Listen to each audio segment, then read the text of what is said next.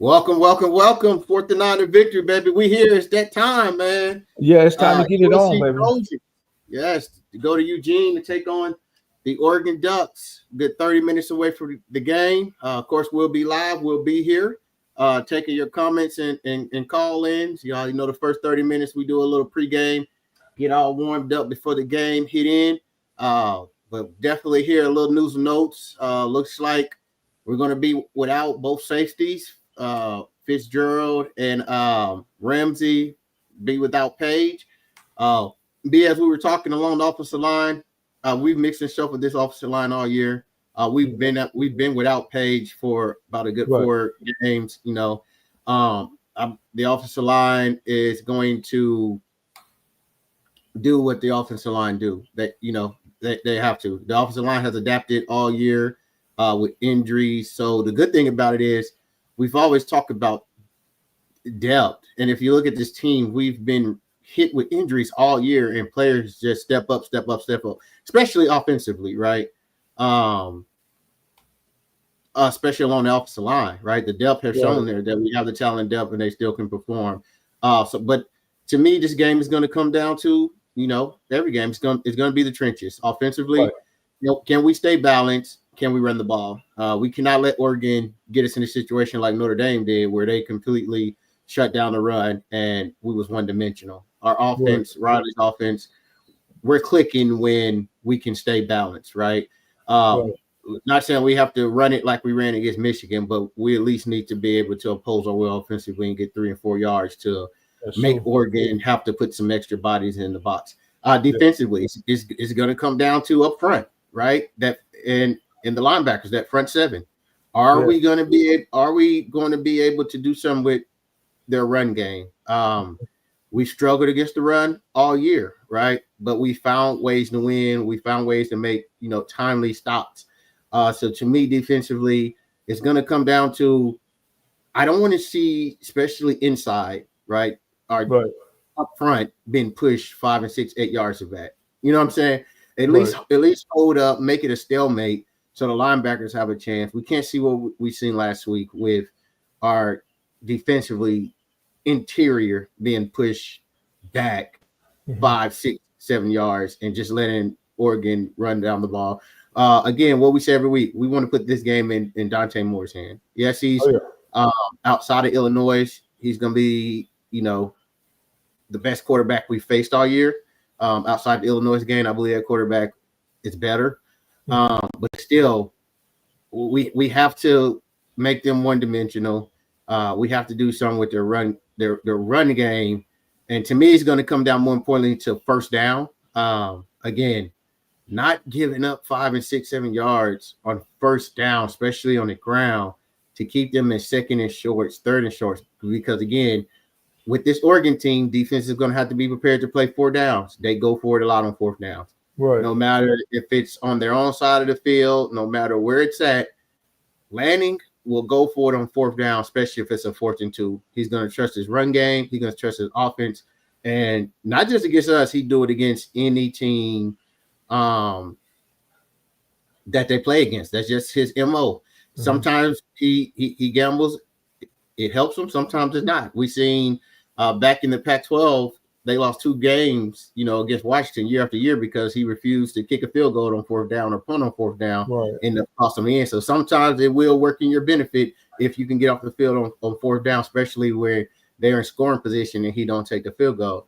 So it's going to come down to, are we going to start fast offensively? Are we going to start fast, especially defensively? We can't put ourselves in a hole like last week against this offense, right, where we spot them with 14-point lead. We have to come out and play 4 full quarters. And how are we going to play up front defensively? Okay. Yeah, let me give a quick shout out to everybody that's joined us so far in the live. Talking Sports 91, appreciate you being here. Joe, appreciate you showing up for us. Raul, check them out at first. Like the Torch podcast.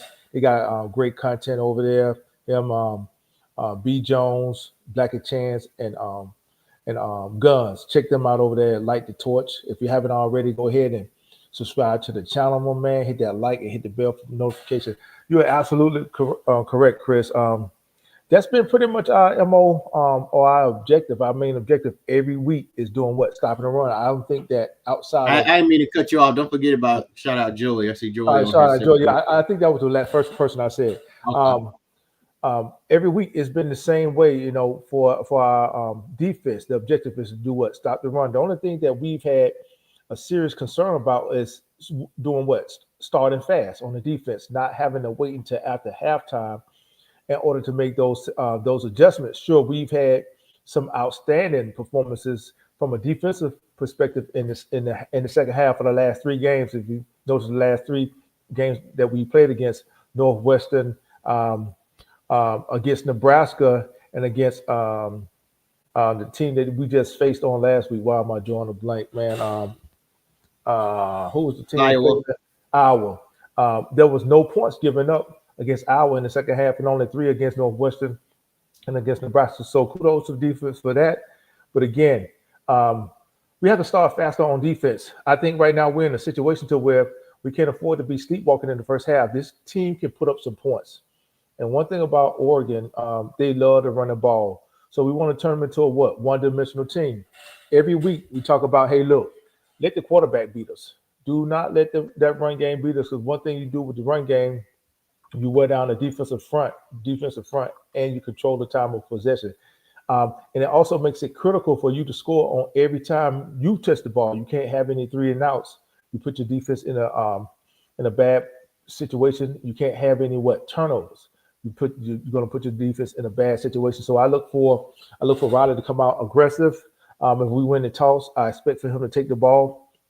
Out of the last 7 or 8 games, I think the only time we haven't taken the ball was against Iowa on last week. And maybe, it was due to us losing the coin toss, which bode well for us because we ended up getting the ball after halftime. And that's when you saw Lynn really put the clamps down.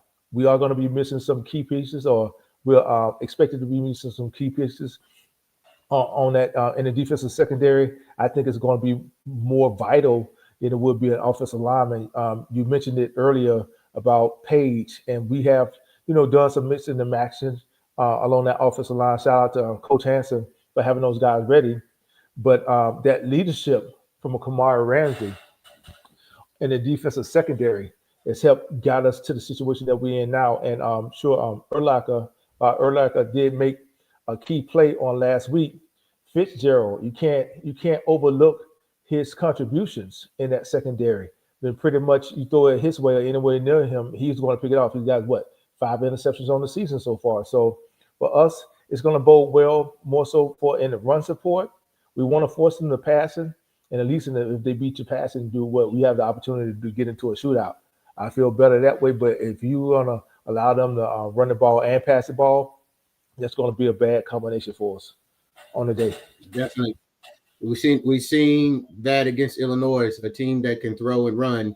I mean, they scored every drive. We struggled because, for one, they were getting 6-7 yards on first down. They just ran it right up the gut.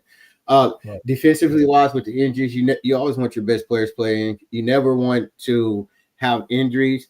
But in a game like this, where it's pivotal to stop the run, the 2 safeties that we're going to have in, I think that bodes well for us because both of those are more physical run stoppers, right? In the run game, you're looking at a team at Oregon who's not throwing deep balls, right? A lot of their stuff is to get the ball out of Moorhead, get their wide receivers in space, right? A lot of the RPO reads, slants, and things of that nature. But really, believe it or not, people, you look at Oregon, they're spread, but they're a run first team, right? They're going to run the ball. Right. That's what they do, and especially if we can stop it. Dan Lanning, he's going to go into this game and be like, hey, run the ball until they stop it. So with Urlacher and Pierce, out of all the safety, those 2 are by far most physical, better tackling safeties and run support. So I feel good. I feel good about the game because we're not facing an Oregon team who's looking to throw downfield, throw down deep, and those type of things. But we definitely wish we had all of our players full force. But at the end of the day, it's a game we got to have. No excuses. Yeah. We're on the road, right? we have to go play fast. The good thing about this game is that the perfect timing of this game is that at least we're still on West Coast time. Right. A lot of the times where we've been struggling, it's been in the Eastern time zone where we're having to travel on a 2-hour and 3-hour time difference, right?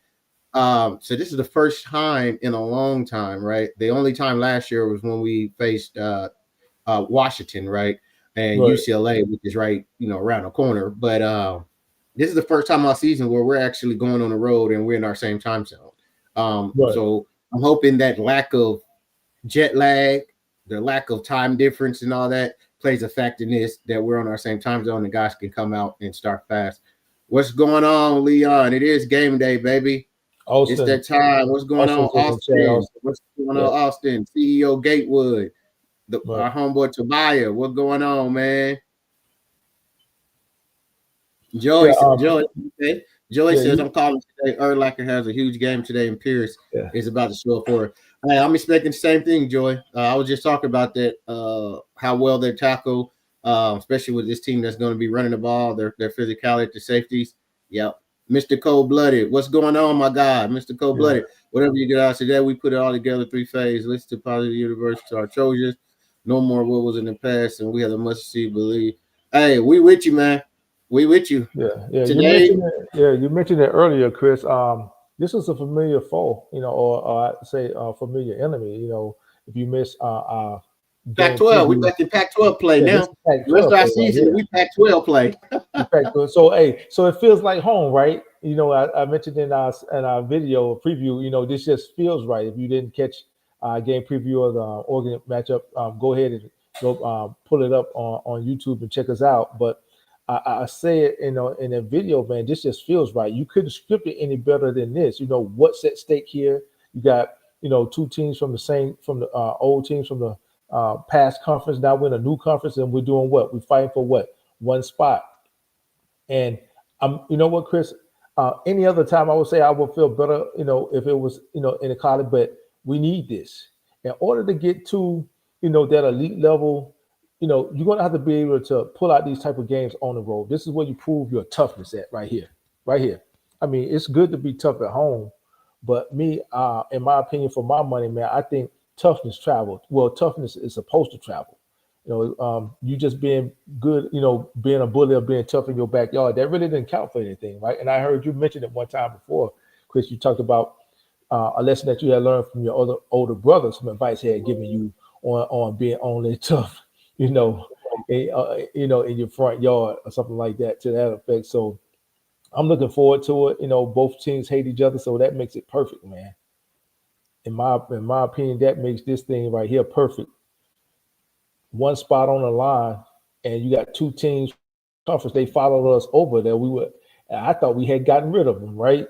When we left, I thought we had gotten rid of Oregon. What they do? Jump right on in the back of the ship behind us. So it's like, it's hard to shake these guys. So the only way you have to shake these guys, you have to beat them off of you. You have to literally beat them off of you. So I look for us to come out and start fast, especially defensively. Yeah, man. The last time we beat them in Eugene was 2011. That Matt Barkley team. So right. It's been some time since it's happened, but we're going to do it. I mean, we have to do it. I know everyone's looking at Oregon has the top, passing defense in the conference, how great their run defense is. But if you look at the teams that they have faced off against, I mean, outside of Indiana, everybody's pass game has been up in the hundreds. So they haven't played any offenses with a resemblance of a pass game. Right.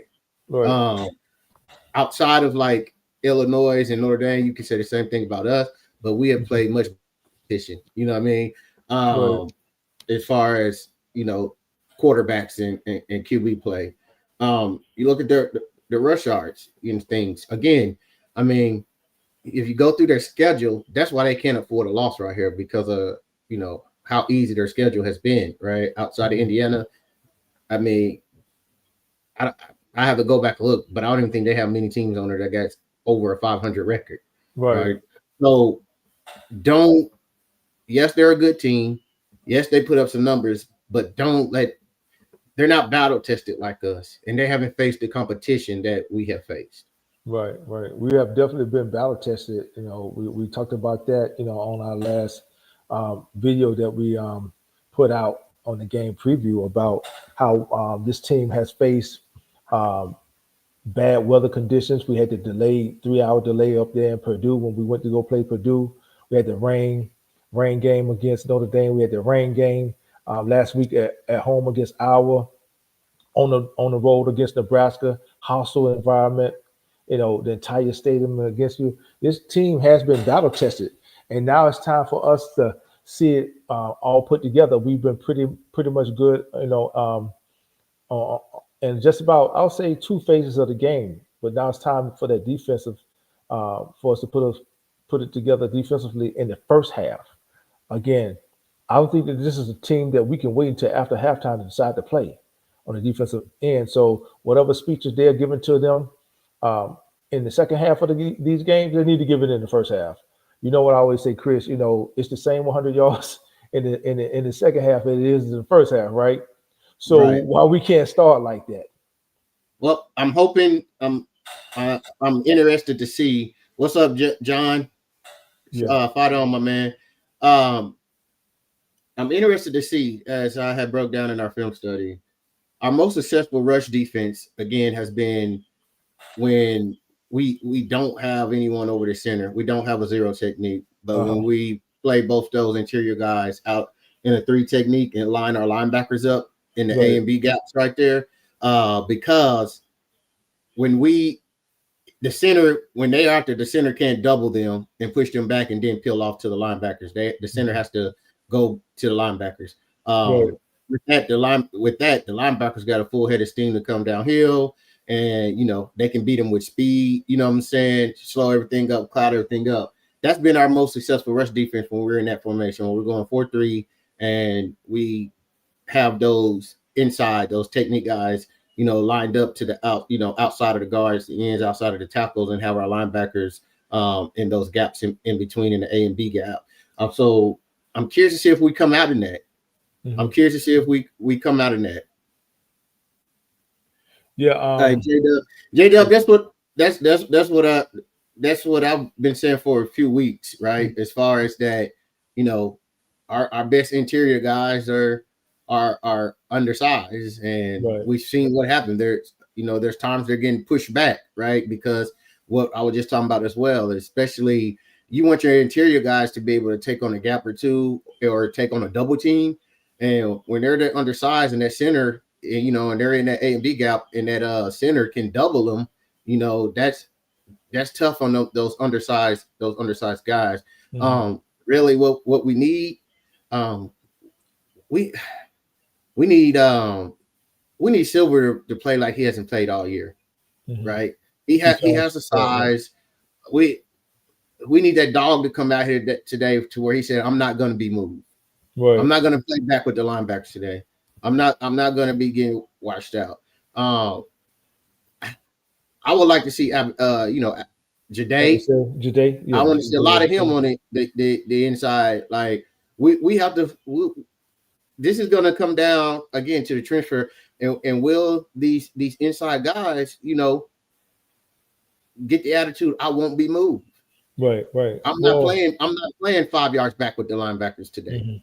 Like I'm not. And one way, I said again, we can help them if we use that alignment that I said that we have been the most successful in the rush game with, right? So they can't get double and all that. But even there's times where it's 1-on-1 blocks and it's man on man, and they're still getting moved back. You know what I'm saying? On skates. So it comes down to man on man. We're not being moved.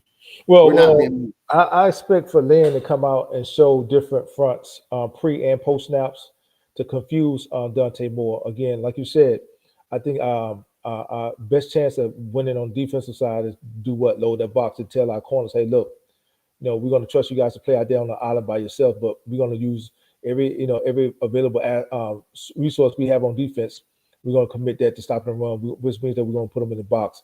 One way to throw off, like you said, they don't go down field much. I don't know whether or not it's because the quarterback Dante Moore doesn't trust himself to go downfield, whether or not Landon trusts him to go downfield. But it's mainly those quick slants or those That's out. just In I the mean, flat. think about it. Even with Bo Nix and everyone else, that's just I can't remember the offensive coordinator name. That's how he plays football. That's just how he called games. Right. So Because a again, lot of people always pick at him because of that, because he's a dink and dunk in the pass game. They're more about get the ball to our playmakers in space and let them do the rest of the work. So I expect for our corners to play press man on the outside bump and throw out those timing routes. I've said it before. A lot of those throws, timing throws after the linebacker steps up, you throw right behind him to that receiver who has a clock in his head, and he cuts breaks on the ball on that inside hash.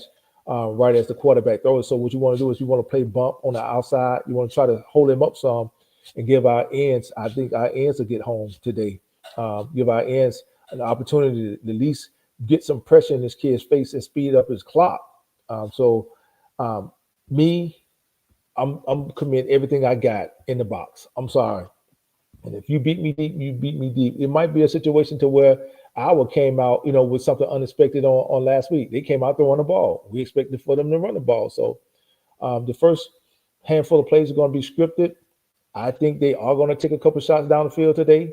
But there's something that we got, especially with our safeties being out. We have with us having in our backup safeties. So that's what I expect to see. But I hope these guys come ready, like I said, in the first half, and not having to make second half adjustments. We pretty much know 80% of the time what the offense is going to do. We know this. So this is what they're going to do. They're going to run the ball. They're going to run a lot of counters, right? Them running counters. Them running counters for they run like a lot of counters like we do, which fares well more for our defense, right? Especially up front where they're undersized and more athletic with speed, right? I would be really, really, really worried if they were more like more like the Northwestern Iowa that run straight downhill. But they run a lot of counters, so they give us opportunity to track those running backs down. But they're going to run the ball. They're going to do RPO. They're going to look to throw the slant, and they're going to throw a lot of wide receiver screens. That's what Oregon does. Yeah, okay. It looks like we're about maybe 8 to 10 minutes out from kickoff. So I'm about to drop this link in the chat. Come up and give your opinion. Austin Grisby says against our best opponent, it's realistic to expect our D-line to show up, to show a level of play they haven't shown throughout the season. Well, Austin, this is the thing. We're not having an expectation or expecting them to shut down Oregon's run. All we asking them to do today, and the desire today is to slow it down. It'll be unrealistic. Let's have our chosen resident, Mr. Leon, respond to that. Leon, I ain't you want to respond to Austin? Go ahead, Leon. I ain't fooling with Leon because last week he ain't put no shades on our show, and then I seen him 5 minutes later on USCJ and he had the shades on. Wait a minute, hold on. You telling me that Leon had the shades on J show? But he don't give us the full effect. He don't give us the full effect. I ain't fooling with Leon. What's going on, man? Hold on. Number one, it's a pleasure to be with y'all this Saturday afternoon. Ready to see USC kick some ass. Okay. Let's go. I got my inner Coach Riley hat backwards. You know what I'm saying? Yeah. We full already. Look, I'm all blacked out. Hey, Leon. Hey, hold on. First of all, let me shout out Raul. He just joined us from Light the Torch. If you haven't, what's going on, Raul? Light the Torch. Go ahead and go over there to the channel. What's up, Raul? Yeah, no, what's up, fellas? I just wanted to say, keep up the good work. I'll be tuning in here on the chat. We appreciate it. Beat them Ducks. Beat the Ducks. There's gonna be some duck dinner tonight. Fight on, man. Hey, that's what I'm talking about because I love duck too. Oh, hey, yo, I got something for you. Hold on one second. Bro. Hey, somebody else. What's going on, Austin? Hey, Austin. We can't hear you, buddy. We can't Can hear you guys hear me? Yeah, we can hear you now. Go ahead. Yeah, so we're losing you, Austin. Or is that just me? I couldn't hear me. I heard him for a second. I don't know whether or not he need to put in a piece of what. I don't know whether or I not heard him, and then it kind of went robotic. I guess he's gonna come back in. It might be his connection. Yeah. This is it. Let's go, baby. Yeah, this is it, man. This is a huge game, man. I don't know how many people, they got some decent weather. We thought it was going to be raining. Rain. Yeah, but it's sunny out there. It looks like it's about 45, I'm with you, J-Dub. It's all about the win, baby. Hey, like I said, if it's ugly, I don't care. We just need to win. If defense has been doing like they are all year and giving up 6 and 7 yards of carry, and somehow they found a way to make the stop, we win. I'll take it. Mm-hmm. Hey, yo, I got something for y'all. Y'all remember this?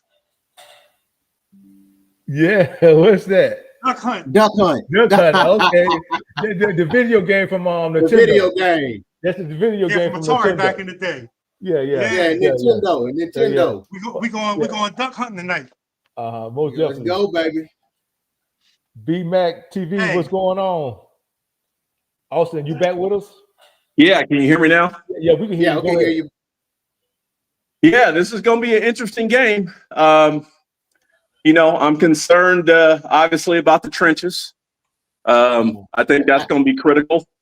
I do too. I hear what you're saying about, hey, we just need them to hold the line, but even that's been a struggle in games. So I just think Oregon's run game is legit. I mean, I know the competition throughout their schedule hasn't been the strongest, but they did put 270 on Iowa.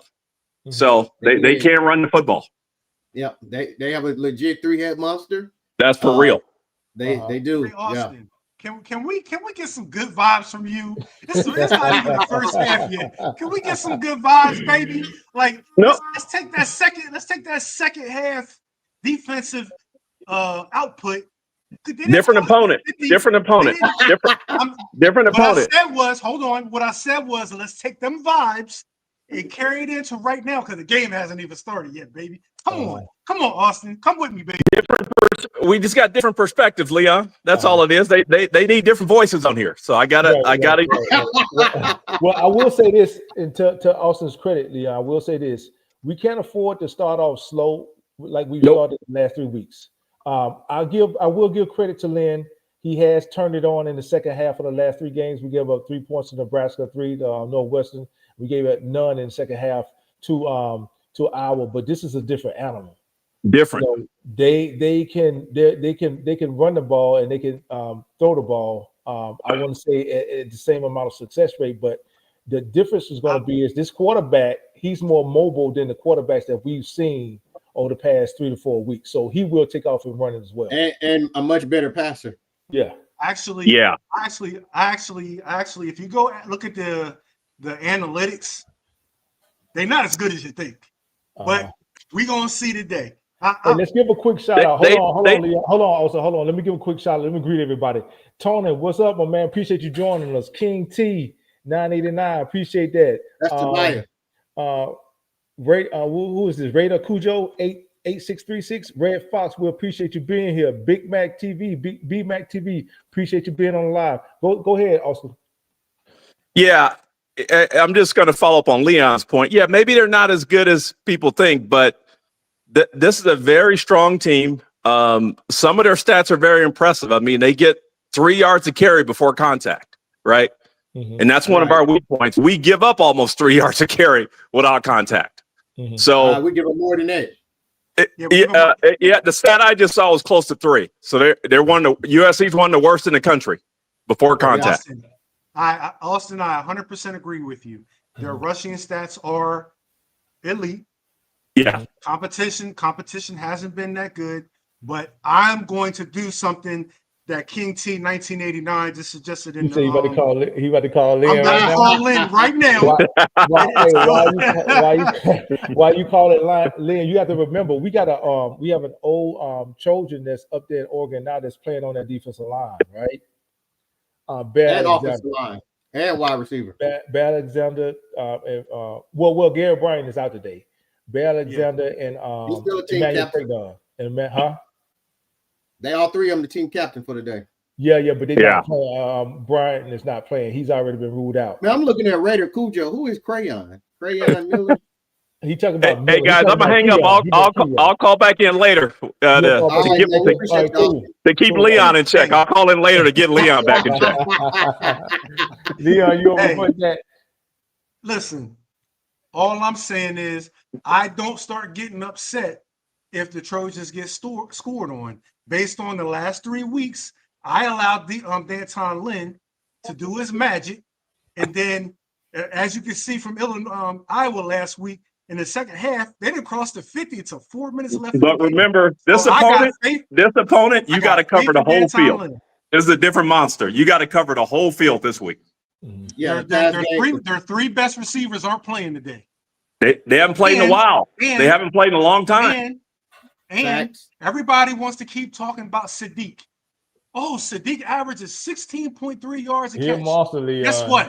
Guess what? Blake McCree averages 17.3 yards per catch. Y'all better put some respect on the Trojans, man. We're going to put some respect on the Trojans. We're Trojan fans, but we also have to be objective, too.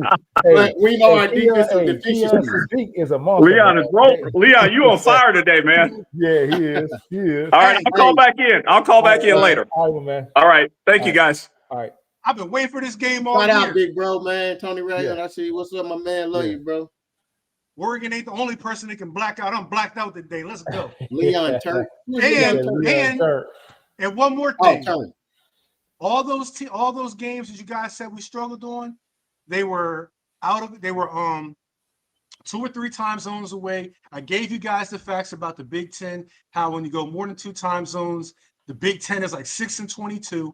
We're in our time zone. I got faith that the defense is going to step up today, and you're going to see that Michigan defense today. That's what we all believe we're going to win this game, Leon. We all believe that. We all saying that. We just saying what needs to happen in our mind to think that for us to be successful, right? But at the end of the day, no matter if it's ugly, no matter if it's pretty, no matter what, we just need to get the win. That was for Austin. It looked like Prince Strong back too. I just saw him and on Williams. Yeah, Prince Stratton and Zach Williams back. Let me give out some scores real quick. Hold on, let me let John in. Hold on, Jay. Before you go, let me give out some scores real quick. Right now, we got Oklahoma up on Missouri, 17-6, 4 quarters a minute, and 50 left. Miami is up on Virginia Tech, 27-17, 4 quarter minute left. Georgia up on Charlotte, 35-3. James Madison is tied with Washington State right now, third quarter, 17-17. Baylor is down, is trailing Arizona right now, 21-17. Alabama's taking care of business against Eastern Illinois. His halftime 28-0. And I think who was it? SMU beat Louisville today. And did you guys see the Isaiah World is questionable? I got you. Right. I figured out who you're talking about. Yeah, it said Crayon, so I wasn't for sure who, but I got Isaiah World. Isaiah World is questionable. Yeah. Oh. It's on Twitter. I got the availability. Who, Isaiah World, who is that? It's a starting left or right tackle. Okay, Isaiah for Oregon. Yeah, for Oregon. Okay. Yeah, like we were talking about earlier, they got Leon. Garrett Bryant Jr. is out. Emmanuel Pregnon and Bear Alexander's serving as the captains. Leon, appreciate you being here. Hey, go Leon, ahead, Austin put a message in there. He said send the back signal out if you get out of line. Yeah. Jay, go ahead, my man. What's going on with you? Man, first of all, I appreciate y'all brothers, man. The channel was up and popping. Y'all doing y'all thing, and it's such a wonderful thing to see, man. We got to get this one today. How you feeling about the game today, Jay? Go ahead and fill us in real quick. I'm feeling good. I'm feeling good. Like, I've been listening to you guys all week, and I hear a lot of the different perspectives and things like that, which is really cool. With the wideouts, I'm not really gonna be afraid of them because our DB's been stepping it up. Okay. I know a lot of people say, and I heard my man say about the tight end, but he really is a dog. So yeah. But this is gonna be one of them games to where you let EG go ahead and run with him and go with him. This could be that type of game to where Eric Gentry could just punch his first round, second round, status in the draft. Yeah. So that's what I was going to ask you, J.A. What's your game plan defensive wise? I'm gonna run the 4-3 like Christian was saying. Okay. I'm gonna run the 4-3, and then wherever the tight end, I'm gonna shade Gentry on that side or with them. Like I would do that, and then dude, to be honest with you, I'll give them hell just with blitzes. I'll really give them a lot of blitzes, a lot of different blitz packages to where because just give them like an exotic scheme. Because I think that's what Indiana kind of did. That's what Iowa did, definitely. So why not So this is what Indiana did and what Iowa did some that cost them the most mayhem, right? Mm-hmm. And for one of the biggest things is it came down to their front four. So Indiana was able to win up front with just 4, right? And blitz when they wanted to as a luxury, not as a necessity. But when they did blitz, what they did is with their front four was able to stop the run and get pressure. So they would get them behind the sticks. And on pass situation, they would stunt their 3 technique, right? Into the center, blitz the linebacker right behind them. And Oregon just cannot figure it out. Indiana did that time after time after time. But a luxury in doing that is minimizing what they did on first down on the ground. Because they were holding to 1 yard or a negative play with just their front four was winning up front against Oregon. Now, hey Chris, that's a great point. That's a great point. And to know that, like I believe that we can do better because I really truly believe, I'm sure we all do, that USC has better athletes. So if we can do that, then Indiana, Indiana. I think Indiana is like a lot about scheme. And just no. Indiana front four is truly legit. Number 95, big. I can't think of his name right now. I know you're talking about. Yeah, he whips people. He wins, and so it's not just about scheme. Their front four is legit. They're big. That they're fast. They're physical, and they win. They don't get moved. Okay, got it. Guys, go ahead, Leon. Go ahead. Real quick, I got the starting lineups for today. Tobias Raymond at left tackle, Kaylon Miller at guard, Killian O'Connor, Alani Noah, Justin Tuano. Okay. Talking about Isaiah World for Oregon, Fox Crater was warming up with the starting lineup with Oregon. Isaiah World was with the second team. So. Okay. Which means that he's going to be limited today, probably in emergency situations only, right? Yep. As far as the left tackle, again, our defense just have to come out and start fast. So, Leon, let's get your perspective. We got J.A.'s perspective on what type of defense would he show. What type of defense would you show? I think the same thing. I think we're going to see a more aggressive D'Anton Lynn today. I think you're going to see some exotic blitzes. I was doing some research and I saw that if you make him sit in the pocket but get pressure on him, he's not very accurate. He doesn't. They don't go downfield a lot. They do a lot of screens and that bubble screen crap that we all hate Lincoln Riley running. Right. He's not that accurate. Now, when he gets on the run, he's very accurate. Almost like a Caleb Williams-esque a little bit. Okay. But he's not accurate downfield. He doesn't have his starting 3 wide receivers today. So I think we need to get pressure and disguise a lot. So, well, one of them haven't been there all season long. We talk about Stewart. That was the kid that transferred in from Texas A&M. But the other 2, of course, we're familiar with Gary Bryant Jr. He was at SC a few years back, transferred up to Oregon. Hadn't had much of a playing role up until this season. He's been primarily special teams. But this kid, Decorian Moore, he's a special kid. This kid can straight up ball. I think J.A. know about him too. As a matter of fact, when he was in that Hawaiian Bowl last year and went off. We made a late run at him, but of course he stuck with Oregon. But I think because of that, and oddly enough, that true freshman, I looked at their season stats. He's been out for past couple of weeks, and he's still leading the team in catches, right? Catches and yards. So I think they're going to look to incorporate their tight end more when we talk about Sadiq, and I think they got another tight end that they're going to use to run to run a 2 tight end set, right? But as far as the type of defensive front, the main thing is going to be to get them behind the chains early. They're going to look to come out and run the ball, get them behind the chains early, and then on obvious passing downs, I think you need to give that kid more different looks pre-snap and post-snap, like I said earlier in the broadcast, right? Something to confuse him to make him hold on to that ball for a second longer, and at least give our defensive ends an opportunity to get home. I expect for Lynn to really dial up some different looks today. I think you're going to see the best of Lynn today. Yeah, that other tight end is Jamari Johnson. For Oregon. Yeah, he a big boy. Okay. Yeah, big boy. Yeah, because I think he like 260 pounds or something like that. Like, he's a big boy. I don't know, but I know that kid Sadiq kind of put you in the mind of Kyle Ford.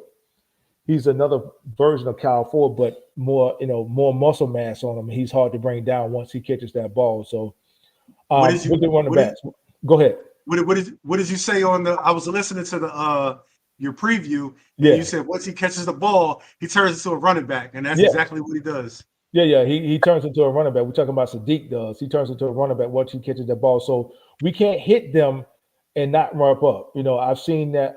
I've seen especially our DB, our safeties. I've seen them in the past hit players and expect for them to go down or try to dislodge the ball. I get your sentiment. I get their sentiment behind it. But this is a game, especially with the running backs and the tight end, we're going to have to hit them and wrap as soon as we make contact. We cannot hit them and expect for them to go down off of a bump. We're going to have to hit and wrap. That's going to be very important. Mm-hmm. So I want to give a quick shout out to everybody that's joining us today. King T for showing up. We appreciate it. Tony Ragland, Joey, Raider Cujo, 8636, BMAC TV. Who else we got in here? Austin Grisby, always showing love. I want to give a shout out to the guys on our panel today, man. They've been rocking with us for a while. We talk about Leon and J.A. C.E. Greatwood. We appreciate you being here. Red Fox, we appreciate you being here. Tobiah, we appreciate you being here. Thank you. J-Dubs, we appreciate you being here. Guys, we got to have this one, man. We need this one. This is a program-changing win. Yeah, this is a program-statement win. You talk about, the amount of expectations that we've been under. Here it is. USC can't play Big Ten football. Right now, we only have one conference loss this season, and that was kind of questionable. We're not going to revisit that, but, those who, are true fans or followers of the program know what happened that weekend. But, that was a 2-point loss on the road. This right here can change the entire trajectory of how we talk about from a recruit standpoint. We talk about from an NIL standpoint, how this game can impact USC. There's no more victories. Those are out the door. We're not giving no, hey, look, we beat the point spread, but we lost the game. No, this is a game we got to have. We have to have this. National TV. We're on hold on. We on prime time. We got the 2:30 slot. National TV, CBS. There's no other real major games on right now. It's USC and Oregon, 2 former Pac-12 programs. There's now in the Big Ten. One spot. I believe the Big Ten has one spot left slated for the playoffs. Of course, Oregon. Of course, Ohio State and Indiana have pretty much already punched their tickets, right? So we expect to get in 3 teams. We could be that third team. Of course, we know we will have to finish out the season. But this game right here, I think up until this date, it's going to be the biggest game that Riley has had during his 4-year tenure now with the Trojans. It's only one way. It's only one way the Big Ten get in 4 teams, right? One way is we win and win out, and Oregon win out, and Oklahoma get upset next week and get 3 losses, or Oregon beats us, and Michigan upset Ohio State and end with only 2 losses.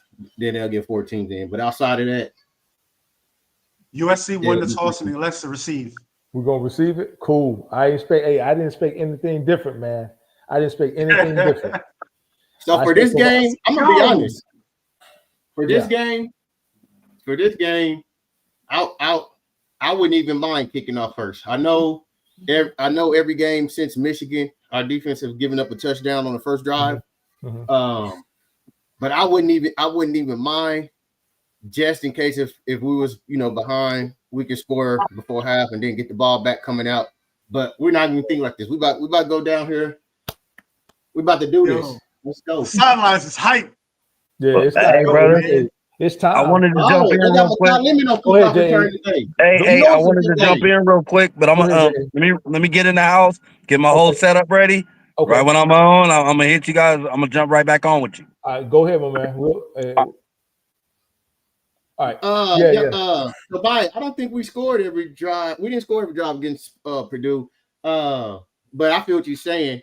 I think it can be something like I was projecting this to be like the Illinois game, where we had to score pretty much every time. We didn't score 2 drives, but we'll hope we don't want it to be like that. I think the defense is going, like Leon has said, is going to get some stops, right?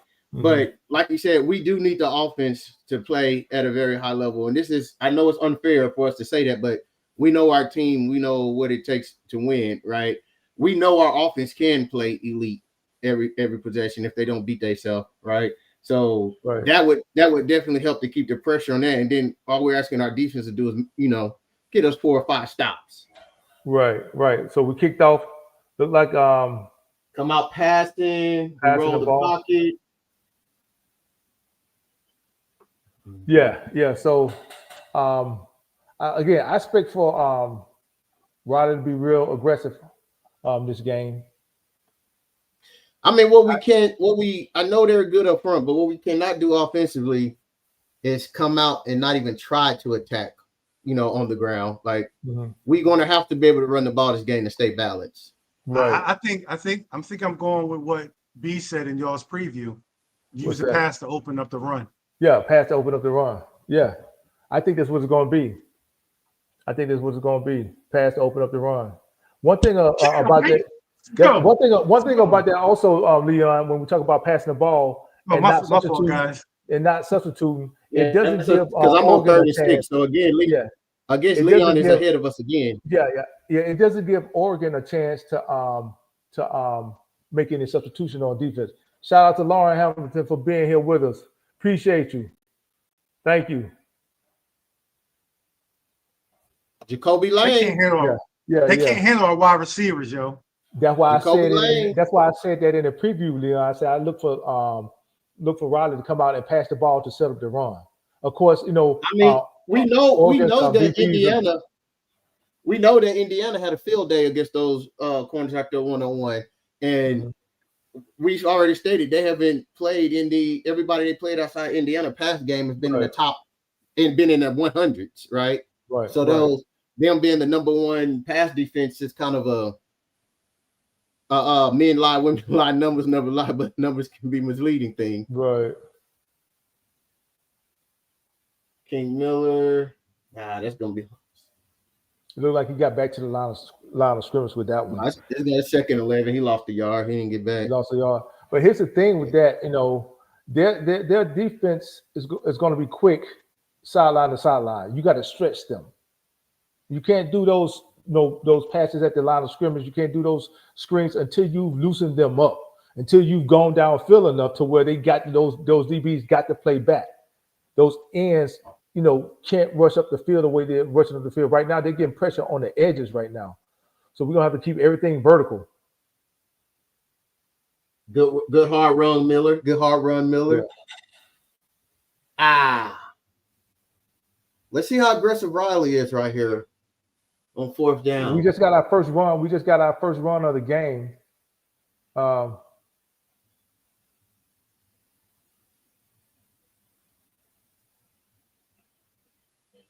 him. Flag on the play. Well, we'll wait on Chris to catch up. That looked like there's going to be either holding or pass interference on the linebacker. No, illegal substitution. My bad. Bad call on by me. Again, I seen the play. But I thought there we go. Yeah, they talk about that Oregon deal. Yeah. They talking about never that turned. Oregon defensive Dude line. never turned. Fuck out here. Y'all gonna have to forgive our Hey, yo, I'm resident. gonna calm down. You have to we want, at least we know it's something good coming, right? He's always a play ahead of us. I'm just now about to see 3rd and 2. 3rd and 2. King. Oh, no, that's Brian Jackson for the first down.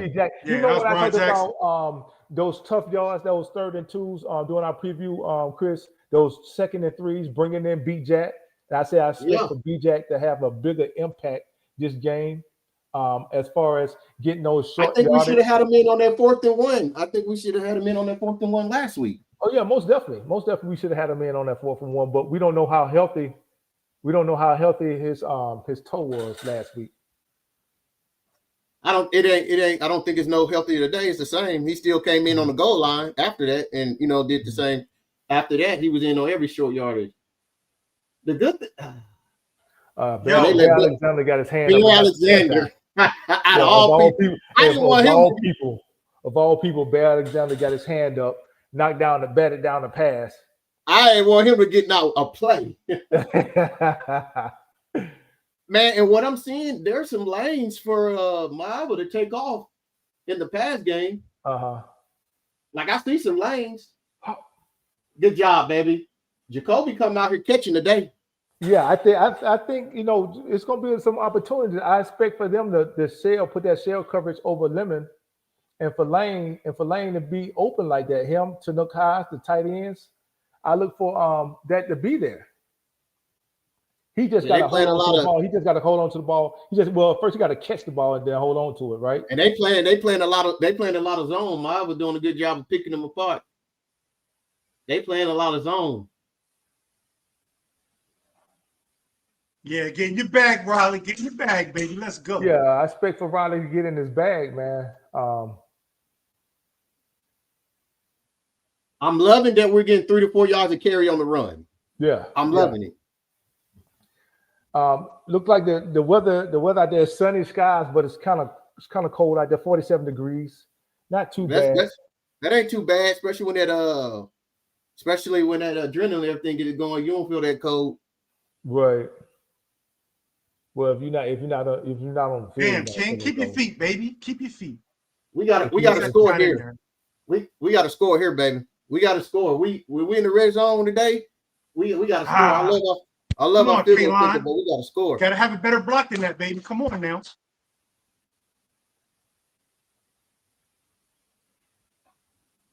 All right, so we got what's that? We got 3rd and 3, 4, 3rd and 4, 3rd and 4.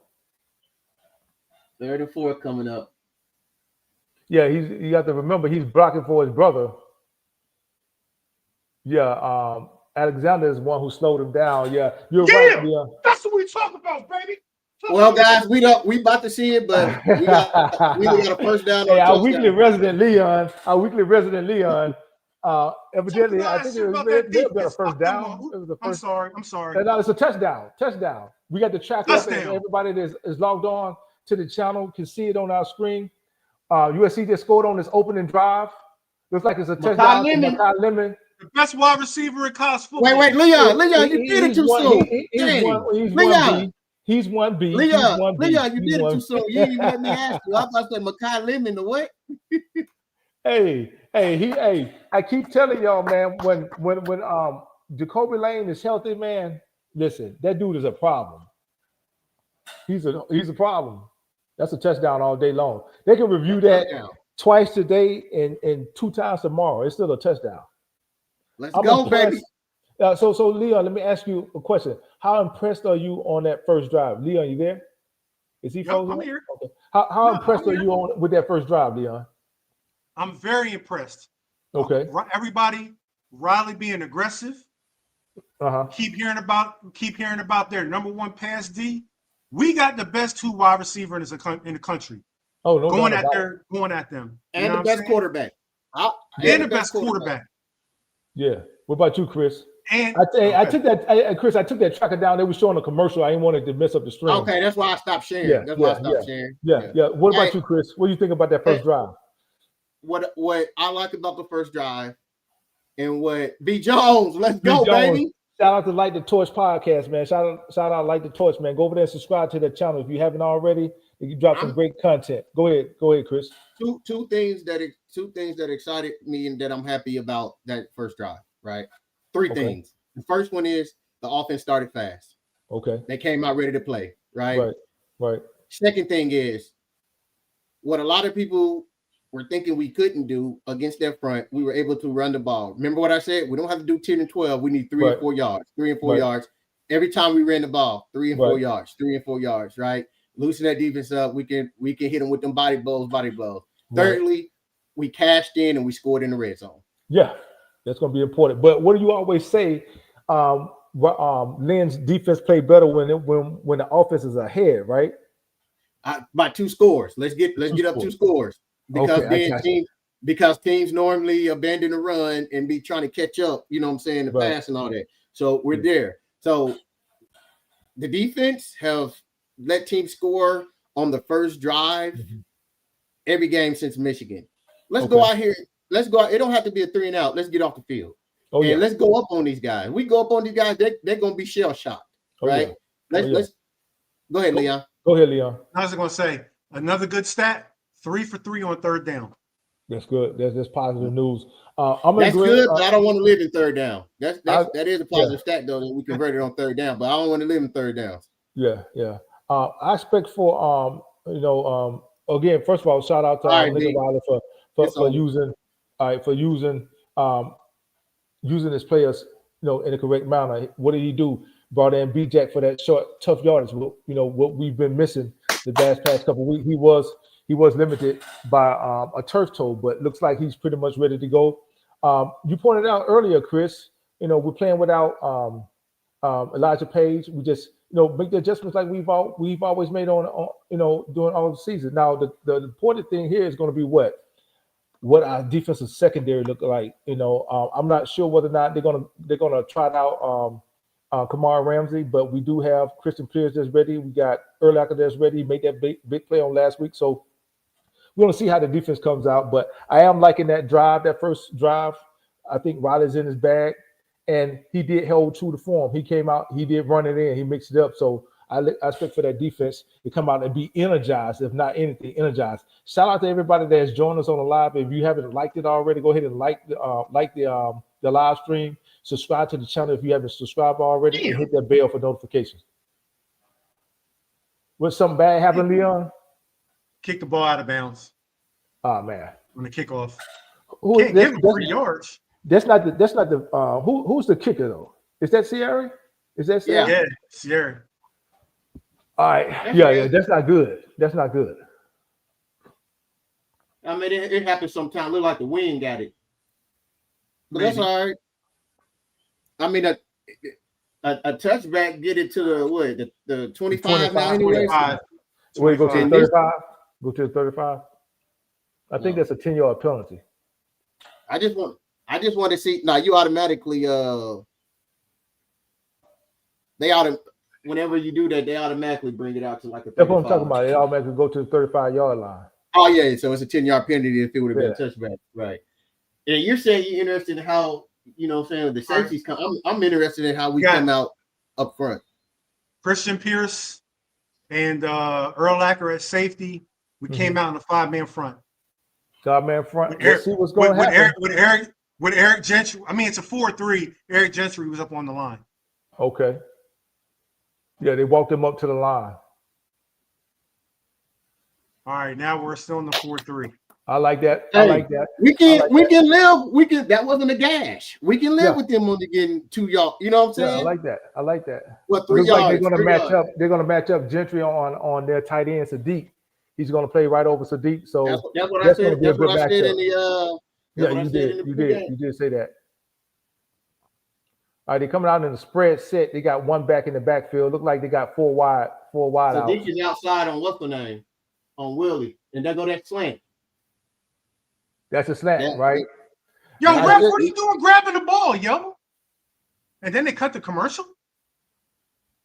You on a commercial? Yeah. But you remember when I said, man, they're going to throw that slant right behind the...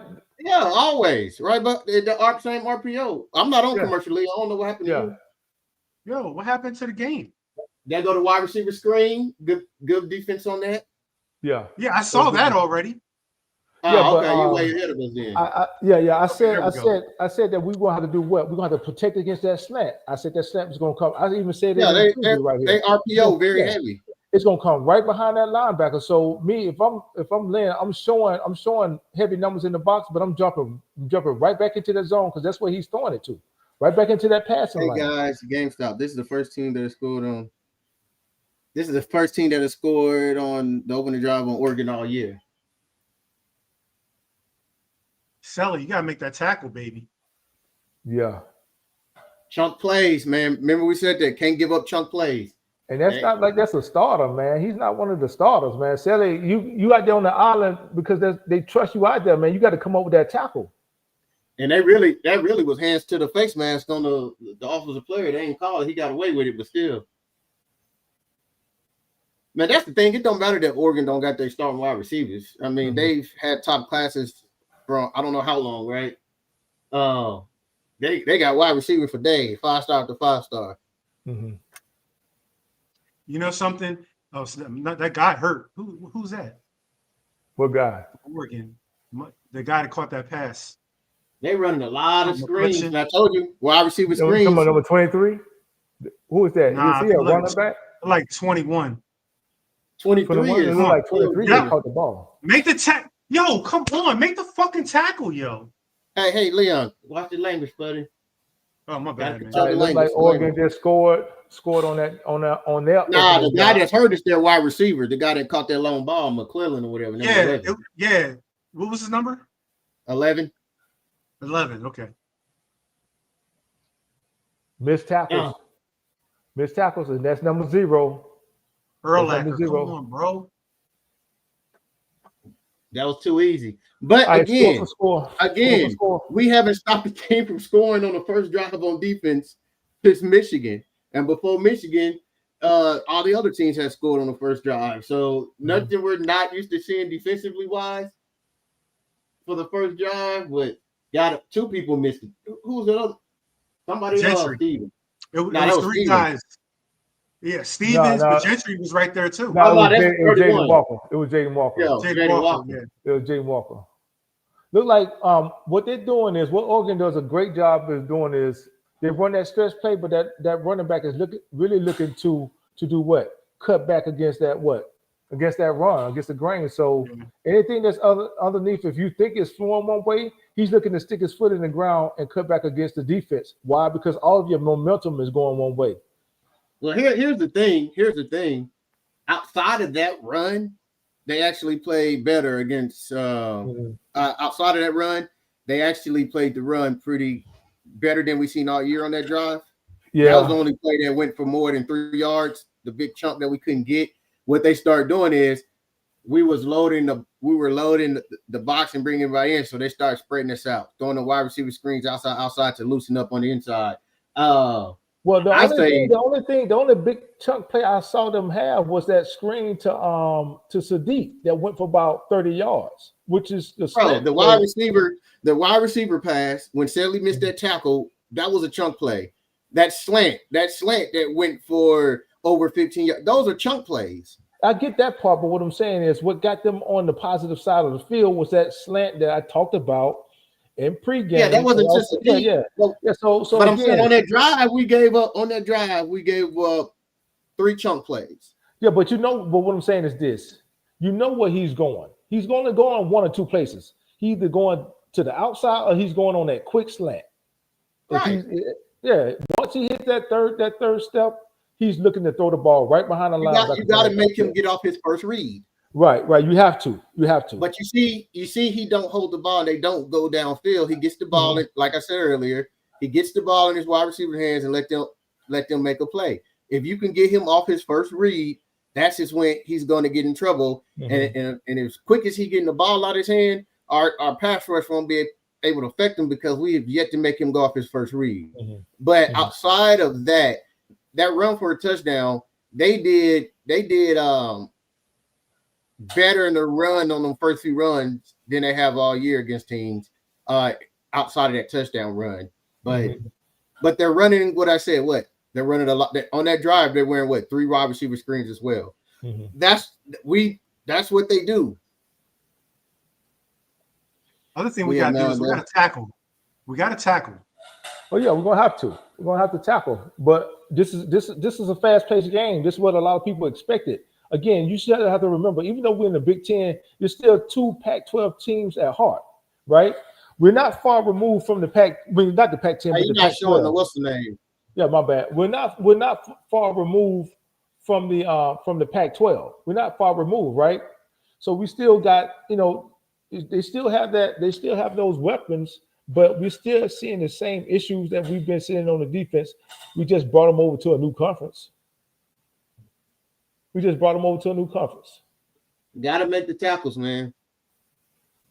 So now we're in a situation to where it looks like the way this game is headed, we're going to have to score on every drive. Every opportunity we get, we're going to have to score. That's what I told you. This game puts me in the mindset it's going to be like the Illinois game. Mm-hmm. But you know something, though? Those missed tackles made it worse. Like the one where Sully missed. Right. If we make those tackles, right. Yeah, we make those tackles. We make them work more. You know what I'm saying? Right. Well, they have to put together, instead of putting together a 12-play drive, it'd be more so like a 16-play drive. But you know the even more devastating thing about the drive for Oregon. What's that? We never even got them to a 3rd down. True. Never even got them to a 3rd down. Number 11, that's the one who got hurt. Who is number 11, Leon? Yeah. For I said that like 20 minutes ago. The wide receiver. Yeah, I just saw him limping. The reason why I said that, I just saw him. Limping. I don't know whether or not he's coming back to the game because of the way he was limping. It's his shoulder. I saw him limping because they were working on this. So Miles has getting time. Good catch. Is that Lane again? Of course, that is, Lane. Man. That's the best wide receiver in college football, man. What you thought? Who you thought it was, man? Come on now, stop it. Come on, baby. You gotta catch that. You gotta catch that. Come on, Lions. Yeah, Walker. Yeah, you got to catch that, man, because that was almost an interception. That was dangerous, man. That would have been real dangerous right there. You get the opportunity, man. The ball hit your hands, catch it, man. That's your job. Catch the ball and then run. Looked like he tried to take off running before he had it. That was an easy 5 yards on 1st down. Right. Well, yeah, they hit the ground. Yeah. He ain't catching it. Yeah. So man, somebody hurt, yo. For who? Who is it? Killian. The center? Yeah. Oh man, he got rolled up on. I think he got rolled up. Yeah, he did. Who we got behind him? Jean-Ray Reed. I don't know if Jean-Ray Reed back. Is he back? Yes, he is. He was listed as questionable, but he's back.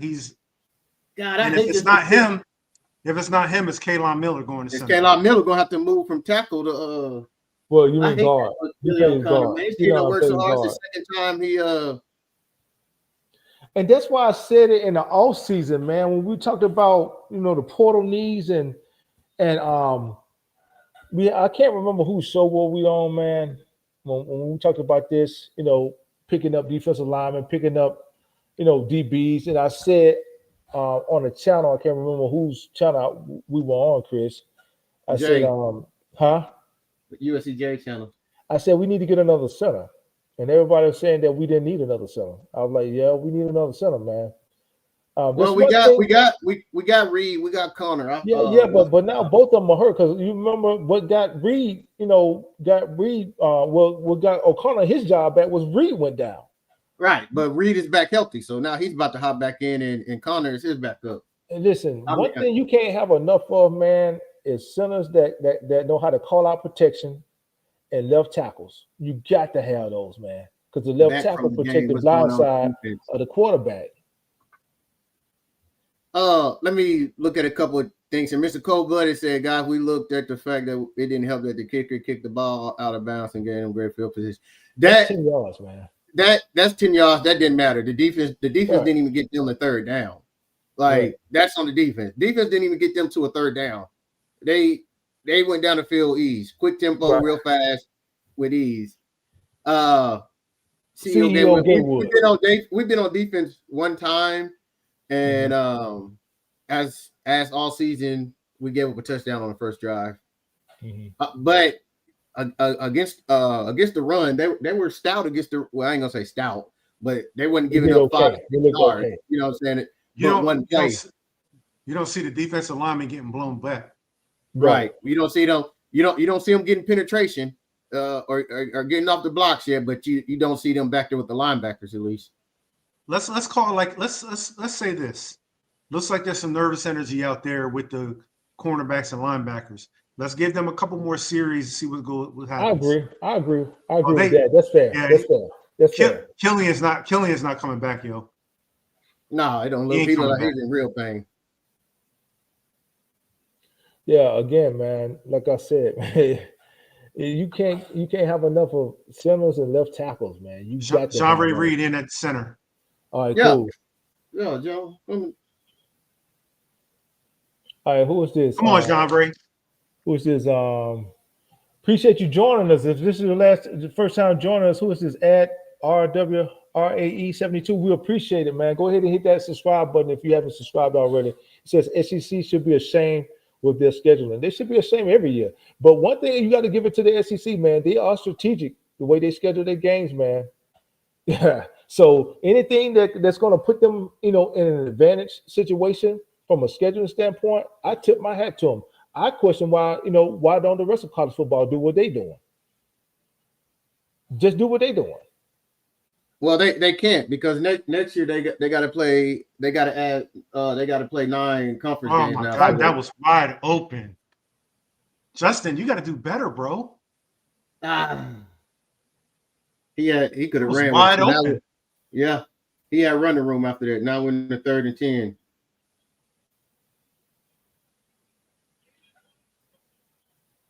Yeah, because he had to.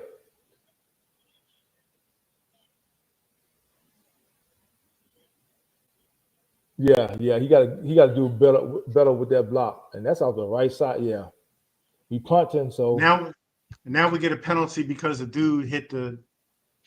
Oh, come on, man! Because the dude hit the what now? He hit the punt receiver. Yeah, it was open. That was that guy I was talking about. That edge. What the heck made him do that? I have no idea. Did he call a fair catch? Yeah, he had to because he stopped running. And who's that? Who's 16? Tanook. Yeah, he did call a fair catch. And it seemed like he knew it because he ain't wrap him up or nothing. Yeah. Well, here's the thing: we can't shoot ourselves in the foot like this, man. Now there's 2 penalties already in the first quarter. The first one, no, because the defense got to come out and do their thing anyway. But why would you give them another 15 yards? Why would you do that?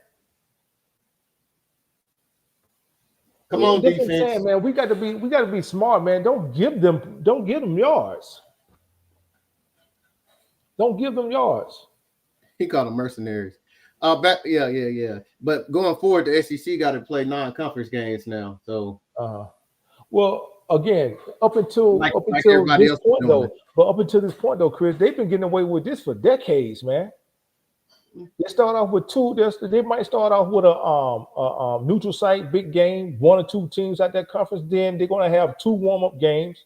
Then they'll get into conference play, and then down the stretch they're going to have another warm-up game right before maybe a rivalry game or something like that. They average 3 to 4 pretty much, warm-up games, but at least 8 of their games going to be at the house. You can believe that. At least 8 of their games going to be at home. My call on that is they've always my call is if you play an FCS school, you need to be dot like 10 points. That's just me. So here's the thing: every other conference had it where you have to play 9 conference games. That wasn't the SEC's, but starting next year. They have to. Everybody gonna have to have the same amount of conference game across the nation. Mm-hmm. Yeah, but in the off season, man, who is this? We 714. We appreciate you being here. He says the number 3 team in the country playing a 1-10 team. Exactly, team a D2 team. Yeah, today I can't remember who Alabama's playing today. Who is it? Southeastern Illinois or something like that. And Georgia. And Georgia played Sanford. You know, that's a D1 school here. It's a local D1 school here, Sanford University. But it's a lower tier. You understand what I'm saying? I doubt they even had to play the starters past the first quarter. That's why I say, man, when in Rome, man, do as the Romans do. Let's do exactly what they do. Well, we couldn't because different conferences got different criteria. So in the Big Ten, you have to play your non-conference games. But so we just got to the Big Ten, Chris. We've been shooting ourselves. The Pac-12 was the same way. The SEC was the only ones that didn't have a mandate that you had to play non-conference games until now, and they have to start doing it next year. Is what I'm saying. All right, let's see what the defense does. Let's see what the defense does. Marcus Mariota. Still have nightmares about him in his Oregon uniform. Oh man, he was a beast, wasn't he? He was legit. Yeah, I had to get to him. He was legit. The Marcus Mariota offices. What was number 6 name? Dude from California went up there. Oh, you talking about DeAnthony Thomas? Man, but them officers, you knew they were gonna put up 50 shoots. But here's the thing, though. I think if Pete stayed, man, I think DeAnthony Thomas would have came to SC. All right, now we look like how we've been looking on rush defense. All right, what was that? 7 yards on that play? Well, so what Oregon give Oregon OC credit. They came out at first, and we was able to do a little good. So ever since then, what they start doing is they was like, all right, let's spread these guys out, man on man, and we're gonna beat them up front. And that's what they're doing now. They starting to spread us out to get the favorable numbers. Here goes Danton Lynn starting to add some little pressure. It's about time, man. We can't hang around and wait on the second half, man. We just can't afford to do it in this game. We can't afford to do it. 3rd and 3. Unfortunately, he dialed up some pressure. He was wide open though. Yeah, but what we say though, when you put some pressure in Moore face, what does he do? What does Moore do? Did you see what he did? What I tell you that Indiana did, where they stunned it with the front guy. Yeah. I get that part, but what I'm saying is, you want to speed up that clock. You want to put that pressure in his face. Let's see if we can get off the field. I know Leon probably catch it first, but let's see if we can get off the field, man. They got a first down. You see it on the tracker there. God, come on. Wide open again. Another chunk play. We're gonna be missing our Mr. Cold-blooded. I understand what you're saying. We can't have special team penalties, but the special team penalties has nothing to do with the defense ineffectiveness right now. I understand what you're saying. We don't need to give them any yards because, you know what I'm saying, you take 15 yards off, right?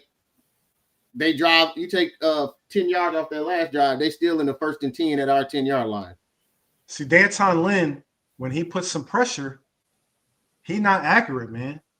Now, he's definitely not. He's a better thrower on the run than he is from the pocket. He don't want to play in the pocket. That's what I'm saying. We know this, so why not just put pressure on him the whole game? I don't get because that. The last two times we put pressure on them, it's been people wide open in the middle of the field. The last two, so that's kind of scaring Lynn. But I'm still saying do pressure and make him say he can be stay accurate. You know what I'm saying, and go to the right person every time. I'm still giving pressure. Wide open again. Like these guys are wide open. Well, they run into the hole in the zone and just sitting down. Wide open. We blitzed the linebacker, which was good, But here's the thing: I don't force him to his strong side. I force him to his weak side. So you want to if he's good going to his right scrambling, you want to force him to his left. Make him throw wrong going to his left. They got somebody down. Good job on the run. That time he took off to the right by himself before the blitz even got there. It was a design roll to the right. Their center's down. Their center's hurt. Yeah. That's going to be key. That's going to be key. If their center went out, just like our center went out, that's going to be key. But we got another starting center. That's what I'm saying. It depends on who, and it looked like he grabbing his left ankle. It depends on who they got behind him. So automatically, if I see this, if I'm there, I'm automatically putting pressure right over his helmet. First play, I'm putting those linebackers in the gap. I'm putting the linebackers in the gap. First play, man. And we're going to show some pressure. I can say this, though. We're not seeing what we've been seeing in the rush defense so far. Like the rush defense is up front. The D line is not like you said, Leon. They're not getting pushed back. Uh-huh. You know what I'm saying? Now it's going to come down to that area, of the linebackers and all that. Like as far as in the pass game, can we get off the field when it counts? Oregon is deep on the O-line, Byron Gray said. Well, let's see. This person. Well, we about to see. We're deep on the offensive line too. Now they got their second offensive line. It don't look like he's coming back either. Well, yeah. Well, the way he was grabbing his ankle, I don't expect him to. What does Joe say? Joe says, y'all watching he putting on this heat on these Oregon boys. Yeah, but we need them to get some to do it every play. Coverage. Yeah, we need them to do it every play. Yeah, he's not coming back in. No. He can't put no pressure on that. That's the thing about playing in the trenches, man. He got lead whip. And you got those running plays running up your back like that, man. Man, and you don't see it coming neither. You don't see it exactly. That's why I think they practice, how to receive a contact from behind and falling forward. But some things you just can't practice for. Especially when you're engaged. McClellan, That looked like that wide receiver McClellan is back. Right. Oh, prig. He probably went and got an injection and got right on that timeout. What are they? We going to a commercial? Let me take this off.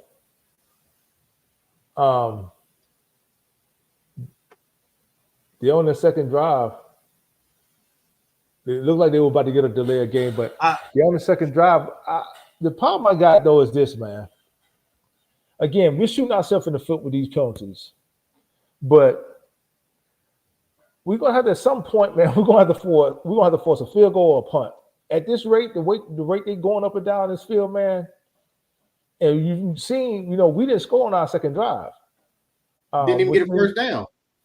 Right. So we're gonna have to do something, man. This can potentially get out of hand if we can't stop them from going up and down the field like this, man. Yeah, the thing about it is, it's like the thing about it is too. Normally, when I watch games, even if it's in a shootout, I'm looking at it like looking at like who's scoring more easier. And then they back already. Yeah. See? What was that? 5-6 yards? Yeah. No, that was 8 yards. That was 8 yards because it was 2nd and 7. That was 8 yards. 8-9 yards.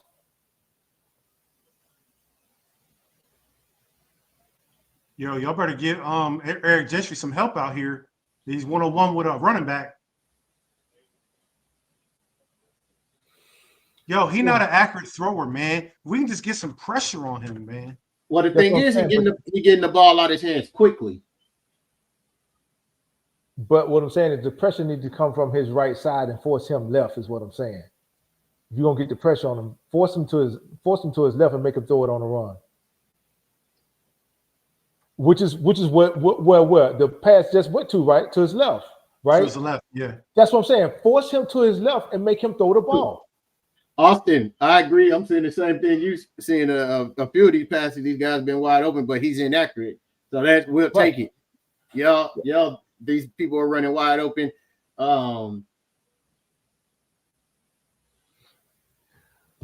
Appreciate everybody that's in the chat that's joining us for the live, man. We appreciate you guys showing up for us. But you'll take it again. Another run. And he fell on that one, man. He fell on that one. Another run, 9 yards.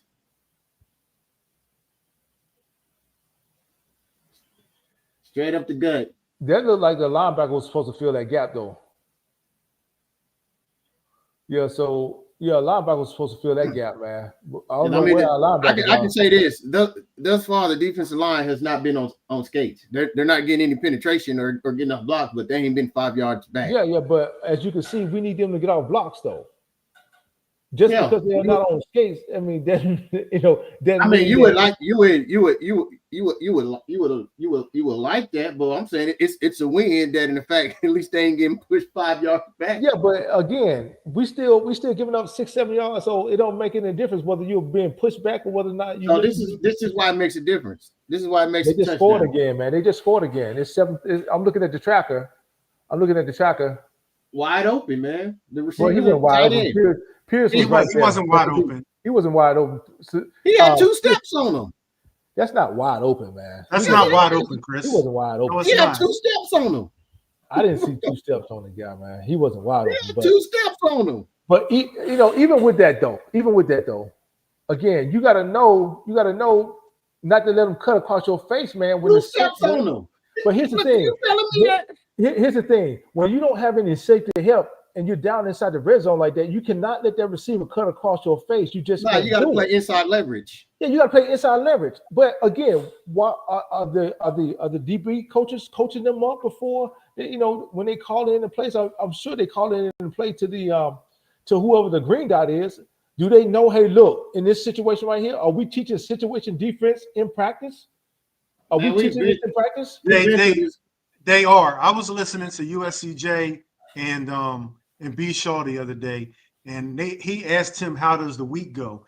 And on Friday and on Thursdays, they start at the 1 yard line or the 2 yard line on one side of the field, and they go through 1st and 10, 2nd and 3rd, 3rd and 7. They go through all these different situational things, and then they do it again on Friday without pads.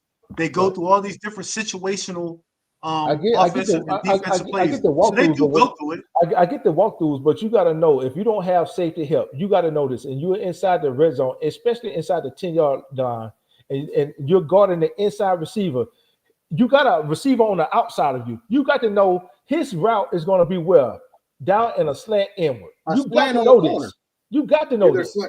So if I'm a DB, the first thing I'm gonna do, or a safety, the first thing I'm gonna do, I'm gonna take away the inside because I know he got somebody outside, and they're not about to run 2 receivers together inside the red zone like that. You got to know this. I mean, the only reason you play the inside, even if they do got a wide receiver right there, because the inside guy still can run a corner route, and the inside guy can run a stop or a slant. Right. No. But you still want to make it throw. If you got safety help, that's stepping up right there. I can see you playing the outside. No, listen to what I'm saying. Even if you're a man, right, and there's 2 receivers to the side like it was, that inside guy still can run a corner route. The outside guy can run a slant or a comeback or a crosser. But I'm still playing them to the inside is because you want to make them take the longer throw. You want them to have to throw that corner route. But we've already talked about this. About is the coaches coaching this and this and this. I mean, we know the coaches is the coaching it. The coaching staff too good to not be coaching it. That was Lemon in the background. Okay, I seen Dreads. I was about to say the Waymo step out. It's Sanuk Hines. I don't get that play. What he run? Lemon out the backfield. At the backfield, I don't get that play. I do because that's the same lineup we was that was the same formation we was loving earlier when we had both our running backs and all that. And Lemon is Tanook, baby. That was huge. That was huge. Get the ball in your best player's hands. Go ahead, Leon. Oh, we got a flag, yo. What were you talking about him spinning the ball? I bet they called it sportsmanlike conduct on that. Who does that? Like who calls that? No one calls that. As much as they do that in the games, they're gonna call that there. Are you serious? Yes, Lane is doing all he can do with the talent and what he got. That's crazy, man. That's crazy. Oregon wide receiver after that long play got up, did the same thing, man. Come on. I don't think they call it when they score a touchdown though. He didn't score a touchdown on that play. Looked like he motioned to that sideline. Looked like he motioned something to that sideline. Man, that's crazy. No, I think they did it because he spun the ball. Well, that's what I'm saying. They do that on celebrations in the end zone all the time. I've seen Jacoby Lane do it this season. What's it called? Man, I just seen Oregon wide receiver after long play do that. Here comes a pass interference call. But what I'm saying is, I watch Jacoby Lane do it all the time.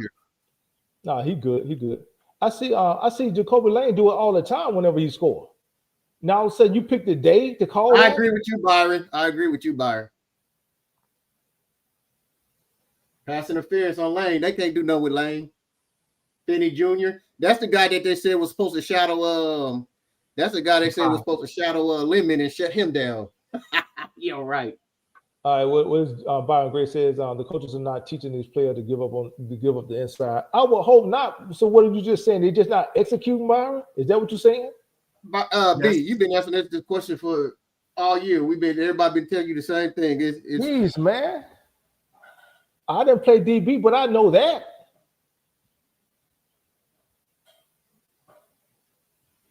Also, if you watch that play, Selly on the other side came up.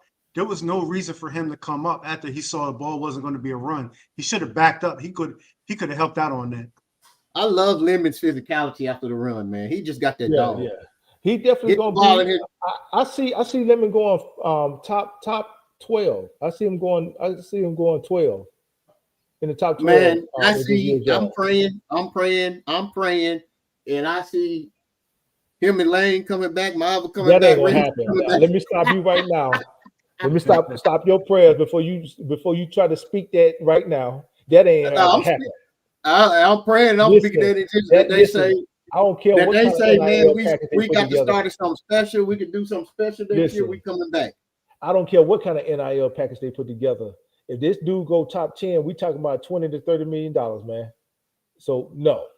Yeah. No, the answer is he ain't no. coming back. No. All right, you can go back and what's the name is up? You can go back and tell them. Hey, you ain't gonna stay hard and fight on. That's what you need to tell what you could do. Hey, you ain't gonna stop my prayer. You're gonna try to stop my prayer. I'm saying you can do it all you want to, but it ain't about to be answered. That ain't about to happen. That's up to God and him. If Longstreet stick around, why wouldn't Longstreet stick around? Like, yes, he redshirted this year. He still got 4 years. I wouldn't expect so. I think Riley did it because there's an opportunity that Marvel could come back. I think that's why he redshirted him, not playing him past the 4 games. Now, the only difference is he can't play in the bowl game. So if you want to put something on tape, but if Marvel comes back, definitely Longstreet is gone because you got to remember Jonah Williams is coming in right behind him. Yeah, and he's gonna redshirt next year. I think Longstreet would have redshirted regardless if if Maava had an opportunity to go or not. Like, you have a quarterback this year. I think so. Unless Maava would have got an injury, he was going to redshirt. You don't know whether or not he get hurt. You don't know. I mean, he can. If he get hurt, he still can play. I don't think he would burn his. I think if he were to get hurt, knock on wood, I think he would bring in because you said somebody going redshirt don't mean they can't play. Like, so if Marvel's to get hurt right now, Longstreet can still come in and play. No, he's at his 4 game. He's at his 4 game limit, man. Listen to what I'm saying. Though he's redshirting him this year, right now Marvel got hurt. What's name can still come in and play. But he would lose his red shirt, but he still can play. That's what I'm saying. Do you want to risk losing his red shirt? Is what I'm asking. If Maava gets hurt, you bring him in because he plays. Yes. The season is on the line. The playoffs is on the line. Why wouldn't you? Yeah. I get what you're saying. It makes sense. If you're talking about trying to win a game, I get that. But we talking about the kid's future. If there's any inkling that he's coming back, I don't think you put the kid in that game, man. Why? He still can redshirt next year. Yeah, but then you got to sit out another season. Who wants to do that? Brian. But let me ask you a question. Yeah, it's not making sense. Based on what you're seeing with Maava's trajectory and all these other quarterbacks out there, why would you not want to play for Lincoln Riley? Like, I get what you're saying, right? I get what you're saying. Listen, I'm not saying that you wouldn't want to play for Lincoln Riley. True, but what I'm saying is this: if Maava is coming back, do do Longstreet take that chance though? Longstreet's not going anywhere. Hey J Dub, you never know when you're ready unless you get out there, bro. Right now, y'all about to be mad. Y'all about to be mad. Longstreet not going nowhere. Look like we just scored. Yeah, but when you see the play, you're gonna be like, come on, man. Touchdown, baby. Who was that?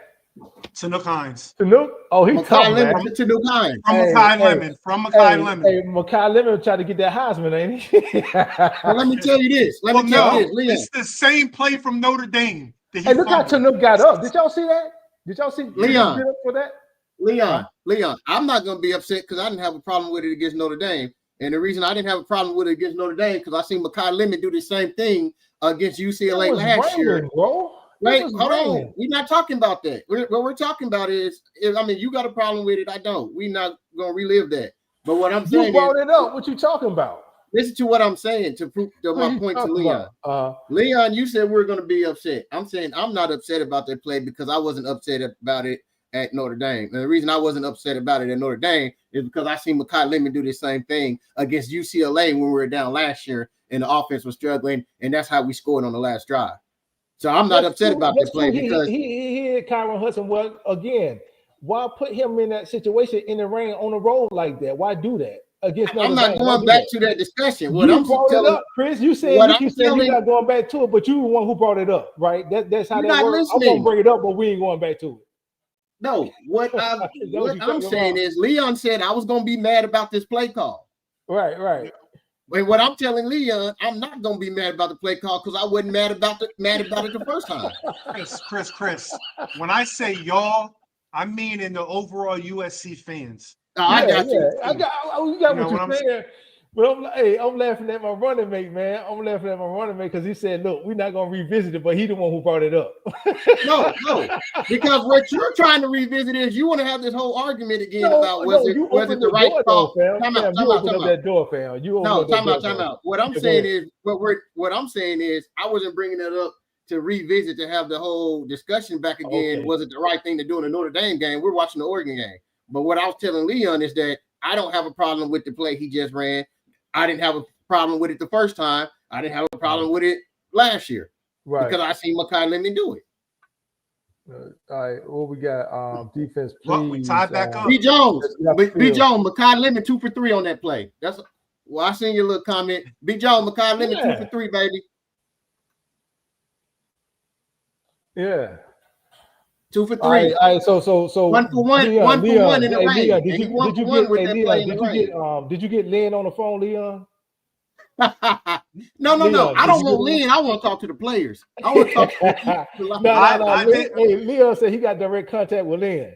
I did not call him yet. I'm going to let Lynn do his thing, but I call him at halftime, see what's going on.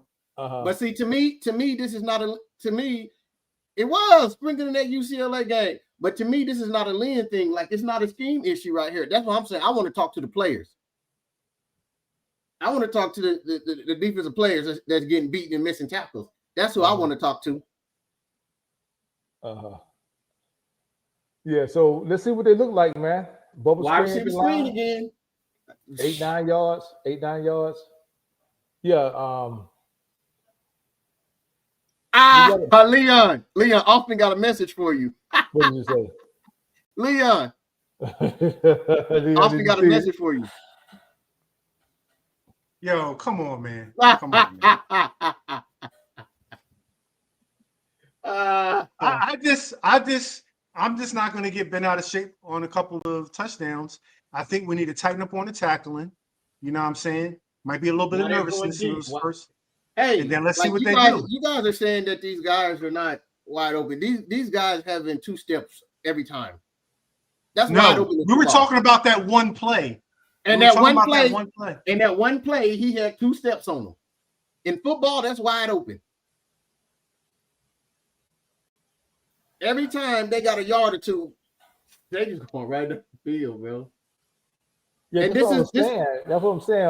Is this what's going to happen the whole game, man? Do you not remember what I talked about in what's the name? And I told you it's going to be a game like Illinois. because Oregon can not only run the ball, but they can throw the ball. We've been fortunate the last few weeks. But here's the thing, though, man. And I said, at least we got a flag on them. Yeah, I said this before, man. You know, this is reminiscent of 2022, man.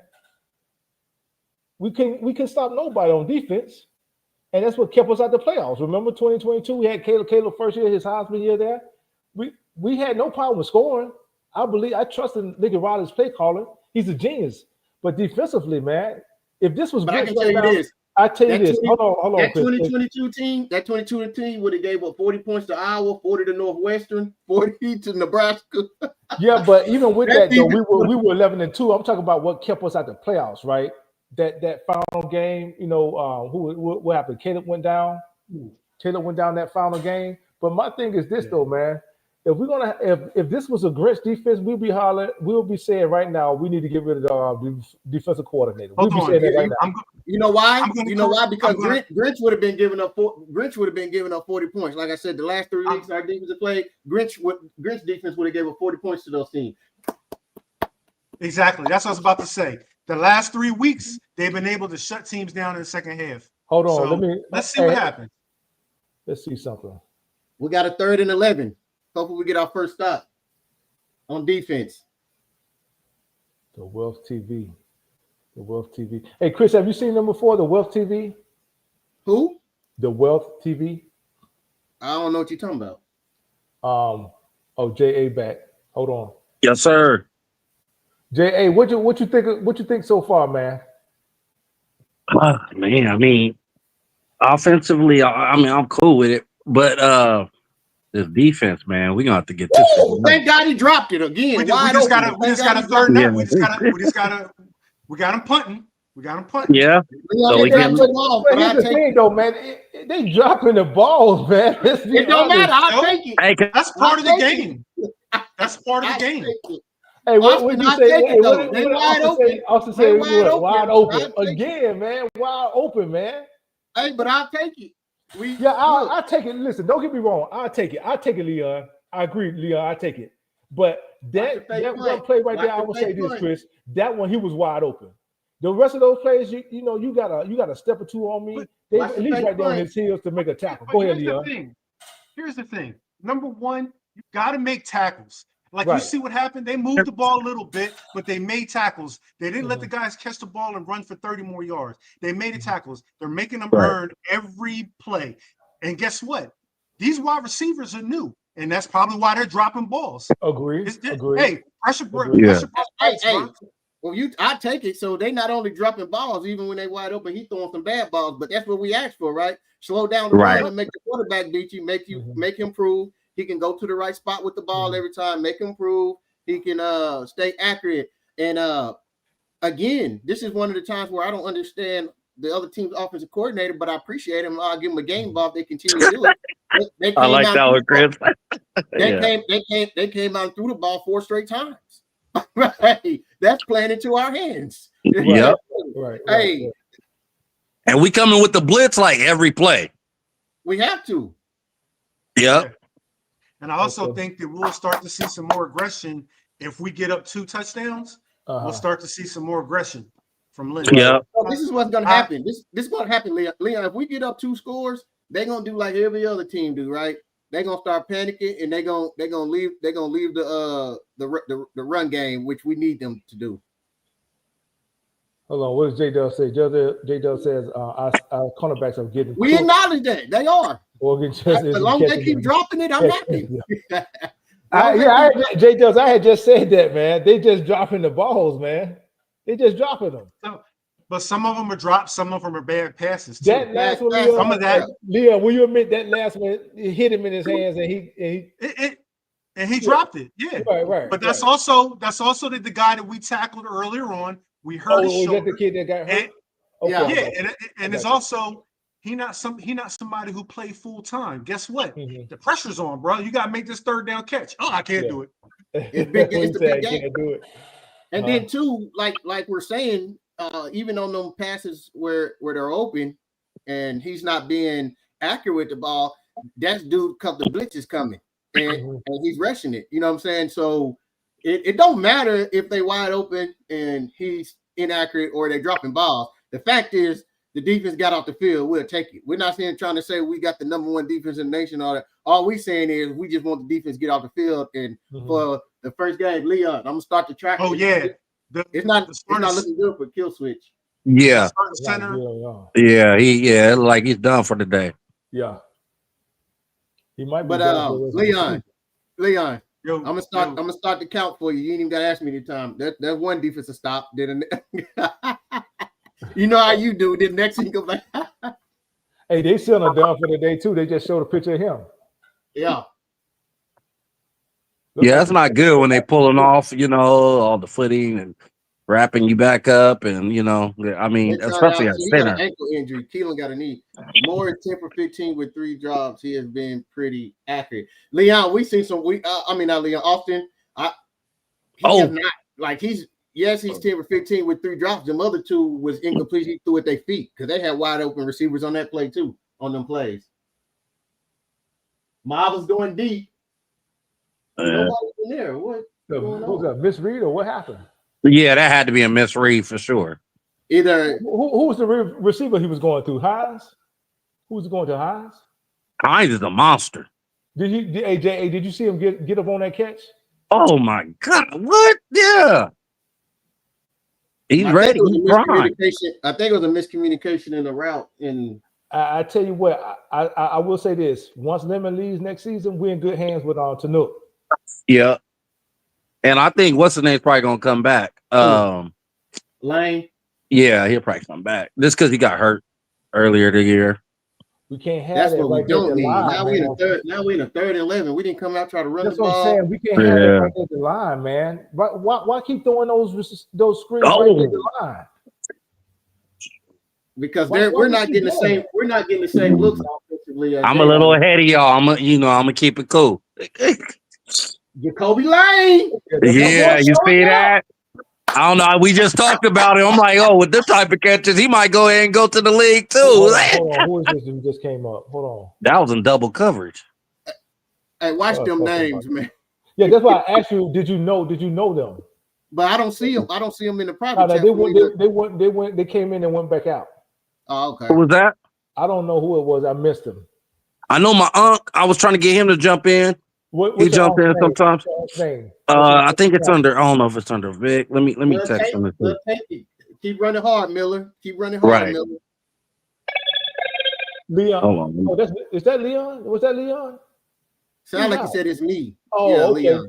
Okay. What happened, Leon? Oh man, my computer shut down on me, man. Oh, did it? Yeah. Okay. What name is Leon coming in as that you don't know? No, he was just raising his hands. He went out and came back in. I brought him back up. He was just raising his hands. All right, 2nd and 7, baby. I don't know what happened. My screen the TV just froze. Mine just froze too. Me too. We still got the tracker up, so I don't know what's going on. What's going on with CBS? I don't know. They just started back up. Yeah. Okay, I thought I was going crazy. What's going on with CBS? Yeah, it just started back up. It just started back up. 3rd and 6. 3rd and 6. Yep. Oh, it looked like the chat said that everybody said that they television. Everybody, it's CBS. That's why I said what's going on with CBS. Everybody TV froze. But we back with 36. King Miller. That's long as it's not 3rd and long. Oh, Austin is ahead of us. His TV must have freeze. No, not at all. No, that was in double coverage. He was double coverage. I don't think he saw that. I don't think he saw the DB fall over. Nobody was open on that one. He could have went right over the middle to Jacoby on that one. And he can take off running. It's open. It's there. Yeah. There's some look at that lane right up the middle. Yeah. Nobody. Oh, okay. Yeah, he didn't see that DB fall off. I think he's gonna say that running for the second half, Chris. Ain't no saving nothing. Like it's there. Take it. All he had to do was he could have ran straight up the middle. You see how wasn't no linebackers, no nothing there. Oh, here we go. Yo, USC. Oh my God. Punt return coverage, bro. Oh my God. Hold though. He was holding Cully. Yeah, he was holding it. Yeah, I saw that. Oh, the blatant hold. Yeah, he was holding them. You didn't see him get held? Yeah. I saw it. Yeah, he was holding them. Man, these guys ain't playing like the playoffs is on the line. God. Gotta play well in all three fronts. You on the road. Come on. That wasn't Conley either. Oh, that's a hold. Look at that. They showing it right now. It was Corey Sims. It was Corey Sims. Oh, 22? He was still getting held. 22 is Corey Sims on offense. Watch him get held. Watch him get held. They just showed it. Yeah, he got held. I'm just saying that's Corey Sims. Okay. Oh, okay. Yeah. Freshman wideout, right? Yep. Yeah. Yeah. Even with that though, he got held, man. What do you want them to do? He got held. Get off the hold. How you gonna get off a hold, man? Somebody holding you. Slap their hand, do something. He was holding the back of his jersey. He was holding the back of his jersey. How you gonna get off of that? Slap if somebody holding the back of his jersey, how you gonna get off of that? And the guy was running. You gotta do something. You gotta do something.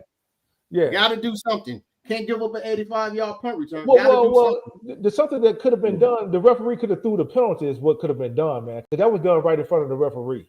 But for some reason, only on certain plays these referees throw the flag. Byron said, did they hold everybody on the team? What did you say, Byron? No, they didn't. They didn't hold everybody on the team.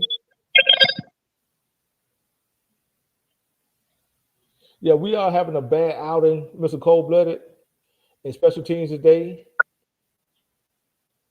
But I think if Corey Sims wasn't held, I think he makes that tackle or at least slows him down until the cavalry gets there. He at least slows him down. R-Ray 72, and that's exactly what I was saying pregame is that we need to play a complete game, all three phases, right? Right now, the only phase that's playing good is offense. Right. And when you playing on the road, you playing number 17, you got to play all three phases, man. And it's so unfortunate, man. Came out, we scored on the first drive. We was like, hey, this team come out, but we still got a whole lot of game to play, right? We're in the second quarter. It's only a one possession game. We're gonna find a way. What have we always said though? What have you always said though, Chris? It's not, or at least I know myself. It's not fair to demand the offense to score on every drive, but you're not demanding anything out of the defense, though, man. That's what I'm talking about. Every week we start off slow in the first half, and we can't do that.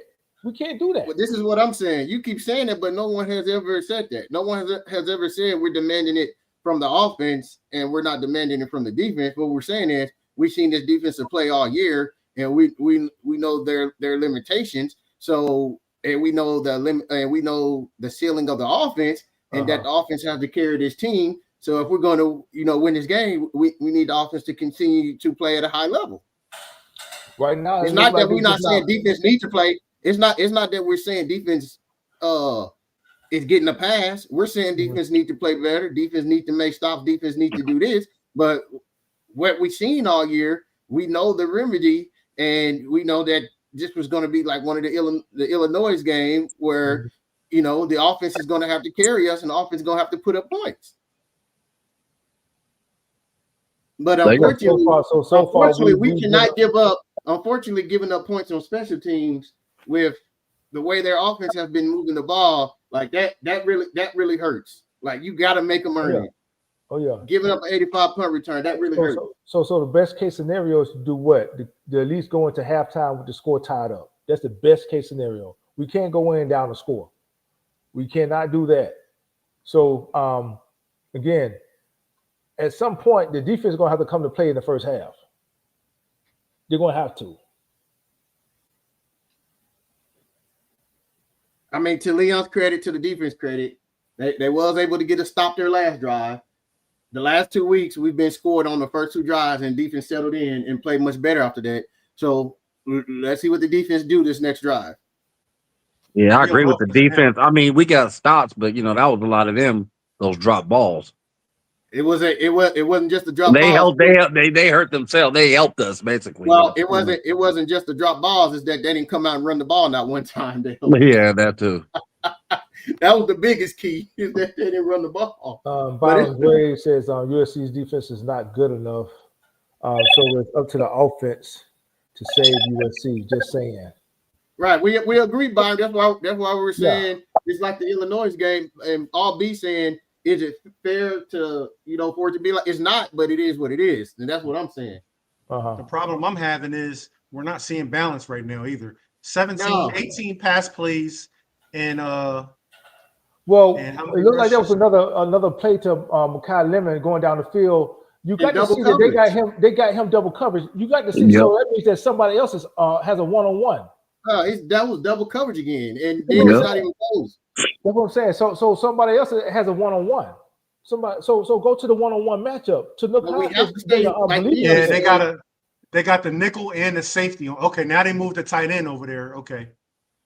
Like I was saying earlier, we have to stay balanced. We don't have to run for 10. There we go. yards. Get some rushing yards. A There pop, we go. but I mean, every time we run, Leon, we at least get 3, and that we just gotta keep running Five the right ball. Yeah. We can't be one dimensional. 3rd and 5. What we gonna do? I don't know. I'm gonna look for the tight end right here. Nope. And I'll poll another From the question at Hines. halftime. I'll poll another question at halftime, man. As far as, and we'll discuss it at halftime. As far as Wide my open. RW Ray 72. He says Arbo. Yo, just said, stop just remind spinning me. the ball, bro. Right. They just got hit you with a penalty. penalty. Like, He did it again. He's not learning. Did he get flagged again? no. Flowers is hurt. Flowers got hurt. Oh, he's And hurt. that's their safety, right? Yeah. Yeah. Did he not learn from the No, I'm last telling you, game? it wasn't the spin that did it. Tanuk Hines motion to their sideline. To the sideline over there, yeah. That's why they call it unsportsmanlike. It wasn't the Hey, spin. Oh, he smacked Flowers though. Hey, Arbo That little said, freshman got a little game on him. hey, Yo, Arbo, Tanuk Hines got that dog, man.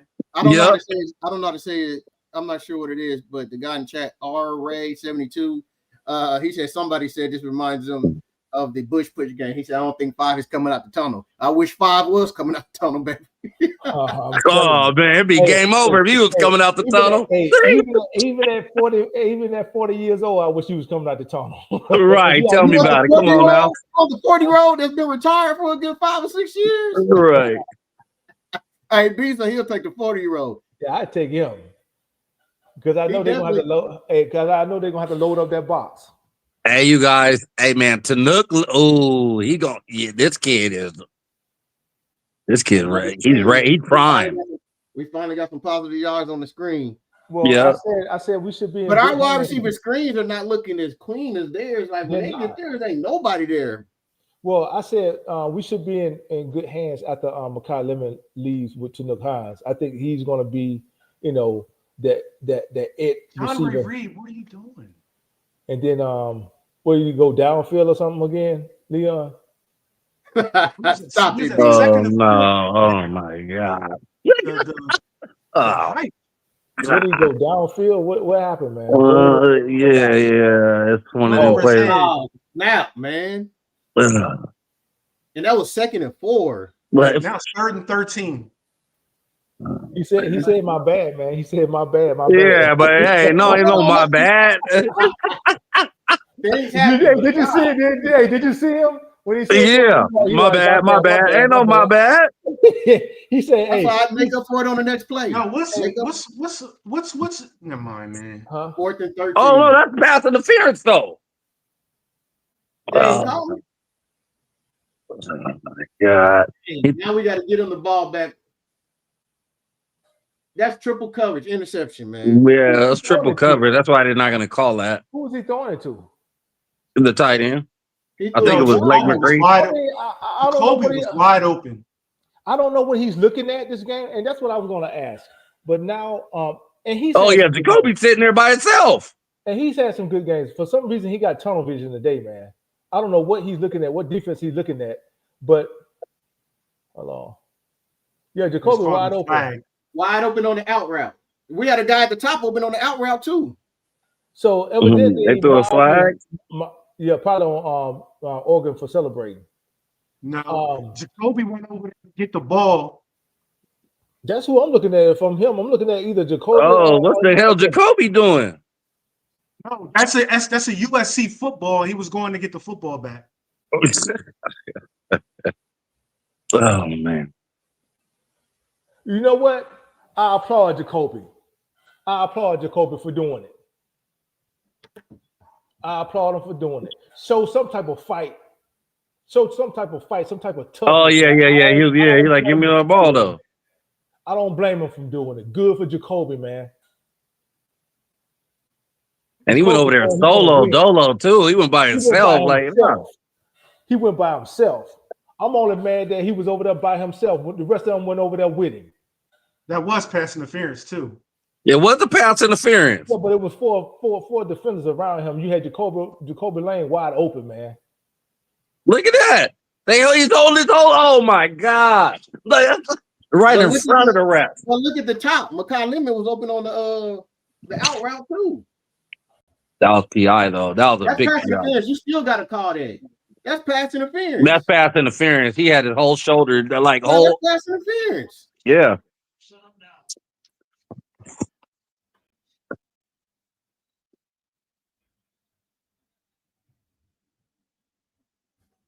Bro, we got to hold them here. They get the ball back after half. We can't. Looks like they're starting centers back in the game.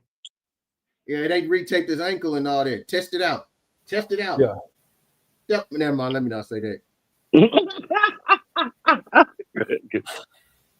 Yeah, I know what you mean, though, Chris. Yo, come on, man. Yo, the dude's jumping on people's back. Yo, come on, man. Bro, we can't let them score here. No, we can't let them score. Oh, yeah, man.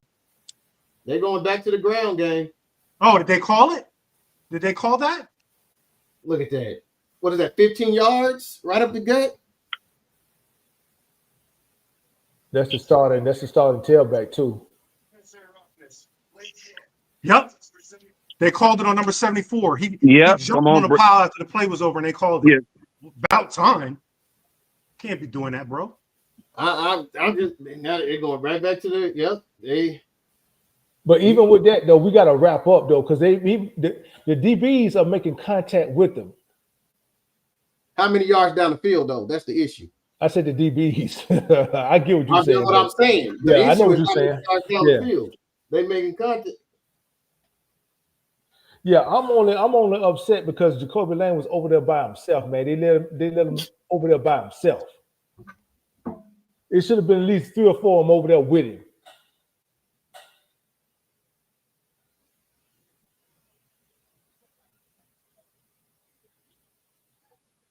Yeah, he jumped on Silverback.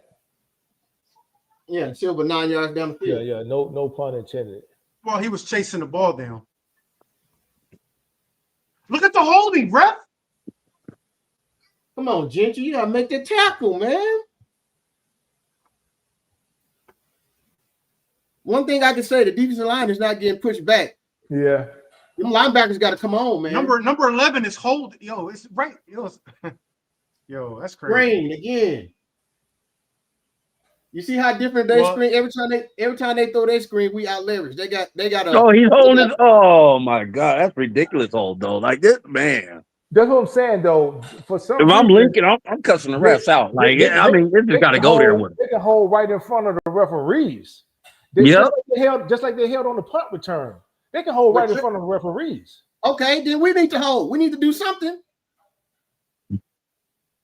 You can't blame them for holding and the referees not calling when we got the same ability to do the same holding. Hold too. Yep, he held Desmond right there. But that last throw, that was in the triple coverage. They getting 5, 6, 7 yards a pop, man. That last throw that was in triple coverage, man. I don't know whether or not Mine was just locking in on one receiver. He's already got his first read. But good job, Cam. That's gonna have to change. Good job, Cam. So my question is, and maybe the chat can answer this before we even get to halftime. From what you've seen so far, should Maava come back? What, next year or? Yeah, yeah, for sure. We talked about that last week. Yeah, he needs some more work. Let me see this play, and I'll answer that. You said, let you see this play? Hey, Cam, that's what we need right there, baby. Yeah, right there. But he gonna go for it. It's 4th down. Oregon gonna go for it. No, it ain't even 4th down. It's 3rd down. It's 3rd and 3. It's 3rd and 3. USC hasn't had a sack or tackle for loss since the Northwestern game. Oh my God. So it must First be and bad. goal. JA ahead. Sorry.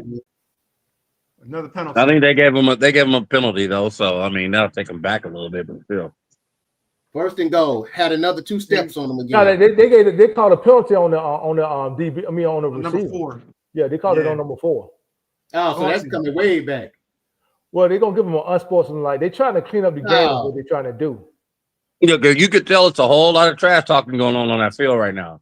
Well, here's the bigger thing. Again, Look at Dan Lanning. Another receiver 2 steps behind our defenders. A good yard.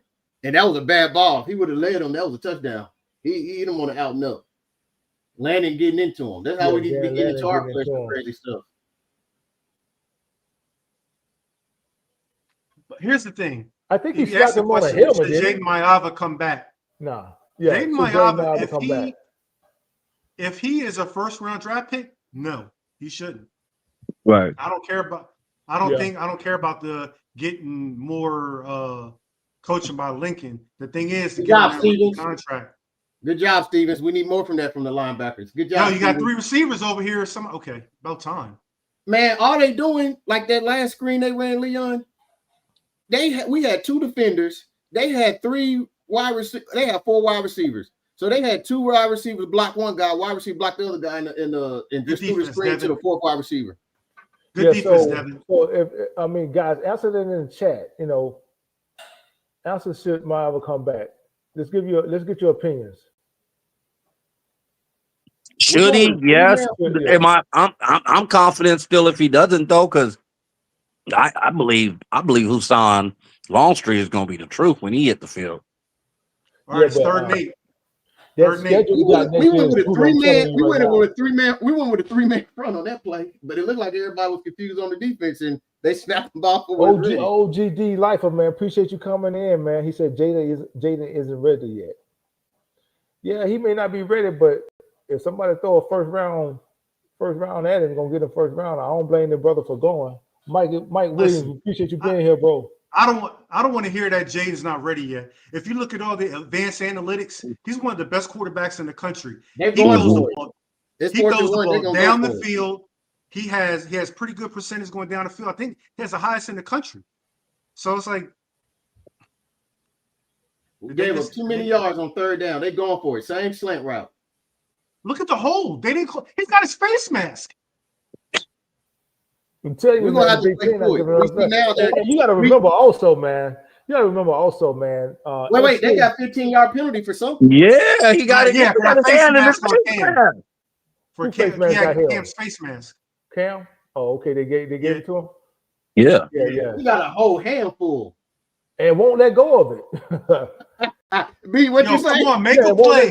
Make a play. But you want to know why he wouldn't let go? Come on, EG. There we go. You want to know why he wouldn't let go? Because they hadn't been calling it all season. Hey, right. B said he won't let go. Yeah, he won't let go of it. He said, well, hey, they ain't been calling it all season. Let me grab it.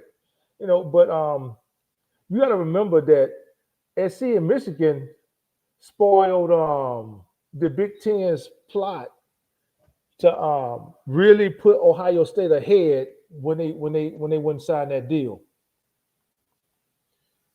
They kind of messed it up for everybody, and I don't blame Jen Cohen for saying, you know what, SC is not a second tier school, and we're not. He missed the field goal. Let's go, Leon. Flag? You said what, Leon? He said he missed it. That's all. And then they called the flag. Called the flag on who? I don't know. I'm waiting to hear what they're going to say. B, he jumped over the center.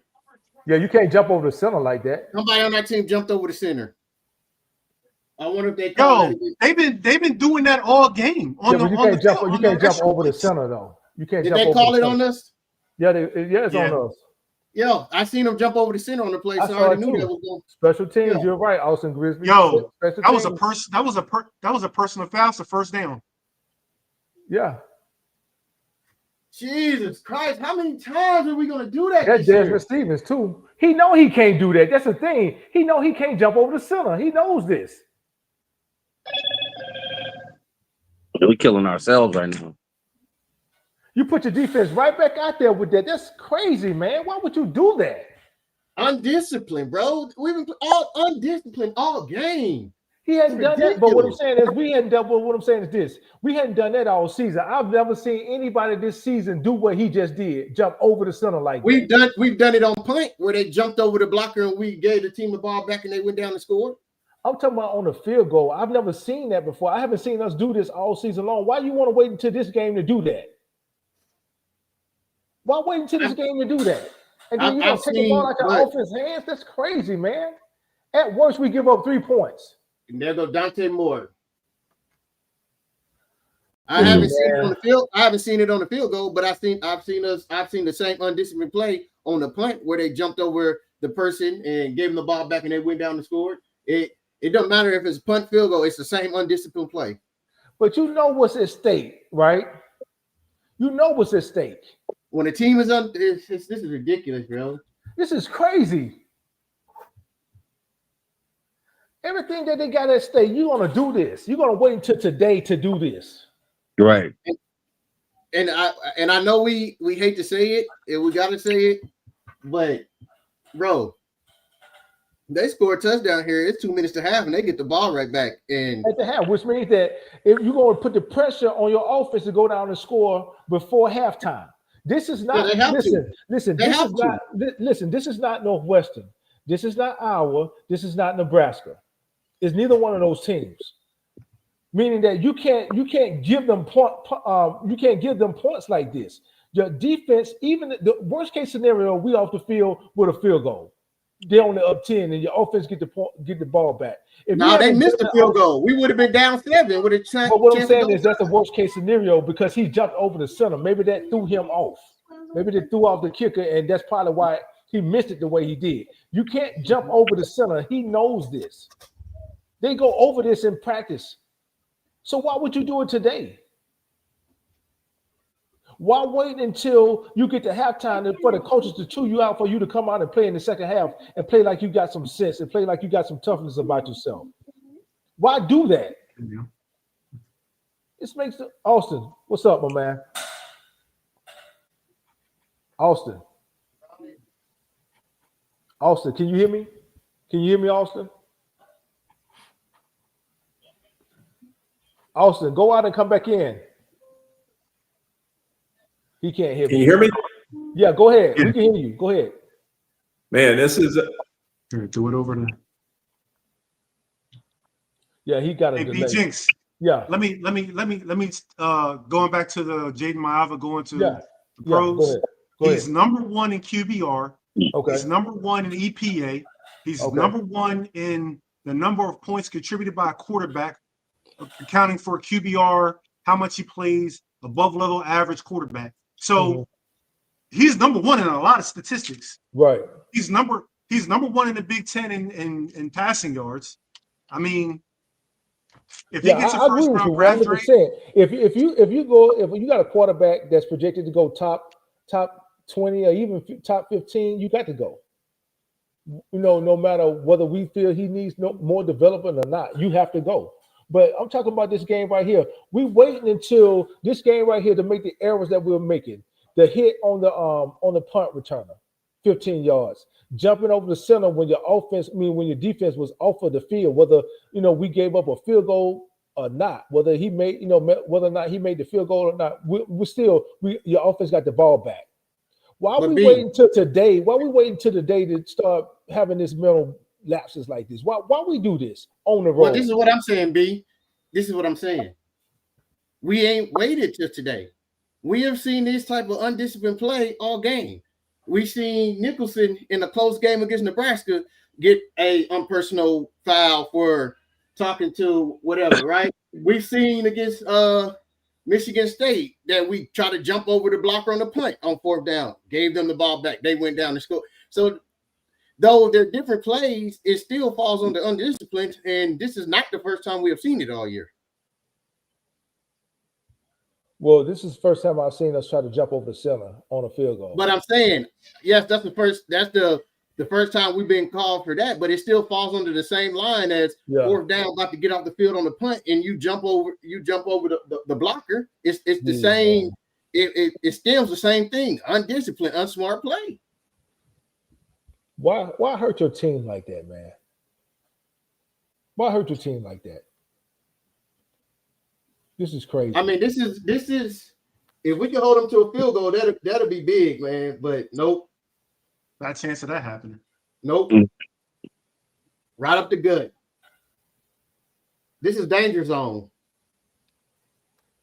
Yeah, because they score after halftime coming out. It's man. No, that just means that we got 2 minutes. We got virtually 2 minutes to go down. To score, and we got all 3 timeouts, so we could. That's what I'm saying. We got virtually 2 minutes. But what I'm saying is this.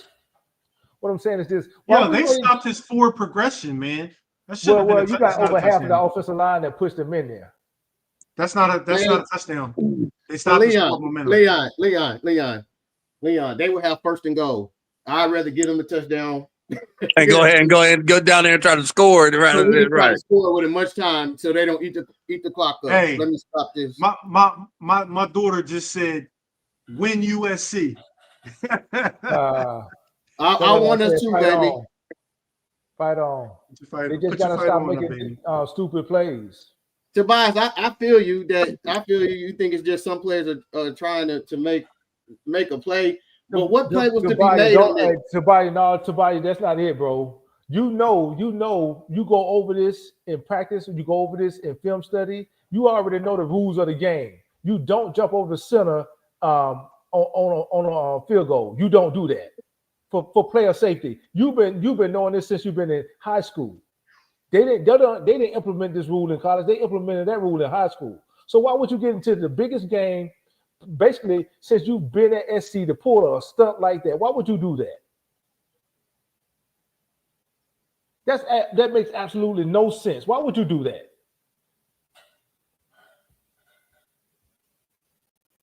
Maybe they're not ready for the big, maybe they're not ready for the big show, man. Maybe they're just not ready. Sometimes, you can be your own worst enemy. Hey, B Jinx. Don't start talking like in a situation like this, man, listen, you can't have plays that you know. I know. Plays that you know you're not supposed to do. Here's the thing, Leon. I agree with you. Don't talk negatively. But what I'm saying is this. Plays that you know you're not supposed to do, why would you do it? Let's just say on your job, for example. If you know in your handbook, in the employee handbook, or in the policy book, it says for you not to pull the fire lever if it's not an emergency. And you go to work one day. Bro, they put Bear in the backfield on that play. Yeah, they put Bear in the backfield on that play. And you go to work one day. You go to work one day, and you see the thing, and you just say, "Well, I'm gonna pull it anyway." You know not to do it, right? But you go and do it anyway. The answer to your question is easy. It's just undisciplined play. That's crazy, man. Now we about to go down here and score this touchdown. We about to go down here and score this touchdown. Defense gonna come out and get a stop. We gonna win this game. We about to get this done. First read.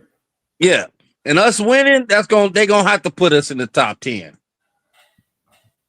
Got to. And they put Bear in the backfield to rub that in, man. Yep. Yeah, he went and hit Gentry. They did that to rub it in. Oh, I thought you said to go rub the end. You said to rub it in. No. They put Bear in there in the backfield on offense to rub it in. All of those big players in the back that they got over there, you don't think that they could have put somebody else in there?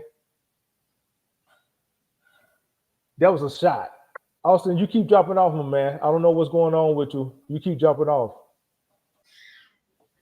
Hey, the guys don't want no negative talk. The USC guys don't want no negative talk. Bro, think about it. Think about it. Offensively, even at that last drive, we was moving it. We had some wide open wide receivers. I don't know why he threw it into triple cover, but he did it twice. He did it with the tight end, and he did it with that's all fine and dandy. The thing is, we see we can move the ball. We see we have some. We see even though we seen wide receivers open. We about to go down here and score a touchdown. We're gonna pull it within 7, and we're gonna come out in the second half, and the defense gonna get some stops, and we're gonna make this happen. Just think about it. The special teams gave up 2 touchdowns. Facts. Yeah, correct. Yep. The punt return and jumping over the center. The USC defense got 2 stops, and special teams gave up 2 touchdowns. Can we call it special team? It was our starting linebacker that did it. Hey, yo, I ain't called USC yet, man. We wait until halftime, bro. Chris, say that again, Chris. Would you just Leon? Can we call that special teams when your starting linebacker the one that did it? Yeah, because it was a field goal attempt. He's a starting linebacker, Leon. You can't, Leon. Come on, bro. Come on, Leon. Come on, bro. You can't say that when you're starting linebacker that did it now. It doesn't matter who does it. It was a field goal attempt. That's special teams. Technically, you're correct. You're correct. Technically, you're correct. If Stevens misses a tackle on a kickoff return and the guy scores, we're not going to blame it on the defense. We're going to blame it on special teams. That's facts. Leave that alone. Leave it alone. Hey, leave my chessboard alone. You're not ready for that. Oh man. Hey, Leon, I love chess, man. Hey, me too, man. Hey, man, I'll be on the chess game. Austin, you there? You keep dropping off. I think Leon done. You think Leon doing that to him? Leon, you got removing Austin, are you? No, I have no control over this chat. I don't have no control. Hey, Austin, you there? Hey, here. Hey, got this. Hey, Austin, that's our bad, man. Leon was taking you out of there, man. Can you hear me? Doing that. Yeah, we can hear you. Yeah, I know Leon was pulling some tricks there. Absolutely not. I saw you typing, Leon. I saw you typing crazy over there. Yeah, this is rough, man. I mean, when you struggle on D and then the special teams is doing what they're doing because they've had like 4 negative plays just on special teams. It's incredible. Yeah, the kickoff return. Kicking it out of bounds. Yeah, the penalty on the punt. Yeah, hitting the returner on a fair catch. I mean, they are just playing disastrous. And I think, it's a big play. Man, you 2 plays ahead of me because I just seen a drop. Right. You got yeah, they're ahead of us. I'm in Los Angeles. I get the feed quicker. Oh, okay. Austin way ahead of us. I'm in LA too, and I don't get it. Hey, I think Austin might be directly connected to one of those cameras at the game. Yeah. He plugged in at the game. Austin even hit the tracker. That's the deep ball to Nuke. Yeah, I'll be quiet. Tanuk got like 200 yards receiving. Hey, yeah. Let's get this touchdown, baby. That's what I said. Let's get that kid's balling. Yeah, he is. That kid's balling. Yeah, he is. He having a come out game. Definitely. I think once Lemon goes to the draft next season, Tanuk is definitely going to be him. He's going to be that X factor next year. Hey, Austin, Red Fox said, appreciate you staying quiet. Laugh out loud because you said that's a big thing. Jesus. I have to balance Leon out. I have to do my job. We tried to run it. Took the Hold on. I'll just be spitting facts, bro. Everybody talking about the defense. The defense had 2 stops. I'm spitting facts. That's one play that Maeva should have pulled. That's facts for you. If Maeva reading that end crashing like that, he need to pull it. You need to pull it, man. Pull it. The run has been there. They need a touchdown right here. Yeah, we do. There's no way around it. Badly. So we got to have it. Oregon called a timeout. I guess you have to give their defense a breather, which is smart.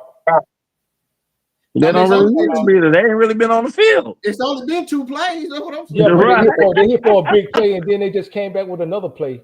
You got to remember those defensive linemen got to sprint down there to where Tanook Hines was, Man, and then what you they snap the trying ball to do- again, and now you What got they're to trying to do is, if we score, they want another crack at it to go. Yeah, see if they can at least get a field goal out of it. Yeah.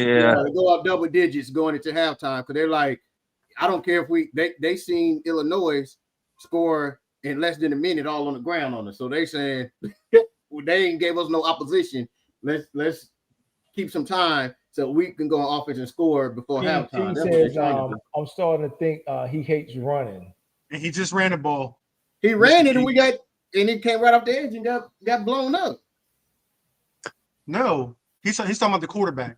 Oh, my, but he just ran it again. Yeah, he just ran it. He kept it, and that's what we need to do. Right. Because right now they're crashing down. They're crashing down right now. They're crashing down. 3rd and 3. 3rd and 3. It was open on the play before, and Riley probably told him, "Hey, in the halftime, it's there."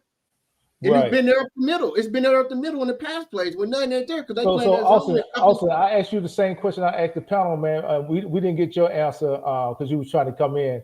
You think Miles should come back next season? It depends on what his draft grade is. I think if he's anywhere, 3rd round or higher, he's gone. You said 3rd round? Yeah, 3rd round. Yeah. Let's go, McCree. I don't think if it's a 3rd round draft grade, I think he comes back.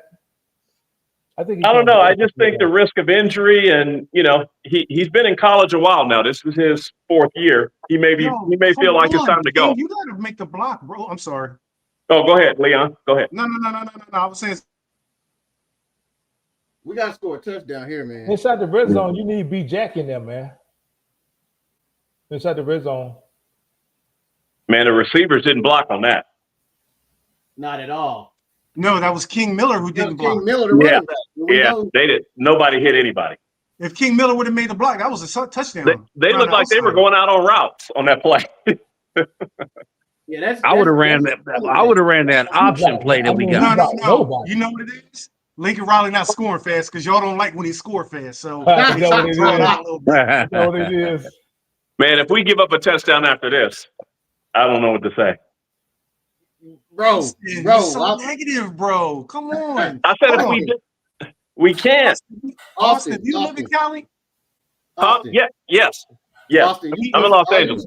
Austin, weed is legal, bro. Go get some weed and chill. Hey, Austin, all you saying is based off what I've seen this game and all season, it's possible. I understand what you're saying. It's possible, no question. But we're not going to do it. I said when they scored, I said we're gonna go down to get a touchdown on this drive. Defense gonna come out, get a stop. We just gonna go down.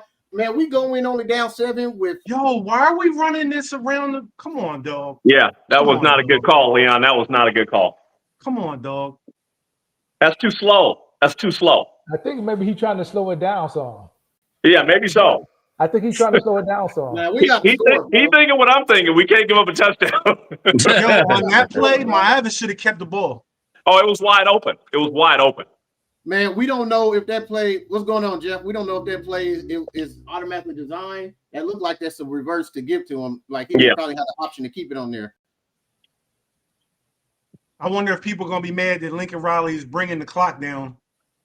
They're not. They're gonna because the worst case is a field goal. Worst case, like that's worse. But like we need a touchdown, bro. We need a touchdown, but I mean we gotta at least score something. I'd take 3. I'd take 3 though. Yeah. This is what we need. Jacoby Lane.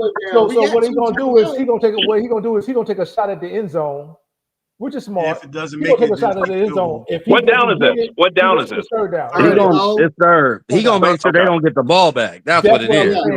We can't get a first down anyway. We can't get a first down anyway. So which is smart. We can't get a first down. This is him. I would say he's using his IQ. He'll take a shot at the end zone. If it falls incomplete, then we'll kick a field goal. Right. Which will only put it it down. If it don't fall incomplete and we'll score, we still got timeouts. Mm-hmm. I mean, we really need 7, man. Yeah. We really need 7 because if we get 17, we still down 2 scores. You can tell they're gonna throw the ball because they just put B-Jack in the game. He's gonna be blocking. Yeah. We got you, bro. It's third and goal from the. What are y'all? What y'all we on? 8, the 7, the 10. You sure we're on the 10? It look like we're a little ahead of the 10. Oh, that's pass interference. Did they call it? No, we're on the 8. It's the ball's on the 10. The blue line's on the 10. It's on the 10. Yo, he hit him in the back. He hit him before the ball got there. You got to do a jump ball. You got to do a jump ball. There's got to be a jump ball. Bro, they ran that play last year against UCLA where he ran out. He just turned right around. The ball was there. But you can't catch the ball when the dude's hitting you in the back. Yeah, that passed interference. He was there early. And then he missed the field goal. He missed the field goal? Look how early he was there. He missed the field goal? The biggest kick of the year. Oh, yeah, he was way there before I'm still on the pass interference, but yeah, golly. Oh, yeah, that was way there. Raider Cujo, he didn't throw the ball behind him. The dude hit him and knocked him to the left. He hit him. Interference. That was pass interference. And he hit it up against the right upright. Yeah. I'll say this game is going to come down to that first drive after halftime. That's going to be huge.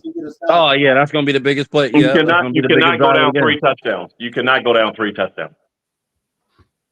Well, this looked like it might be more of a – we hit it in the halftime.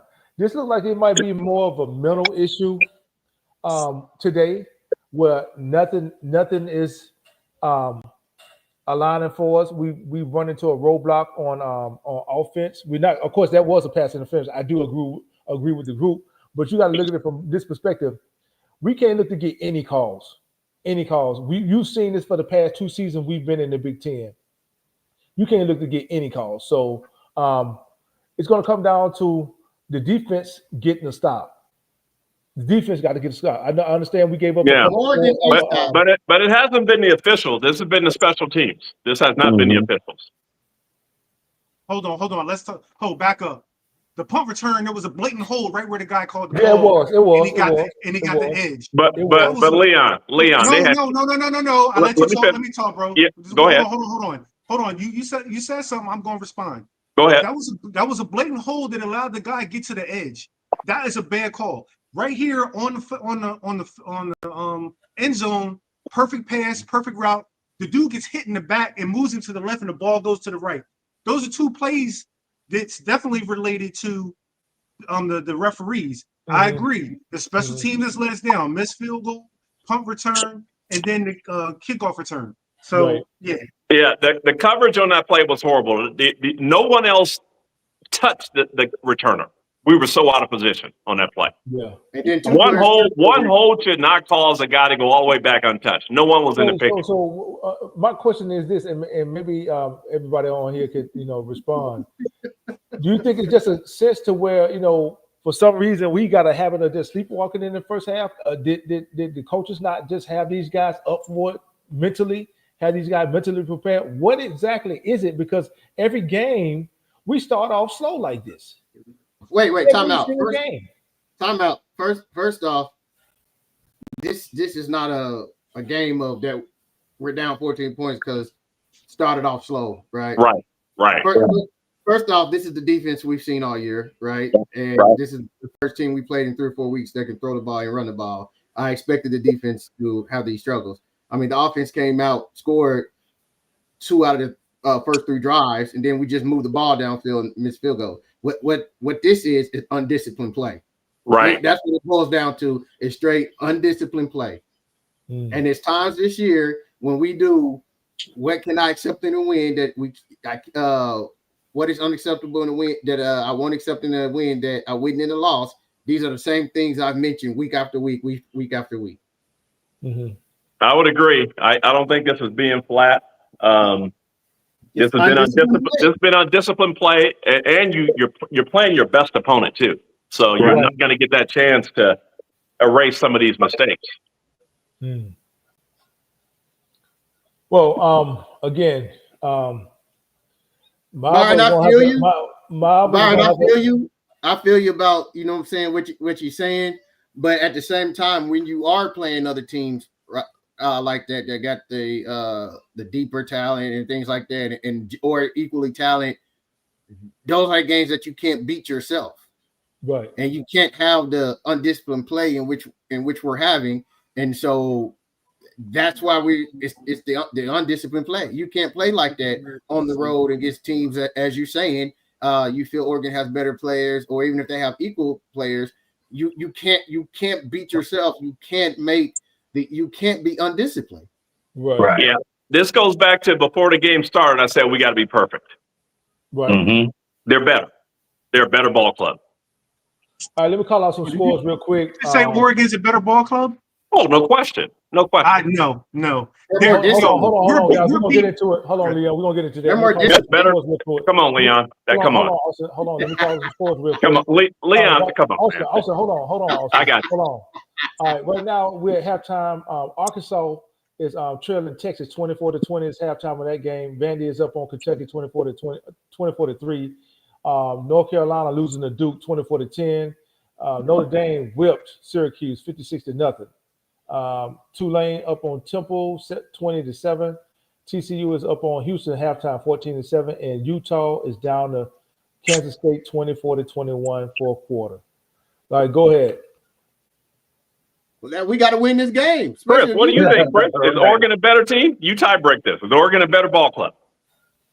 I think Oregon is a more. Hold on, I'll answer it. I think Oregon is a more disciplined ball club than we are. But as far as talent, I think they have a little more depth than we have. Yeah. But if you leave our starters out there, if we go starter for starter, we're equally as good as they are, if not better, especially on the outside with our receivers. Now, as far as the O-line, I think that they're better. I think we got a better quarterback, even though for some reason he's not pulling that ball. He's not actually reading the defensive end, crashing down and pulling that ball. He's not coming off his first read. But overall, I think Bob is a better quarterback. They got better running backs than we do. But you can chalk that up to our depth being depleted. Defensively, they're better. They're better. Right. They're better. So wait. He asked me a question and I didn't get to go, and I'm gonna be real short. It's a yes or no. It's a yes or no. That's what I'm saying. I wanted to shout out somebody I seen for the first time. Hey, you guys, I'm gonna jump off real quick. I'm gonna jump right back on after. All right. Okay. Louis the 1392. Appreciate you, man. Coming in, joining, man. Make sure you like and subscribe. Appreciate you. So my answer to that is yes. I mean, you got to look at it. They've had top classes for the past decade. We have it. Overall talent. They do. Defensively, they do. They have the better defense. And so overall, the answer to that question is yes.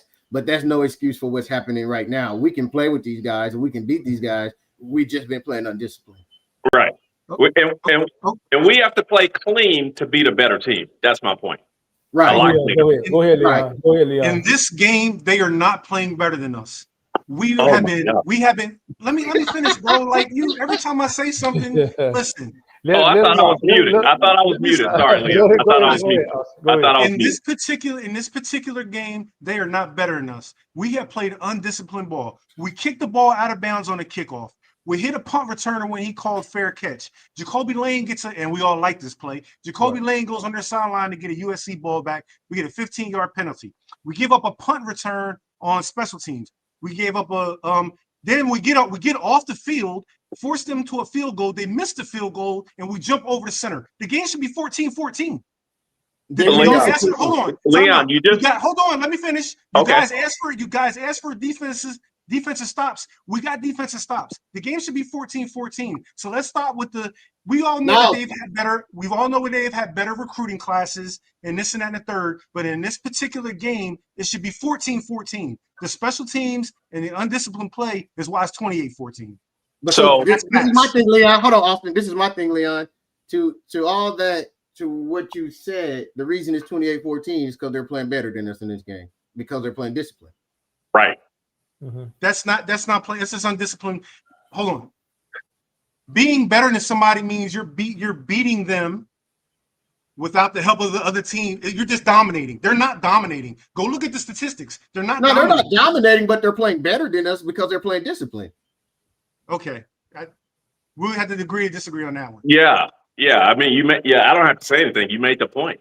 We don't play clean. That's what teams that are the better team is going to play clean. They're playing cleaner than us.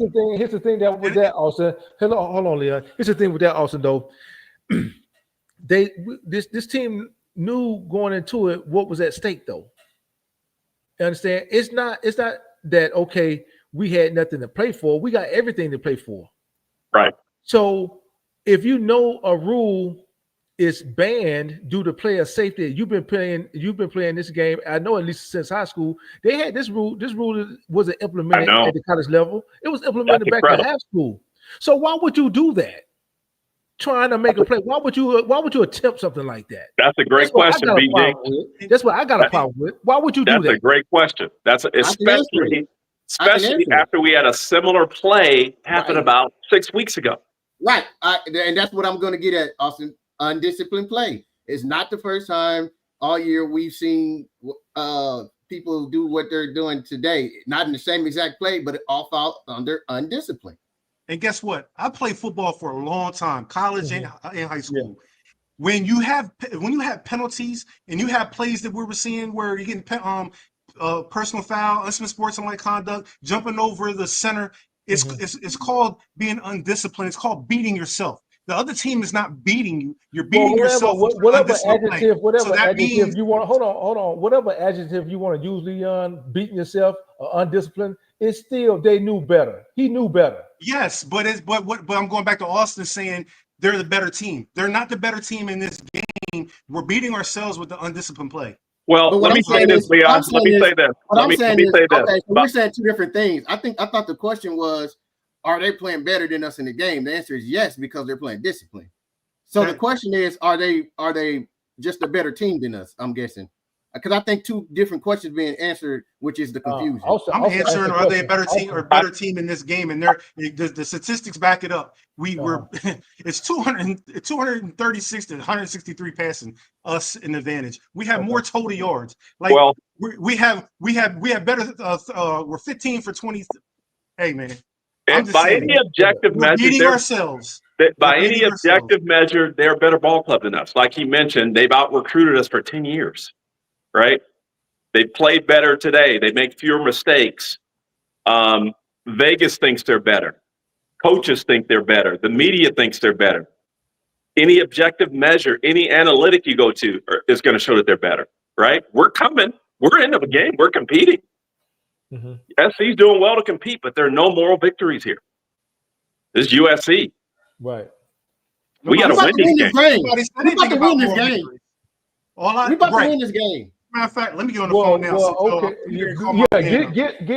Don't get Lynn on the phone. Get the special. Yeah, I don't know what Leon's saying on these phone calls. He's not giving the right information. Hey, you need to get special teams on it. You need to get these players on the phone.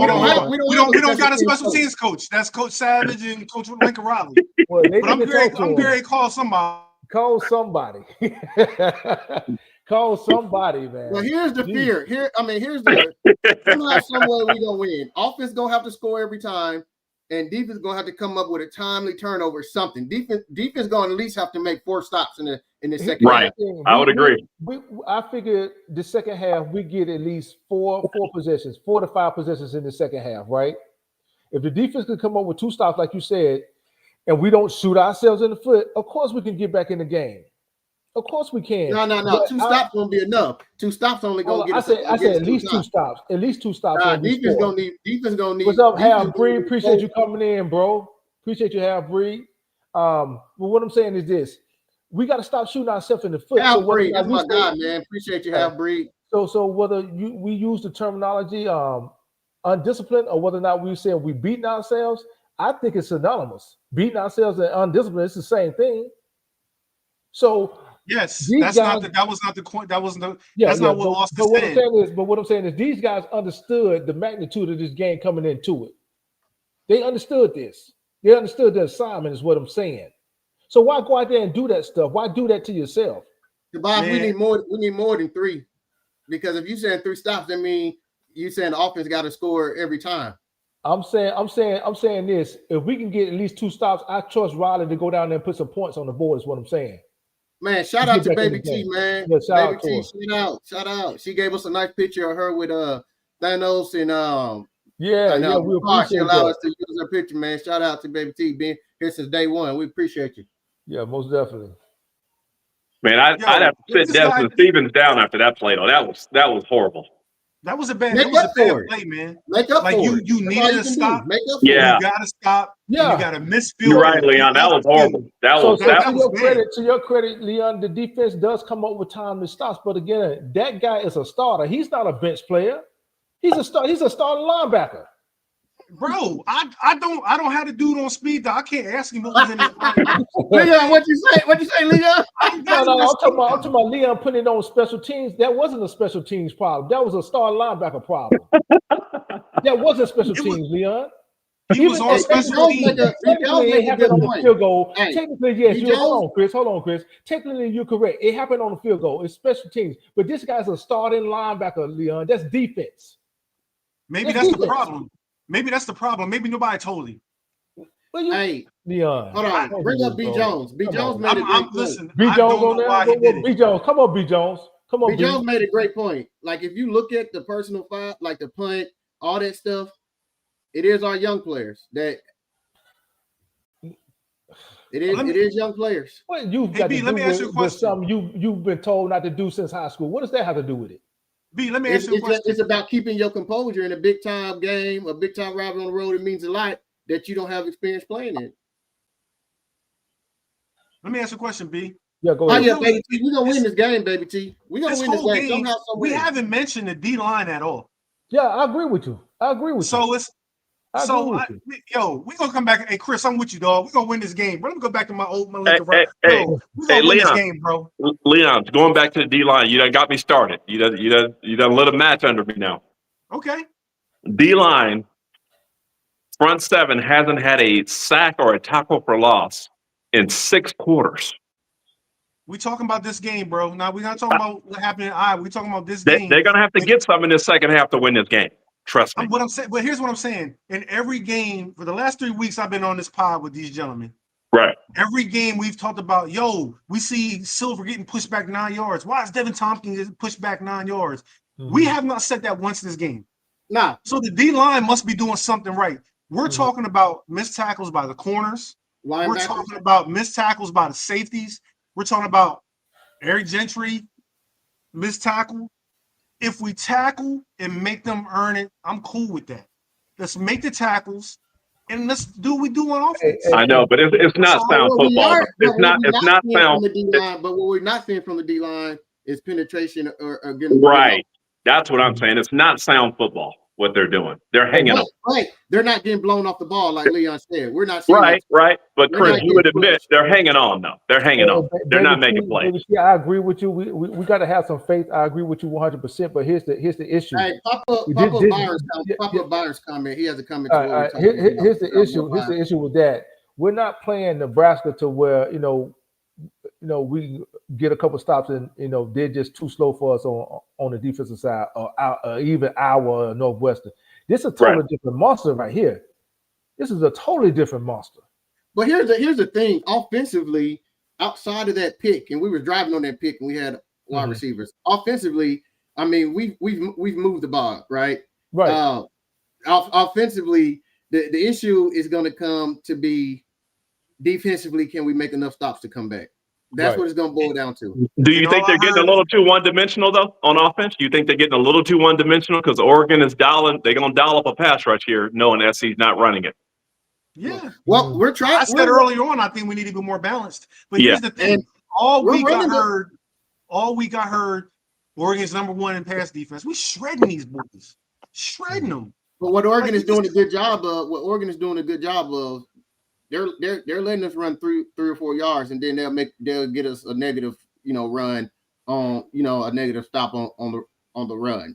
When we run the ball, we'll get 3 or 4. So they're testing us to see if we're going to be patient enough to do it. Now down 14 points, we're going to see how patient we can be with the run, because now we're down with limited possessions and this is struggling to get stops. Almost got us now. Almost got us, bro. Because to be honest, if we don't play the run better than what we played in the first half, they're gonna eat this clock up on this ground game. Yeah. Oh, yeah. They getting 6 yards to carry. Yeah, I think it's in your box. So hopefully the coaching staff had a talk with the players again. Hey, little Leon, fight on. Hey, little Leon, fight on. I got the faith in the players, but it's games. Here's the thing. Here's the difference, baby T. There's games where you can afford to have some mishaps like that, and then there's games you can't. In this one, right? This was a game. This was the worst game to give up a punt, miss a field goal. I mean, right. Our special team. I would much rather give up a punt return against an Iowa or against a Northwestern than to give up one against these dudes. Because they don't need your help. They don't need help at all. Right. They don't need your help at all. Amaya, do it again. Yeah. So I don't know. Let's see. Hold on. Big Jinx, Christian. Let's see what J Dub says.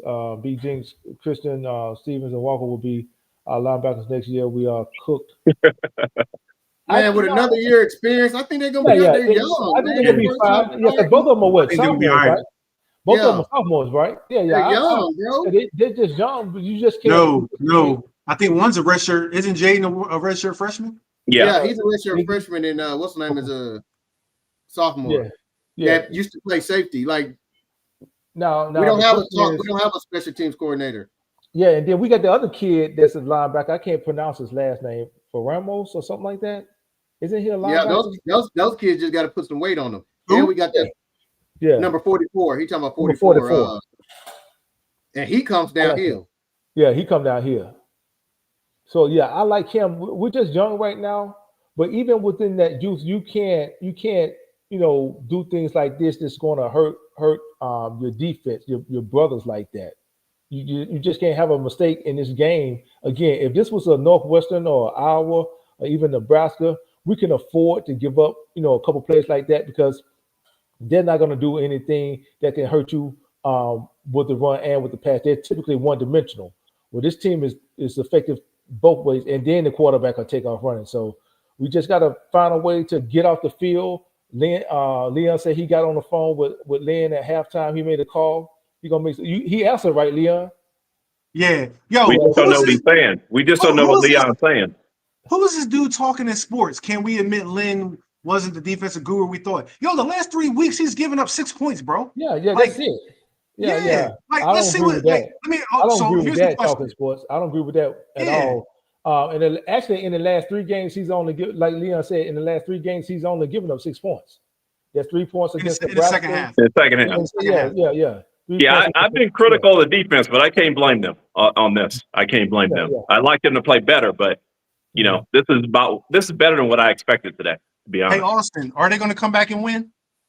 I hope so. This first drive is going to be critical. Oh yeah, I agree with it. This is the game. If they score here, it's going to be very difficult to come back in Eugene down 3 scores. Yeah, I agree 100%. Very difficult. Now, if we can get out the field, Leon, and turn this into points, I definitely say we got a shot. Definitely say we got, but we got. I wish we would have got that last touchdown on that Jacoby Lane joint, man. Yeah. And plus, like I said, man, they're not gonna give us any calls down the stretch like that. So anything that's bang bang, it was a pass interference, but I don't look to get anything from the refs. I just don't. They didn't give us any calls last season. They're not gonna give us any this season. There's a guy they just posted in on Twitter. There's a guy who has special team coordinator's title. His name is Ryan Doherty. What'd you say now? Ryan Doherty is the guy who has title of special teams coordinator. I've never heard of him. I thought the inside receivers coach was the special teams coordinator. What's his name? Savage? Oh, is he the tight ends coach? Here we go. I was back to the second half. All these need to be touchbacks, homeboy. Yeah, and I think I don't know whether or not the guys are just mentally ready or for some reason, sleepwalking in the first half, but we always have that slow start. Always got the slow start, but they got time to make it up. We got to have the second half kickoff. No, I don't think that we onside kick right here. No, because if they mess around and get it, they mess around and get it. They mess around and get it. We give them a short field.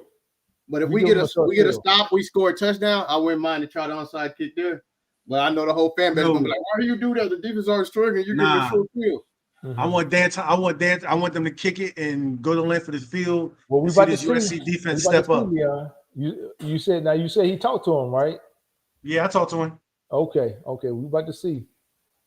We about to see what we come out in. Like Austin was saying, this is probably, I guess it was a holding or something like that. I think you look at number 71. Grab. Look what he does. Holding. Yo, he's got his hand up in. Yo, come on, bro. Let's see what we're gonna do. Can't make the play when they not when they getting held, bro. First down again, 5 or 6 yards on the ground. That's all right, let's go. Pal Bree said, "Talk to him." Ooh, good play, Selly. Good play, definitely holding, man. I told you we're not gonna get no call. We're not gonna get no call. Had his hand all up in here. Yeah, we're not gonna get no call, man. Don't look for no call. So we got to play through it. That's what I'm telling my players. Look, you're not gonna get holding calls or no. You gonna have to. They call it incomplete. That's an incomplete pass. That's an good play by Selly. Good play by Selly. Real good play. Huh. I like it. Just amazing. It's the difference is what we do. Another penalty. Shaking my head. Yep. Is it a penalty? Yep. Offside. Undisciplined play. Number 6 is offside. Lucas. From the start. Yep. Yeah, he jumped. Yeah. I mean, he gave up. That's horrible. On 4th and 4, you jump off sides like that. Yeah, it's going Mr. Cold-Blooded. It's what I was saying, man. They get the ball out of his hand quick, man. They don't throw downfield and all that. He get the ball to receivers and let his receivers. He just gave him the first step. Just gave it to him. Again, undisciplined play, bro. Yeah. No, that him was trying to make a play. Come on, just do your job. Do your damn job. That's undisciplined play, bro. We would have got off the field. It would have been the second time we would have gotten off the field. The second time we would have gotten off the field, man. The second time. And now you're losing field position now. I know. We could have got the ball back, bro. Like that would.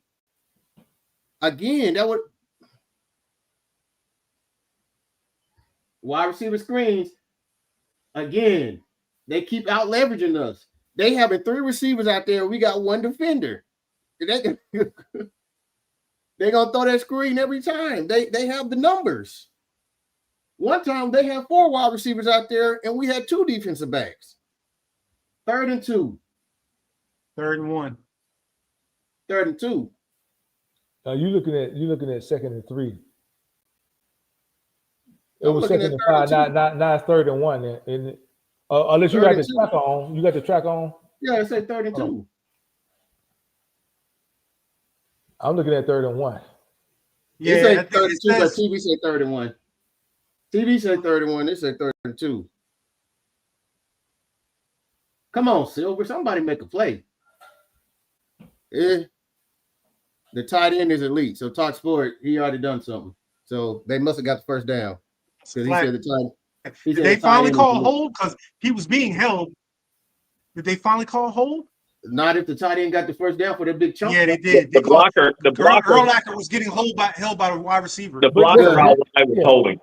Yeah, that's the thing, though. They've been holding all game.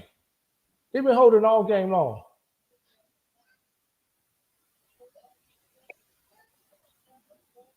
Boy, he holding Urlacher. Hey. But here's the thing, man, though, Chris. But like I was saying, though, if the referees, why do you think they keep doing it? If the referees ain't calling it, they're going to keep doing it. So my thing is, why don't we do it? We need to do it. I think it's going to get called on us. You doing it to They keep holding like that because the referee's not calling it. Right. They letting them play like that.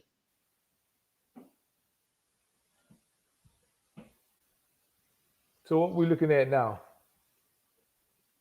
Still 3rd and 2. Third and 10. 3rd and 2. Third and two. Yeah, because it's from the actual penalty. It's from the actual spot that they did it at. Yeah, almost a half field. 4th He down. hugged him, man.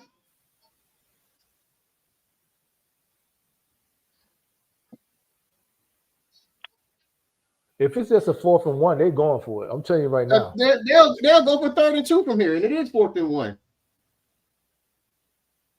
Tompkins got to make that tackle in the backfield, baby. God, he got back there. This is a scary call by Lanning. I would have punted this ball. No, Landon always go for it on 4th down. You know, he's lost games doing this too. He has, but I mean, let's be honest. I love. Yo, USC. they're gonna run it quick.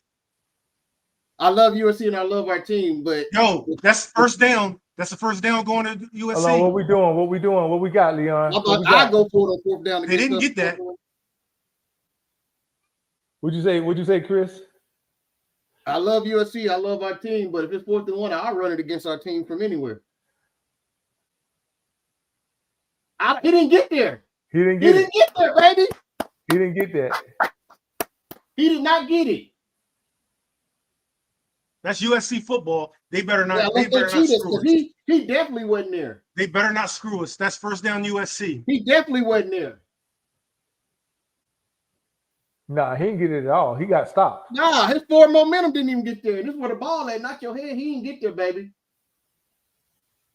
He didn't get there. You can't even see the ball. That's Eric Gentry and Jaden and Silver and Cam. Hey, unless they get us like the Minnesota game. Oh, you talking about where they didn't see the ball? They didn't Yeah, see the ball at all in the Minnesota game. You can't see the ball. He didn't get that. Y'all gotta turn Bro, this they up, got see us what against say. Minnesota like that. Boy, I was hot, Thomason. We think it looked like he got it. I'm gonna mute y'all for a Let's second. go. All right, go ahead. Well, you know what happened, right, Chris? You know what happened, Chris? That coach for PJ Fleck, he went and talked to those referees, and the referees was like, "Don't worry about it. We got you. Yeah, We got you. Don't So worry are they about it." measuring? Are they measuring or what? I don't know. Leon said he went on mute. So yeah, they look Yeah, like they about to commercial. measure. They went to Yeah, commercial. I put you on mute so I could turn on the TV. Hey, But- Austin. Yes. This might be the first stop for the defense in the 2nd half. Well, they needed this. We needed this. And like I was saying, this is a dumb call by Lance. You're in control of the game. Punt it. 4th and 1. Let's go. but Dan Lanning do that all the time. Didn't we talk I know. about this dude when I said he gonna go for the 4th down, no matter if it's on his side or not? Remember one year, Chris, he got them knocked out of the BCS championship. No. What a 2 stupid years call in like a row. against You're right. Washington. 2 years in a row. Both his games he lost to Michael Penix 2 years in a row. Right, He refused right. to kick the field goals on the goal line. He kept going for it on 4th down, and they lost both those games. Unnecessary both times. Tobias in the commentary saying they got it. Carter Sports must have called Dan Lanning and said, "Yo, you 4th and 1. Let's go." No, Dan Lanning just does that. He do it all the time. Yeah, he does it all the time. Yeah. I know, but I'm just remembering last week Carter was like, "No matter what, 4th and 1." Especially Chris, you're up 2 scores. Hit them back. This is why I said I would have went for it. Our rush defense. Yeah. I would go for it. I mean, I say it every week. If 4th and 2, I'm like, if I was a team, I'd go for it. But that wasn't 1 yard. That was 2 yards. They were trying to do that on. You know, that wasn't like inches to go. I would do 4th and 1. I would. That was 4th and 1 right there. Yeah. Yep. I don't. Then they tried to. The commentators say they got it. I ain't seen that yet. I'm still on commercial. I don't know how they can say he got it. I'm still on commercial too. Tobias said the commentator said they got it. Oh, maybe they did. Yeah. Leon, did you see that? I didn't. From what I heard is they I don't think they said they got it because you can't see the ball. In Lincoln, they showed a thing of Lincoln Riley pumping his fist like right. So I think that was the initial play though, not after they measured and all. Did they measure? They didn't measure. It looked like a change, but they never measured. They're back now. They look like they're looking at the play again. They're looking at it again? Yeah. Man, there's no way that was a 1st down. Let's see. You can't see the ball. Nobody can see the ball. Well, again, like Chris said, that's how. Oh, he didn't get it. He didn't get it. Wait, let's see. No, he didn't get it. It's our ball. It's our ball? Yep. He was about 6 inches short. It's our ball. Okay, cool. All All right, now offense. Here we go. We in plus territory.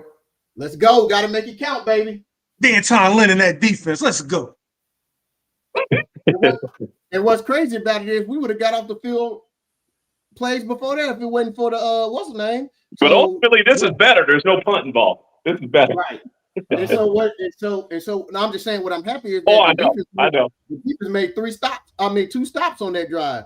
And Right. and we forced them to third down. In the first half, they wasn't getting no third downs. They was getting first downs on first and second. We weren't even getting them the third down situations. If you just joining us, we appreciate you guys being here. Man, we only got 25 rush yards, man. Like we ain't been. We got to start getting this run together. Like they're. All right, let's see what we come out in. Again, our weekly resident Leon, he's gonna lead the charge. He'll let us know. Yeah, you're right. We have no run game. Again, you gotta look. Those defensive ends are crashing down, right? That's a linebacker. Well, linebacker, defensive ends, they're crashing down. Hold on, let me see how this. It's third down already. Even with that, though, here's the thing. Marvin's gonna have to keep that. I mean, that his read is not the linebacker. That linebacker came from linebacker depth. His read is the end. And that play right there. The linebacker was stacked behind the defensive end. He came in right away. The linebacker came from his linebacker situation, linebacker route though. He's not reading the linebacker. He's reading the end. Yeah, the end went inside the guard and the tackle though. And what they're doing is playing a good job of they know the zone read, and the linebacker did his job because the linebacker responsible for the quarterback, 3rd and 10. Now we're going for it. I mean, we got to, man. We got to, bro. Like we got to. Riley told him to stay out there. Do you punt right here in this situation? They double team and Makai. Of course they are. And they had 2 on the tight end, but why? Because they're stopping the run with their front 4 and they're dropping 7, and they can. Pick interception. Interception? Where you throwing into double coverage? It was 4th down anyway. The route got undercut. Good defense. Should have never thrown. Man, they should have never thrown it. Yep. Even if that corner wasn't there, that ball wasn't going the limit. That was way behind him. He just looked off today, man. He doesn't look like he's there today. He's throwing in the double coverage. He's not looking at the cornerback. The cornerback was right there. Yeah. He's lucky. He's lucky that didn't get taken back for 6 if the dude would have stayed on his feet because he undercut that nice. That's passing the field. He had over the top help too. Yep. He had over the top help. Exactly. He had over the top. Again, why are they able to do that? Because they're getting pressure with 4. Hold on, Leon. Who you say he had over the top, Leon? Safety. They were double covering Makai, so the safety basically played under, and he had a safety right over top of Makai. They won. Yeah. That ball wasn't going nowhere. I thought I saw a receiver back behind the safety though. Hines, it was Tanuk Hines. There was a cornerback over there on Tanuk Hines. No, not on the other side. It was on the same side. They had three defensive backs and 2 receivers on that side. The guy that was over top of Hines went with Hines. The nickel undercut the pass, and he had a safety over top. So to me, I'll tell you what it looked like to me. To me, it doesn't look like he's going through his progressions. To me, it looked like he's locking in on one receiver. Once the ball I would agree with that. I would agree with that too. That would look like to me. Because even with that ball he threw to Lake McCree, that was in triple coverage.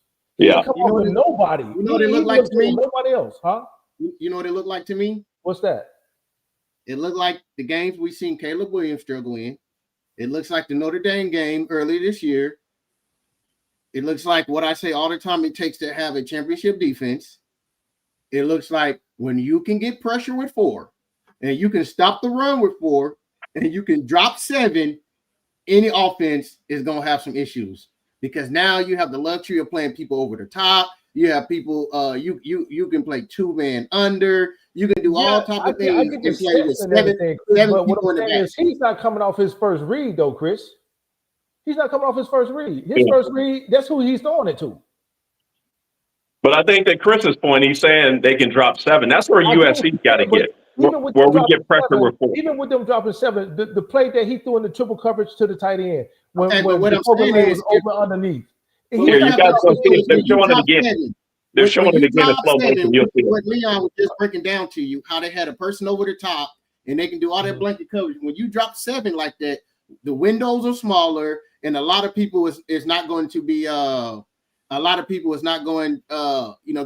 is not going to be there. It's going to be a lot of tight coverage, right? Like it's going to be a lot of thread in the needle. It becomes much difficult for offense when you can rush 4 and get pressure and stop the run 4 and drop 7. I'm looking at it now. The middle of the field was wide open. That's what I'm saying. He's not coming off his first read. That's what I've been saying. But there was nobody there either. There was nobody there either. There's nobody open. Yes, yeah, but the middle of the field was open. The receiver was open. He had a step. He had a step on the DB. Then you tell me if you got 2 steps on the DB that you wide open. Look at the I top. didn't see nobody open on that. We ain't had no routes to the middle of the field on that play. I'm talking about on the top, right above that interception. I understand what you're saying. And again, when you can get pressure with 4 and stop the run with 4 and drop 7, it becomes difficult. I've seen Caleb Williams struggle with that. Same thing, because the windows get tighter and the pressure is coming, and you got to get the ball out your hand. And people can do blanket coverages. They have the luxury of doubling and doing all that stuff. We came against Texas A&M. We can do it. Let's go. Tobias, we have to, baby. We have to. But that was big, man. Like, that's pass interference, man. Every time they holding them. Here's the thing: when the ball is in the air, the DB can't have his hands on a receiver, and you can't hold them anyway. Yeah. After you can't even touch him after 5 yards, it's crazy. But again, they're letting them be handsy with us. Right up the gut. Right up the gut. Oh yeah, interception. How far thanks, ahead Austin. All right, that's what I said. Hey, B, what you say? Like, that's what I'm saying, B. Like, I'm only gonna say something if it's good for us. I'm only gonna say something. Hey, B. I'm like, what you seeing? Hey, B, I just seen him run. There's a flag on the play. Oh man, who's the flag on though? They haven't said yet. That's a good pick. That's Urlacher, isn't it? That's gonna be on better not be on us. Nobody touched anybody. That's gonna be on the flag is on Pierce. Yeah, it's on the return. It looks like it's got to be on the return. We didn't touch anybody in coverage. Okay. They're gonna call that on Pierce. They're gonna call it on Pierce. He didn't touch anybody. Pierce didn't touch anybody. Yes, he did. Yes, he did. That's a good block. No, he hit him in the back. If anything, it's on the return. I don't care about the return. That's what I'm talking about. Pierce was on the return. Pierce was blocking for him. Leon, that's 2 stops out of halftime. Right there. Did you see it? Right there. Yeah, that's fine. I mean, in coverage. Oh, they got it's a holding call. On who? It must be on the offense. It's our ball. Oh, no, it's a hold on Cam on the return. Yeah. Hold on, Cam. That's fine. That's cool. Those who got the ball back. Yeah, our coverage is fine. Now let's go score. He gonna have to come off of that first read though, man. He got 2 picks on the game, right? Yeah. Ma'ava's not coming off his first read, Chris. Is what He's not. I get what you're saying about the coverages. I'm not disputing that at all. They can get pressure with 4, but even with that, he's got time to throw the ball. He's not coming off his first read. If anything, run the damn ball. If ain't nobody open, run. That's what I'm saying. The middle is wide open if you just take off and run up the middle. Because they're getting back there and rushing them edges up there. Oregon had 5 people in the box and stopped us for 2 yards on that run. First down. How far? See, you guys are ahead. I'm surprised. Austin didn't see that ahead. He did. He probably didn't say nothing. I didn't say this. Yeah. Hey, B, because all I just seen was our run play for 2 yards. That's what I just seen. Hey, Chris, they have 5 men in the box on that run play for 2 yards. 5 men. That means that your offensive line not. That's all they're doing. That's what I'm saying. Again, that's what I'm saying. With a 4-man rush, and that 5th man was their linebacker. That's what I'm saying. Their front 4 is winning. Same thing we've seen against Notre Dame. Got to be able to run them out of that so they can't drop 7. Thank you. He's pulling on him the whole damn game. They got it. Man, y'all, it's hard for me to keep. I'm getting Grabbing confused. it, grabbing y'all it, so far grabbing it, ahead, grabbing man. it. Hey, Chris, they so far ahead, man. they geez. Let's go, baby. Let's go win this game, baby. They've been letting them be physical like that all game long. I mean, yeah, I could call it physicality, but we can also call it holding and everything else. That's pass interference. They called it. Oh, I thought he pulled him down. That's the thing that kills me. Everybody wants to talk about how physical these teams are. All they're doing is holding. They're holding It's not physical. Yeah, but here's the thing, though, Leon. Up until a few calls ago, we wasn't getting that wasn't going our way. So it looked like it could appear to be physical. You understand? The calls just wasn't going our way. What they're saying is they're not gonna look at the hole, but what they're gonna look at is the 8 yards kicker and say you just got a man. We've been here before, fellas. Come on, we've been here before. He finally kept the ball. I'm proud of that. Yeah, he did that in the first half and got good yards on him. They're bracketing Makai again. Of course they're gonna bracket Makai. I would bracket him too. Hey, Marvin, when he run the ball, boy, he can truck some folks. He a big boy, Yeah, man. he put his shoulder down, didn't he? He did. Makai, Jaden Marvin, what is he? 6'4", 240? Yeah, he probably needs it too, man. They strong. Oh shoot, my dog hungry. That's why he keep coming up here. You hadn't fed your dog today, man? I feed him in the morning and at 5. You know it's past dinner time. I'm gonna report too, man. Nah, he get breakfast and dinner. He get fed. He know it's 5 o'clock. Past 5 o'clock. He like, where's my food at? He got that clock. He got that internal clock. His stomach started I'll be growling. right back. 4th and 4. Fourth and four? Jeez, man. Hey, can you feed Simba? That's why he keep coming up here. It's like they know where we going. Did you see that defensive set, Leon? No, it's 4th and 4 or 4th and 2. I'm talking. It's 4th and 4. No, it's 4th and 2. Okay, it was 4th and 2. It showed 4th and 4 on the screen, and then they changed it. But I'm saying the way they lined up, it looked like they knew where we were going. Yeah. I wonder how that works. Let's go! I'm sorry. I scared my dog. I wonder how that works, right? You have a former player that was with you the year before. Now he's on the other team, and he knows all your signals. Like you got to change it up. They changed up. I think they change up every week because you have people that. Hey, Marvin ran the ball, baby. You have those analysts that just watch and study the formation, study the percentages, and that's how they call their defenses. Hey, that was a good run by. Hey, we got to give it to him. That was a good run by Marvel. It's about time we start running.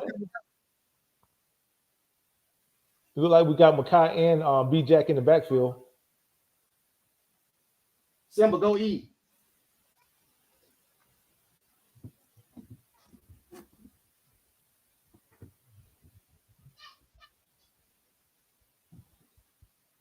Come on, B-Jack. What's up, baby? Huh? We need to get in the end zone, man. Yeah. We need to get in the end zone on this drive right here. We got to get in the end zone. No, I'm watching the game right now, baby. This is important. Come on, be my good luck charm. Be our good luck charm. Come on, throw up the fight on like you did earlier. Try to throw it up. Fight on. What are we looking at? Austin, 3rd and what? 3rd and 3? Yeah. I'm staying quiet here. Okay. Yeah, we got to get in the end zone. The only way we get a first down, we got to get on the half-yard line. From what I see. Look like we got in the end zone. Look like we got in the end zone. Yep. I'm back, man. What I missed? Makai. Hey, yo, Chris. Makai Lemon, the what? It's 33. Let me see what's going to happen. Then ask me the question. Chris. Hold on, let him see it first. Okay. It's on Chris is like 5 minutes behind. Yeah. Makai Lemon, baby. Hey, Austin, they on number one wide receiver in the country. Huh? Hey, Austin, I said they on a commercial break by the time Chris see it.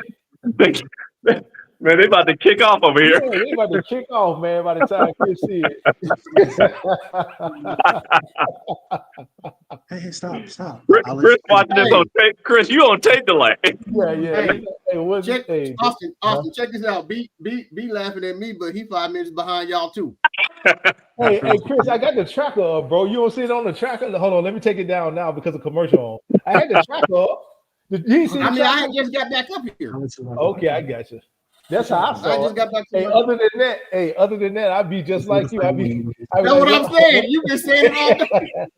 Hey, but BG, I'm staying quiet though. I'm staying quiet. Hey, while we're on commercial break, man. Come on, baby, let's go. While we're on commercial break, man, I want to thank everybody that showed up for our live today, man. Go ahead and hit that bell for notifications when we drop content during the week. We dropping at least 3 videos during the week. Hit that like, hit that subscribe. That's the most important thing. But we appreciate Austin Grisman for being up on the live with us today. Austin, you got a social media platform? I don't. All right, I know Leon got one. Leon, go ahead and shout out your social media platform.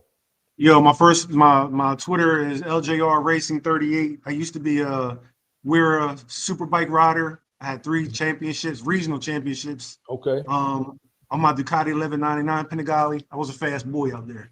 Okay. So that's what I'm at. We see that. And we appreciate JA for coming up today. Thank you for everybody that's joining live. We appreciate it. All right, you got it, Chris. And we appreciate you guys putting this on every week. So, BJ and Chris, you guys are great. I'm going to miss you. I'll be at the UCLA game next week. I'm going to drive down to the Coliseum, but I'm going to miss y'all next week. I'll be out at the game, though. Hey, you can listen to us on your phone, man. Don't let Leon run wild while I'm out, though. Austin, go ahead and call in, Baby T. Okay, I'll do that. Baby T. Okay. Tobias. What's my other guy name? Tobias and what's his name? I'm having a blank right now.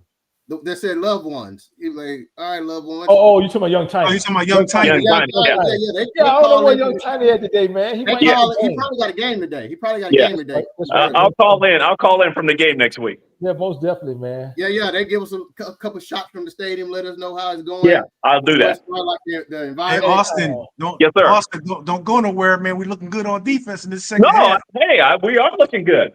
We are. We need to keep looking good, baby. We are looking good. Now, Leon, I'm really thinking about all the mistakes we made. You know what I'm saying? Right. I was too. I know you can't think like that. I know you can't think like that, but man, we just we can't think look like we're gonna be on next week. Look like the UCLA and USC game has been scheduled for next week. It's gonna be 2:30 Eastern time. So that'll be 11:30. 11:30 you guys' time? Yeah. It's already been set. Okay, that's early. Yeah, it's gonna be an early game. Yeah. That's a strange slide. So that means that is 2:30. If it's 2:30 Eastern, that means it's 1:30 Central. No games ever start at 1:30 Central. You sure it's not 2:30 Central? Hold on, I'm about to check again. Hold on, let me look at the schedule. That's a weird slot time. I just flashed across the screen. You rarely see a game before 12:30 out here. Yeah, all the games for me, I'm on Central Time, start at 11, 2:30. Yeah, I'm on Central Time too, remember? Yeah, but for the game to start 2:30 Eastern, that's 1:30. I've never seen a game start at 1:30. Maybe that was 2:30 Central. Hold on. Let me check to make sure. All right, schedule. We need to get a stop, man. Yeah. Hey, Lee, Austin, we definitely need to win this game. So when you at the game at the college gets UCLA, it's for everything. Oh yeah. I was supposed to come to that game, but then my mother-in-law, I forgot she was getting married, and so I ended up taking work off for that, so I couldn't take off for the UCLA game. Gentry just got trucked. He did. That looked like a good return they had too, man. What we do? Kick it short? No, they called a fair catch. Oh, they did? It looked like they were making a tackle. He couldn't call a fair catch. You guys see what we did in the second half? They moved Devin out the defensive end again. They've been doing that in the second half a lot. Huh? The kid from Canada's in at defensive tackle. Floyd Bacard. Yeah. Yeah, it don't matter. They just ran the ball for 12 yards. For how many yards? So it was like 12 yards on that first down. Is that what that was? I must have missed the kickoff then. The kickoff was a fair catch. Okay. That's why they were saying Gentry got trucked. That he got to make that tackle. Gentry Now, this is where our defense struggles on shutdown drives. When we score, we just cannot get off the field after we score. Well, we're about to see what we're going to do. That's another first down, another run. Yeah, we getting out leveraged on that outside, man. On that outside, Chris, you talking about earlier in that bunch set, and which was a smart play design. What they did was they brought them in tight to the line of scrimmage and then sent all three out, and threw it like it was a screen pass on the outside. This is 3 straight first downs. 3 straight first downs, man. Come on, D. What are y'all doing? We're not even getting them the second down. Right. I guess they just gonna run the ball now that they, it's got the scores gotten close and they threw an interception. Yep. Damn, they right down the field. Let's go, man. Easy. Already in field goal range. Leon, after that interception, they just took the ball out of Moore's hands. What they're doing is they're just getting their players on the outside. And Doing what we said they were doing on the outside. What they were doing in the first half. They run the ball, quick screens. They get the ball out of hands quick. Yep. We talked about in film, so this is what they were going to do coming into the game. And Tompkins came right upfield. He ran right past him. He crashed that. Bro, every play has been over 6 yards on this drive. Like, they just making it look easy. I don't know. Their offense is looking like how our offense looked against Missouri State and Georgia Southern.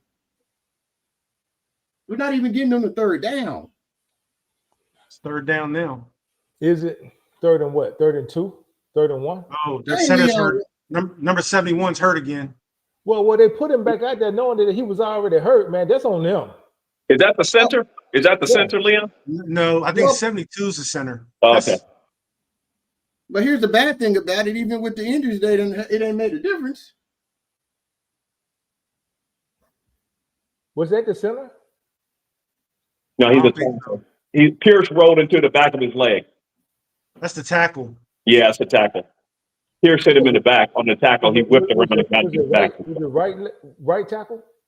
Yeah, right tackle. Was it a leg whip? Yeah. That's the second time we've seen a leg whip. That's the thing about, when you playing hold on. It's funny, some of their linemen don't have braces on. No, yeah, I see that. Have on braces. Yeah. Yeah, it looked like Pierce helmet hit the back of that lineman's calf muscle. Yep. That's the one thing about the never mind. That's the one thing about the offensive line, man. I kind of feel bad for those guys. You're blocking, then all of a sudden somebody leg whip you or roll up on you, come out of nowhere. You can't even brace for it. You don't see it. Those are the ones that hurt the worst, the ones that you can't brace for. Here's the thing, man. If it's 3rd and 2, we ain't showing it on this. Go for it again? You think he's going for it again? Exactly. That will work in our favor. Hey, if it can stay in 4th and 2, 1 and 1, he ain't gonna kick the field goal. If it's 4th and 2, I'm gonna take the points. Yeah, but Dan Lanning's not. and they don't trust the field goal kicker. They don't trust him. That's what I'm saying about that miss. Remember, I was saying in our film study that their field goal kicker done missed about 4 or 5 this year. Yeah, because he missed that one where Stevens jumped over the center. He had missed that one. Right. And Lanning's probably thinking SC is going to get 2 more touchdowns. I got to score a touchdown. Well, we haven't been able to stop the run, Austin. So Yep. We'll see what happens. No, it's 3rd and 2, Joe. It's not 4th and 2. Unless it's 3rd and 2. It's 3rd and 2. It's 3rd and 2. So, man, best thing we can do is stop him here on this 3rd and 2, because he gonna go for it and get another stop. And when they go for it, he probably ain't gonna even try to run it. He's gonna try to bring a running back or a tight end out the backfield on a pass, on a quick pass. So in the offseason, what do you think the primary goals are in the offseason if we plan on attacking the portal some? What do we target? Interior defensive line and hopefully Interior D line. Interior D line. Interior D line.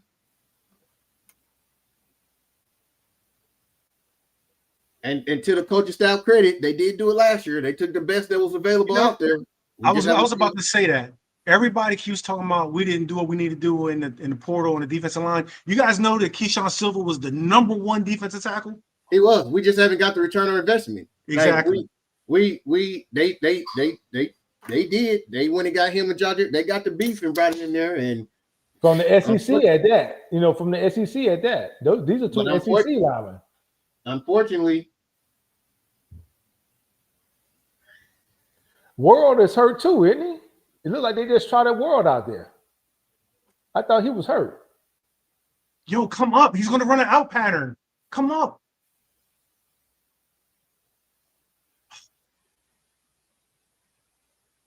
Third and 2. Look like they got the first according to Leon. Sadiq, come up. He got too much space. He eyed him the whole time too. Touchdown. Right down the middle on Pierce. That was on Urlacher. Was that not Pierce over there, 24? Man, that's horrible coverage. You got to go with the guy they go to on third down. And he eyed him the whole time.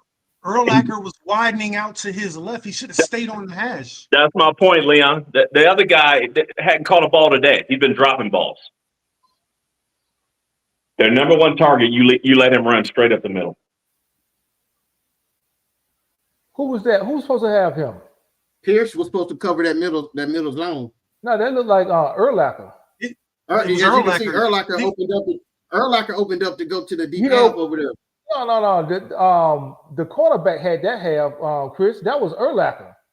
There was nobody over there but one wide receiver in the corner had him. You don't let number 18 run down the middle of the field. But what I'm saying, if you look at how Urlacher opened up and start running, he was supposed to open up that way and start running to the half. I'm thinking it depends on what the coverage was.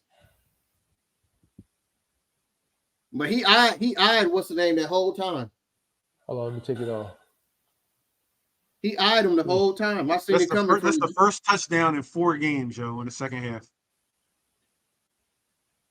Yeah, so we still got plenty of time, man. We need to go down. We got to score. Touchdown here. They need a touchdown here. Yeah, we got the score here. It's a situation to where we got the score here, man.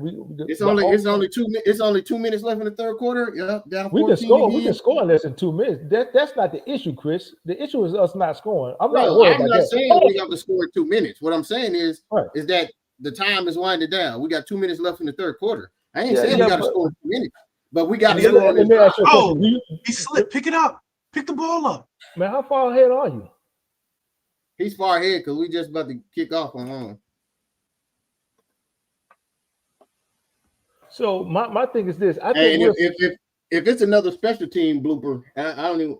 Oh, my kicker failed. Oh, they squib kicked it. He squib. No, he failed, but he still kicked it to the 20-yard line. The kicker failed. He failed and still got it to the 20-yard line. I didn't see it. All right, so I think we'll see at least another 3 possessions in this game. I think we can get at least another 2 touchdowns. I do believe. Yeah, they need to stop though. They need 2 or 3 stops though. We got to get the stop. The problem at this point is not scoring. The problem is stopping them. Right. We need another turnover too. That's what I'm saying. They was in a. See that if you're looking at the replay, Chris, it's a corner over there with that receiver. I understand that, but did you not just see what the alignment and the coverage that the person was talking about? He showed you the yellow marks of where he was going. He was going to cover that half, that deep half. So that means most likely the corner didn't run the right. But what I'm saying is this: if there's no other half, if there's nobody else over there, why are you running to that half? There's nobody else over there. If you're in the cover 2 or an inverted cover 2 and you cover for you're responsible for the deep half, he was going to his half. You've seen the projector with the yellow where he was going, where the other person was supposed to go. Unfortunately, that play right there was the perfect play call for that defense. But still, he eyed him down the whole time. But we got to score. I'm not letting 18 run down the middle of the field by itself. If they throw a pass over there and somehow that wide receiver catches the ball, that's cool on them. Right. But we're not doing that. Right. We understand, but it can also go to if you're not doing what the play design is supposed to do, right? Or your half or whatnot, it still could happen. Sometimes the right play is dialed up for the coverage that you're in. And now Oregon's double teaming Mekhi Lemon. They're not going to let him beat us. Somebody else got to step up. That was a bad pass, though. He was open. That was a bad pass. Yeah. What is he? Hey, now we're in the 37. Aiming the ball. What is he looking at? What is Jaden looking at this game, man? What is he watching? Mekhi clearly turned out. Why would he throw it inside? Now it's 3rd and 7. Jeez, man. What? I don't understand. I don't know what this kid looking at this game, man. I hadn't seen him play this bad. Fumble.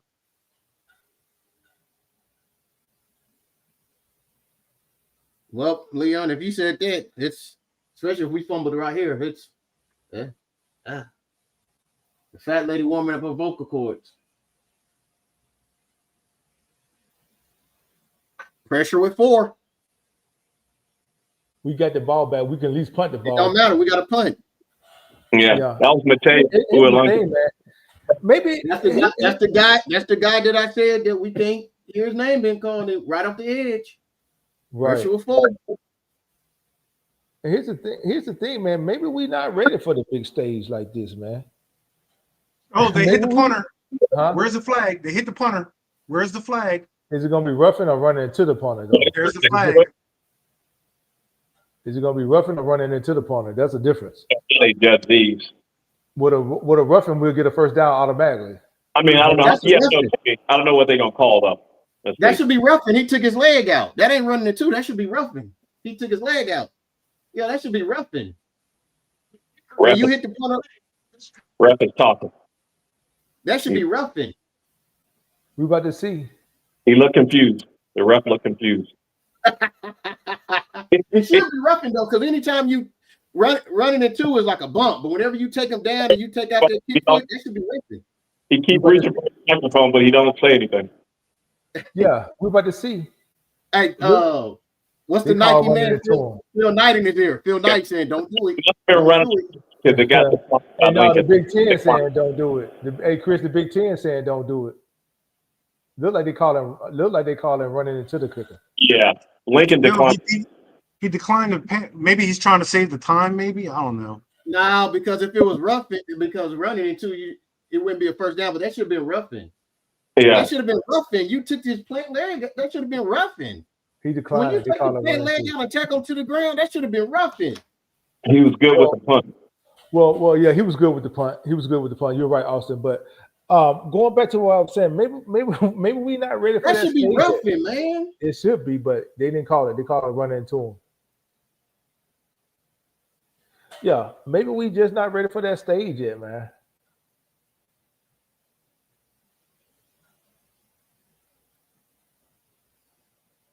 Maybe we just not ready for it yet, man.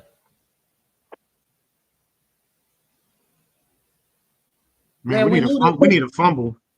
We knew the key to this game was that offense was going to have to come out and score. The game is going no different than what how we were saying it needed to be in order for, and we haven't been able to do it. We said offense had to play perfect. Offense had to win the game for us, right? Score every time. Right, fourth quarter.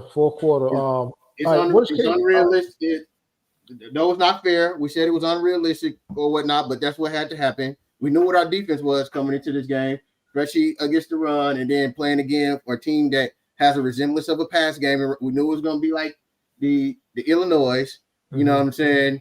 And so at the end of the day, we got to dig in deep here. Like here's the thing. Worst best case scenario, we lose this game and beat UCLA, end up 9-3. Is that a disappointing season, or are we talking about we making a step in the right direction? No, it's not. It's not. It's disappointing that it's disappointing because we had an actual shot at the playoffs, and we put it in. You know what I'm saying? But not disappointing for the program because look where we've been the last 2 years, and then look at the classes we got coming in. It's a momentum. it's a momentum. It's a momentum for the program. The recruit's gonna be locked in, and it's showing we moving in the right direction. Yeah. We've run on the road. We've run on the road. We exercise those demons and those type of things. So it's still, but this game is not over, man. We about to have the I got what you're saying, Austin. What do you think? What do you think, Austin? I'm 9 wins is not horrible. I think that will be good, assuming you beat UCLA, because that's not UCLA gonna play hard next week. Right. And they can run the ball, especially if Nico play. He didn't play today, but he's gonna give us trouble next week. But you should have beat Illinois, right? You could have been 10-2, even losing this game. So, right. But I think what you got to fix next year. You got to get better in the front seven. Got to. You know what you got to fix. Everything else is good enough to win to get to the playoffs. But your front seven right now, they don't execute. Leon, what about you? I'm going to say if you look at people's predictions for the season, 8-4, 9-3, it's not going to be a disappointing season. But coming into this game with the opportunity to get to the playoffs, right, if we win and play the way we're supposed to play, it's disappointing. If you ask me right now, yes, I'm disappointed. Mm-hmm. But if we go 9-3, I'll take it. It's if you look at the I forget what the guy called it. This is more analytics again. If you look at our FPI trajectory, it's shooting straight up. So we're doing what we need to do as a program. It's just disappointing. Here's the thing: 9-3, providing that we put it off next week against the Bruins. 9-3 get you into a pretty good bowl game. Like you said, it's not the playoffs, which is what they were aiming for. But here's the thing: next season, have you seen our schedule next season? Oh, it's a monster. Yeah, it's a monster. It's a beast. It is a monster, man. And then even some of the lower levels, Wisconsin is not going to be horrible again. So they're going to be decent. Here's the thing, Austin. If our best prayer is for Maeva to come back, because if Maeva leave out, we're left with Longstreet, who's inexperienced, going up against that schedule, and we're left with the true freshman coming in, Jonah Williams. We're gonna have to get and if our wide receivers leave, we're gonna have young wide receivers. Yeah, but I'm worried about the captain running the ship. I'm hoping that these guys say, I know y'all saying it ain't gonna happen and I ain't gonna stop my prayer. I'm hoping these guys say, man, we can do something special running back. I think if Maeva leaves, you got to take a QB at the portal. You got to. I don't know about that because I don't wait. You'll have two inexperienced quarterbacks on the team. You will have Longstreet, who has no. Okay, listen to this. You name me one quarterback right now in college football that you think gonna go in the portal that you think can come. I don't know, but I know you would have to take one if one is available. I'm saying the guy Sellers from South Carolina and Arizona State's quarterback who got him to the playoff last year. He's going to be in the portal too. Yeah, but he didn't play good this year when he was in. He had a good last year was all about Cam Scatterboo. All right, they're gonna get a stop here. That's our first 2 tackles for loss in 2 games in a row. Devin Tompkins with a bad snap. He knocked it out of his hand. The running back knocked the ball out of his hand. That's why we got it. Defense gets another stop. I'm surprised they ain't calling on that. We needed it. And I don't care if they helped us out with the quarterback dropping the ball. Hey, we're gonna talk about that. I think somebody think Lagway is leaving Florida. Hey, man. You said B. Jenkins Lagway. What I've seen from Lagway, I don't know if I want him no more. Well, here's the thing, Chris. What I've seen from Lagway this year, I don't know if I want him. Here's the thing. People were saying the same thing about Jalen Hurts until Lincoln Riley got a hold of Jalen Hurts. When he was at Alabama, they wanted him gone. That's how Tua ended up with the job. He went right over there to Oklahoma, and he went to New York City. Lagway, I think, if in the right hands, time out. When Hurts went into the timeout. When Hurts was going into the portal, everybody was trying to get Hurts. Wasn't nobody saying that. Hurts is not a good quarterback when he went into the portal. Yes, it was. Chris, don't do that, bro. Don't do that, bro. Yes, it was. The narrative was on Hurts was that he could not throw the ball. That's why he lost his job. Yes, he was. Huh? What'd you say? I agree with you. When he went into the portal, nobody thought he could pass the ball. No, I thought he could pass the ball. That's how he ended up with Riley. So, and you got to remember, Riley took a shot at Lagway on signing right before signing day. He went to Texas to go visit him. But do you think Lagway is better than Longstreet right now? I would say that. No, I would say that as far because I haven't really seen Longstreet pass the ball. I will say this: he has more experience than Longstreet. That's what I would say. So but again, is Lagway worth disrupting your pipeline? I don't think so. Is Lagway worth disrupting your quarterback pipeline? I say no. Well, okay, let me ask you a question, Austin. You said disrupting the pipeline, right? Yep. But again, facing the schedule that we're going to have on next season, we'll have a redshirt freshman quarterback and a true freshman quarterback going into that schedule that we have. That's all we'll have. Yeah. That's it. That's providing that Marva leaves. Are you comfortable with that? If the option is Lagway, yeah, I got to go with it. You got to take somebody now. If Marva comes back, no, you leave Lagway where he is. Right. But if Marva leaves, right. I'm saying if Marva leaves, I don't think Lagway is good enough to disrupt my pipeline. If I saw, he got a game where he threw 5 interceptions this year. Hey, talking sports. There's no way I'll grab Nico from. I don't touch Nico, man. No, if he came with a bag, if he offered USC NIL, no, no. Even if he paid. Yeah, not even if he came with his whole NIL that he got from Tennessee and UCLA offering that. No, you don't touch him. I know we gonna win. My daughter just bought me a chocolate chip cookie, man. Hey, you cut out, bro. You good? I went out and came back in. Okay, I got you. All right, here we go. So we got the ball back. Make this. We got the ball back. We got the score, man. We got the score on this drive. We have to score on this drive. I will say this. I think you got to remember, even with them bracketing Lemon, he got 2 touchdowns on the game. I do think that he walks away with the Biletnikoff. I will say sorry, talking sport. I'm sorry, talking sport. Nico is not it. Hey, Chris, we just went in on that, man. They're not looking at you. That's what said. Nico going to Miami. Go ahead. Pass interference, baby. Man, how many PIs is that on Oregon? It's got to be like 6, right? Yeah. Didn't I tell you they hold? Lauren, we ain't giving up. We about to win this game. We about to score. Defense is going to be. Fight on. Go ahead, baby.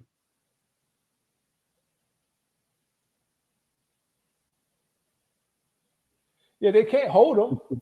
Man, that was one of the least not pass interferences. It looked like he just threw his hands by him. And they got another one coming up, another PI. Yeah. They, we'll take it. Hey, Chris, he put his hand all up in his face. His arm too. Like put his arm over there too. Thank you, baby. Well, Austin already told me it's 1st and 10, but I'm gonna see. I think did he catch that too? But did he catch that too? It was out. Jacoby was out when he caught it. But see, they wait until the 4th quarter to start giving us these calls, though. Man, he's grabbing his arm the whole time. Hold him. TD, baby. Let's go. Hopefully not. I wonder who their DB coach is, man. they just tell him, hey, man, look, just grab him. Just grab him. Was he in? No, he was out. He was out? Hold on. His left foot touched out first. Yeah. Okay, it was out. Yeah. Okay. All right. Yeah, that's what they were taking a look at. I ain't gonna lie, man. Their defensive line is stout. Yeah, they're good. That's what I was telling you. I think their defensive line is better, man. I think their defensive line is better and their running backs are better. Now again, we lost Waymo. Would it be different if we had Waymo? No, you still got to block. You still got to block. But here's the thing with I'm Waymo. talking about from a running back perspective. I said their running backs are better than ours.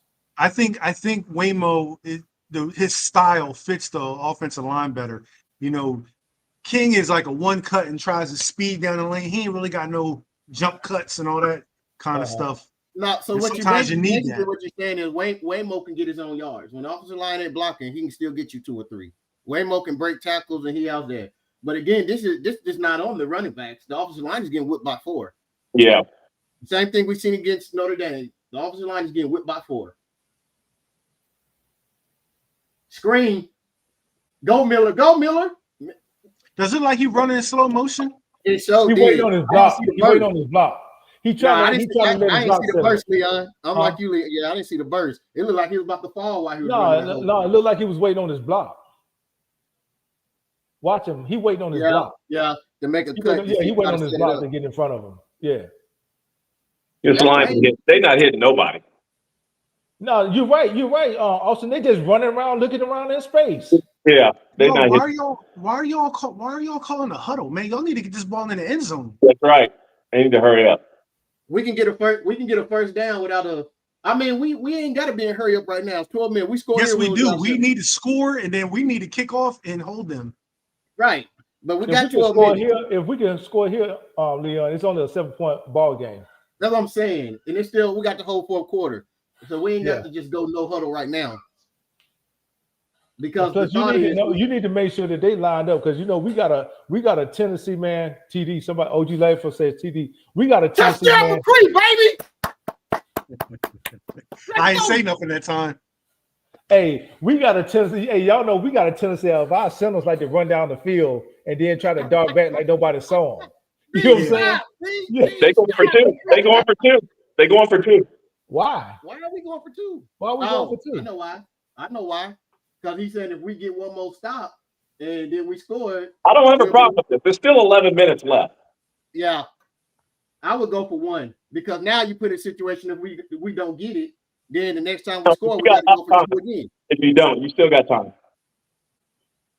But if we don't get it, then the next time we score a touchdown, we got to get 2 just to tie it. Yeah, just kick the field goal. Jeez. I understand. This is just like what happened to this.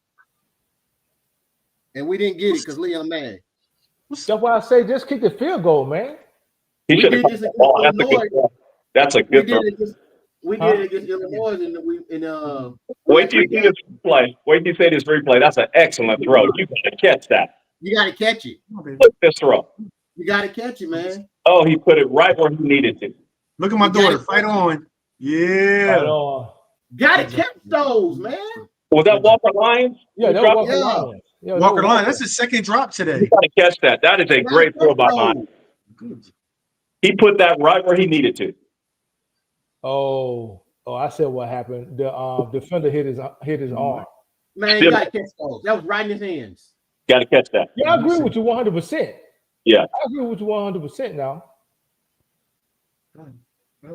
I see Lake McCree held on to that ball this time. Sure did. Hey, last time he got hit like that, he coughed it up. Who was that was Lyons who missed that? The extra that was Lyons. That was Walker Lyons. Yeah, that was Walker Lyons. Who was that? Michigan. Who we playing? Michigan. People asking why he went for 2. This is why he went for 2, right? We did this against Illinois. It worked in our favor against Illinois. We actually got the 2-point conversion. Is because the next time we would have all we would have needed was a touchdown to win the game, not 2 possession. And the way the defense is playing, he's like, I don't see us getting 2 stops. So what he did is he took a chance there so we can get the 2, and then next time we score, we'll be up 1. But still, even if we score again, we can still tie it up with 2 points. And it's still 11 minutes left. Yeah. But last time. But watch, I'm not even on Twitter and all that. Watch people who don't understand who they're gonna be. Of course they're gonna say it.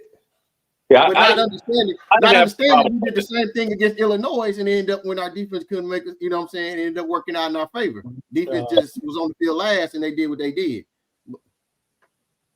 I don't have a problem with right, OGD. tight end got to catch the rock. Gotta catch the ball, man. That's a part of your job description, catching. And that's what Lincoln's gonna say if they criticize him. The ball was there. Yeah. But I understand why you went for 2, right? It's because I'm not gonna get that many possessions, and if our defense could get another stop, we score again. We got the ball last. We'll win by 1 instead of going overtime. And if I don't get it, we still have to score a touchdown again, and we'll just have to go for 2 then. And if your defense can come through and get a quick stop, you got a lot of time left. You got a lot of time. Oh yeah. Well, all right, now we need another stop out of defense. You got a lot of time left. You're going to get the ball 2 more times if they get a stop. You're going to get the ball 2 more times. I'll say at least 3 more times if they get a 3 and out. Yeah, you might. So it's a lot of game left. So I don't have any problem with him trying to set it up to win it with a touchdown. Yeah. And here's the thing, though. Defense is going to have to get 2 or 3 more stops. Oh, for sure. And Oregon's going to have to do something they don't want to do. Put the ball in Moore's hands a lot here at the end. I agree, David. I agree with you, David. Mm-hmm.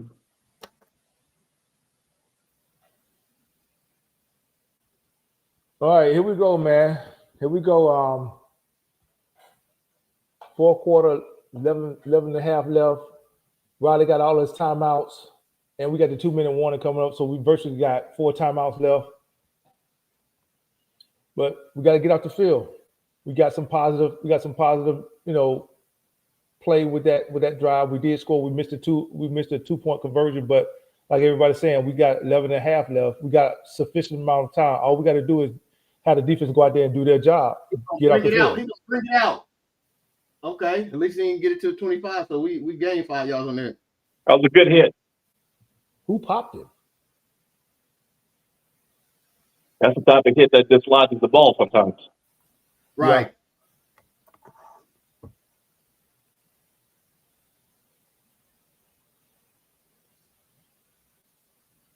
Yeah, so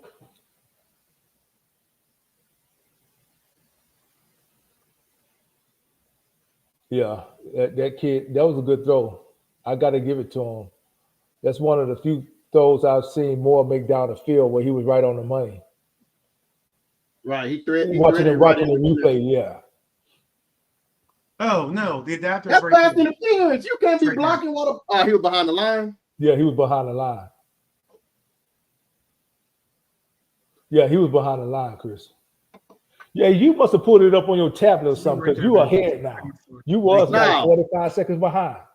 No, I figured out what I did. I had stopped the TV for something that started a long time ago and forgot. So I had to once I fast forward, I was like, okay, I got you. You don't want to sit in. You don't want to sit in. There go that sweet play. That's holding. Oh my God, he was holding Gentry. Now, when you see this over, I don't think this is holding. Wait till you see it over in slow motion.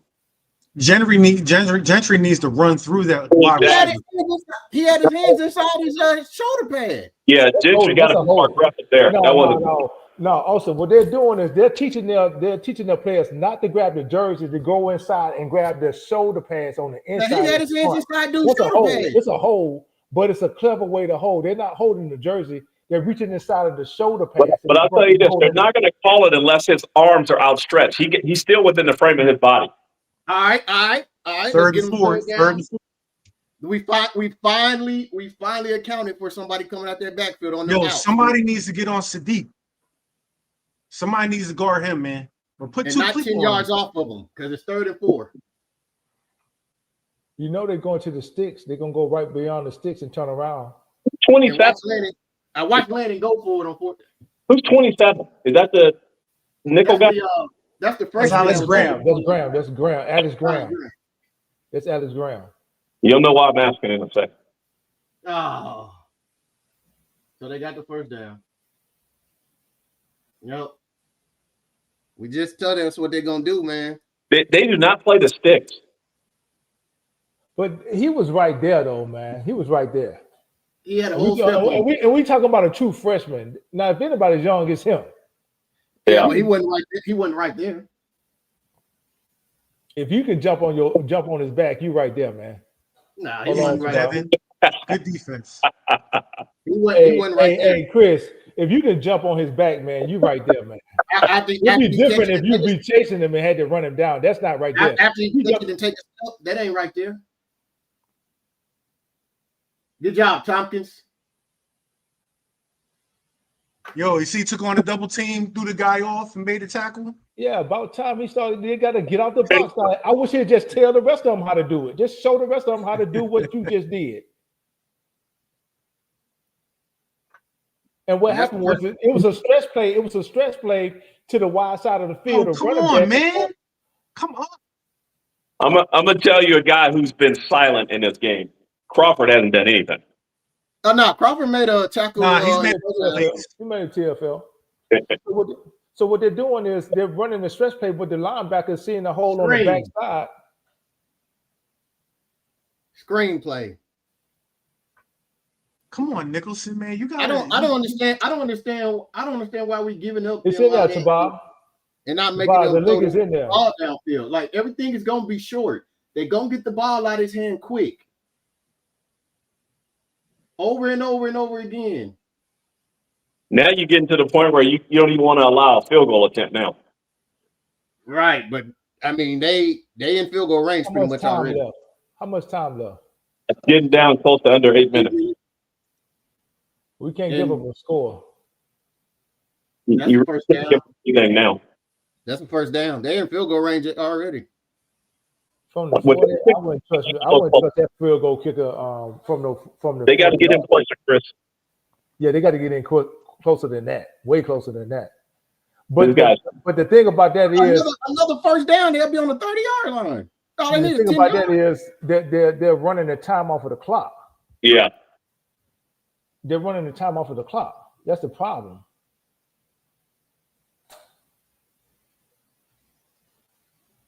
And we were down 8 instead of being down 7. That's still one possession. We just got if defense can get off the field. But I understand we want as much time as possible in case we don't get the 2-point conversion. In case they kick a field goal, we want as much. Why is D-Nick 10 yards off the receiver, yo? That's the set that they call it. That's the set that they call it.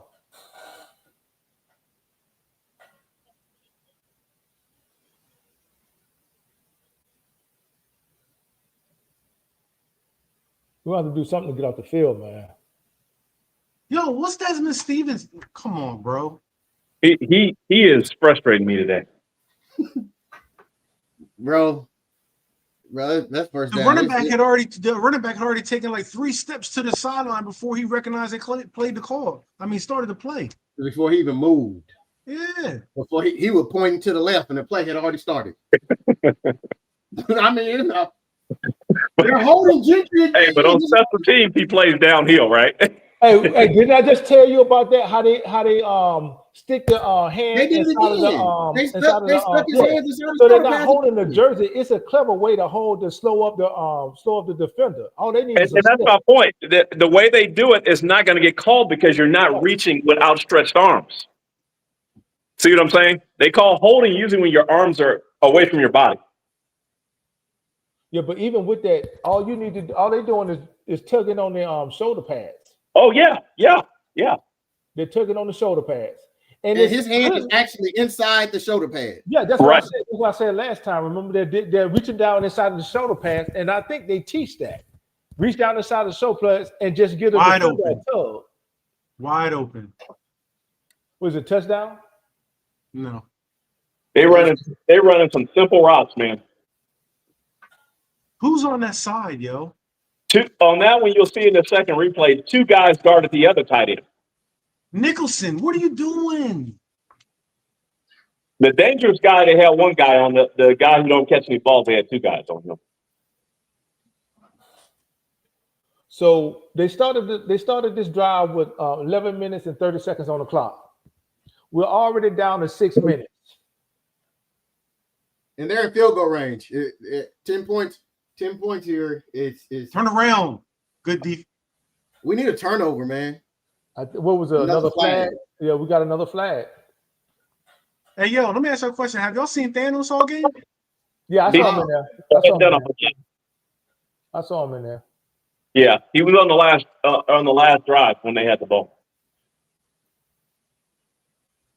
Now on Leon, Nicholson's got to turn. He's right there. Exactly. I don't understand, bro. That's an interception if he turns.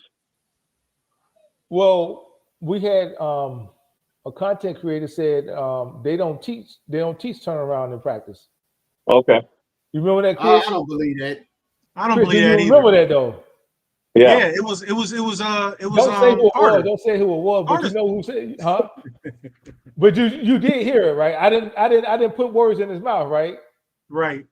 He said that they don't teach that in practice. We said it that day that we didn't believe that.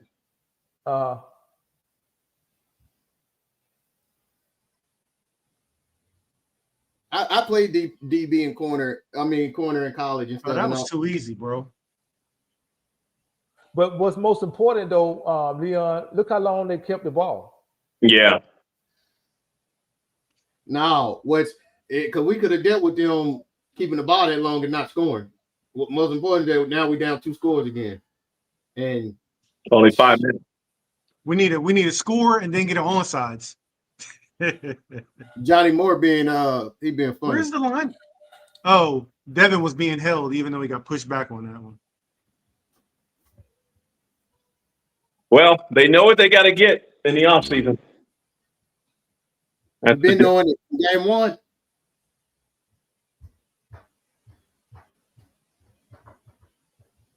Silver 5 yards down the field.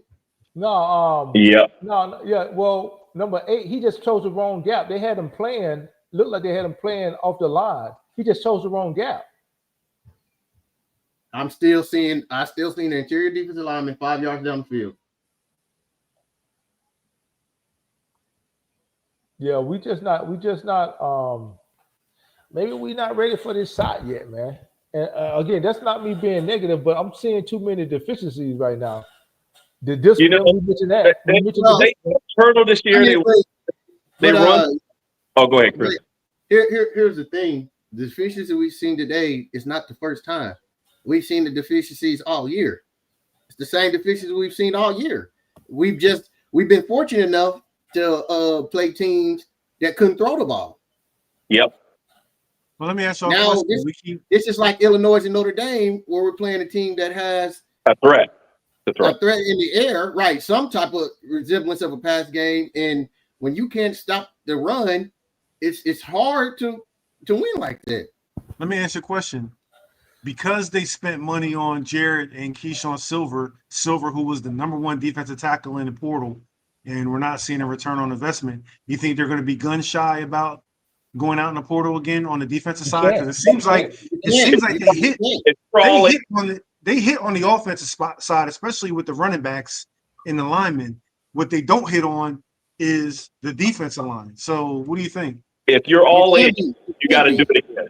You can't be. You're going to have to take that gamble again. But if not, you got to. If you don't, what we got now is youth. What we got now is a bunch of youth. You got to think about what we got along the line now, and then the freshmen coming in. But Thanos is a true freshman. Boucard is a true freshman. Cam Crawford is a true sophomore, and then we got freshmen coming in behind them. You can't, Leon. You're going to have to, whether you hit or not. Silver will be gone. Jared will still be there. Silver will be gone. Jared will still be there. How long Jared been out though? He been out for the last 5 games? He out for the season. Yeah. Knee injury. Yeah, they got to get back in the portal, Leon. They have to. We have to, man. Because they're all in. They'll spend whatever it takes to win. So you got to do it. Well, everybody else is doing spending whatever it takes to win. It's just that depth. The problem with the portal is it's a gamble for everybody. You never know what you're going to get, because think about it. A lot of the top guys don't be leaving. It be guys that was 5 stars coming out who didn't see the field that much, and so you're going on their high school potential. You know what I'm saying? But the thing about it, Silver coming in as a senior. I just expected a lot more from him. I just get concerned when it's a dude. This is his 3rd stop. You know what I mean? That's a red flag to me. Man, but it's Bear third stop. It's Bear look how good Bear's playing today. Right. Yeah. Season. You know, the other issue was the corner we missed on because we needed another corner, and that was a miss. Well, he got injured. He got injured. Jason got hurt. No, I'm talking about the other guy that came out of San Jose State. Oh, you talking about Harvey? Yeah. They were counting on him too.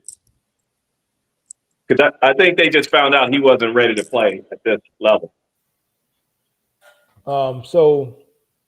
Worst case scenario, like I said, man, we come out, we beat the Bruins at home next week, 9-3. We get a decent bowl game with 9-3. Now we gotta go no huddle, man. Like now we gotta go. But what I'm saying is this: what do you do?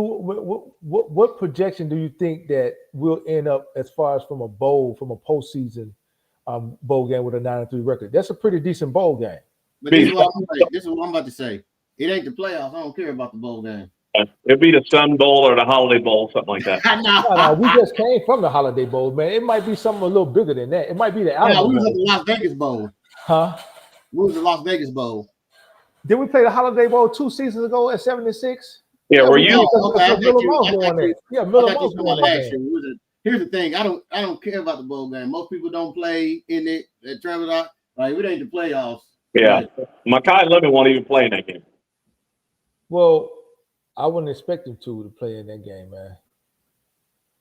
But then you get to see what your young receivers look like. Yeah. Then you really get to see what Tanook Hines look like, what Corey Sims look like. We got Booby Feaster coming in next season.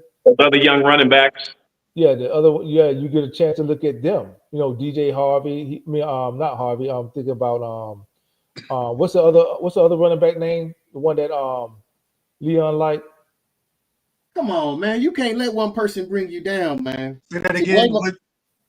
The other running back that you like. Oh, they got the kid, Sean Austin from No. The one that's on the roster now. Freshman this year. What's his name? Not Worm, it's the other one. Dalton, Harry Dalton. Yeah, Harry Dalton. You get a chance to see what he looks like. Because I doubt Waymo playing the bowl game either. I wouldn't even play him in the bowl game.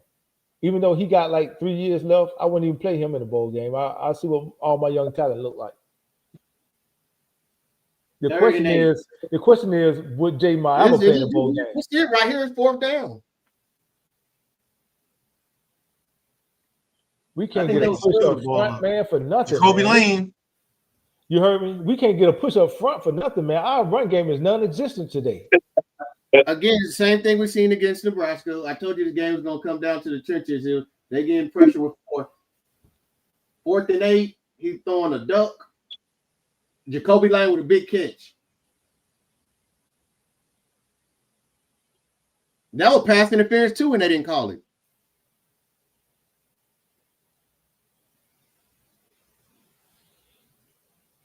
I'll tell you what, Maeva trust Jacoby Lane when it comes to them jump balls, boy. Yeah, all day long. It was 4th and 8. He was running for his life. He had to, and then we go with that screen. Hey, guess who he had on his heels though? Finley. No, he had Alexander on his heels. Bell was on his heels. Oh yeah. Bell was on his heels. I think Maeva's going to be back though. I do too. You think so? I pray the receivers. I think they're going to get them hard on these turnovers, these interceptions. I don't mind him coming back. I think he's good. He improved a lot this season. I think he's going to. The reason I think he's coming back is the reason I think Oregon did it.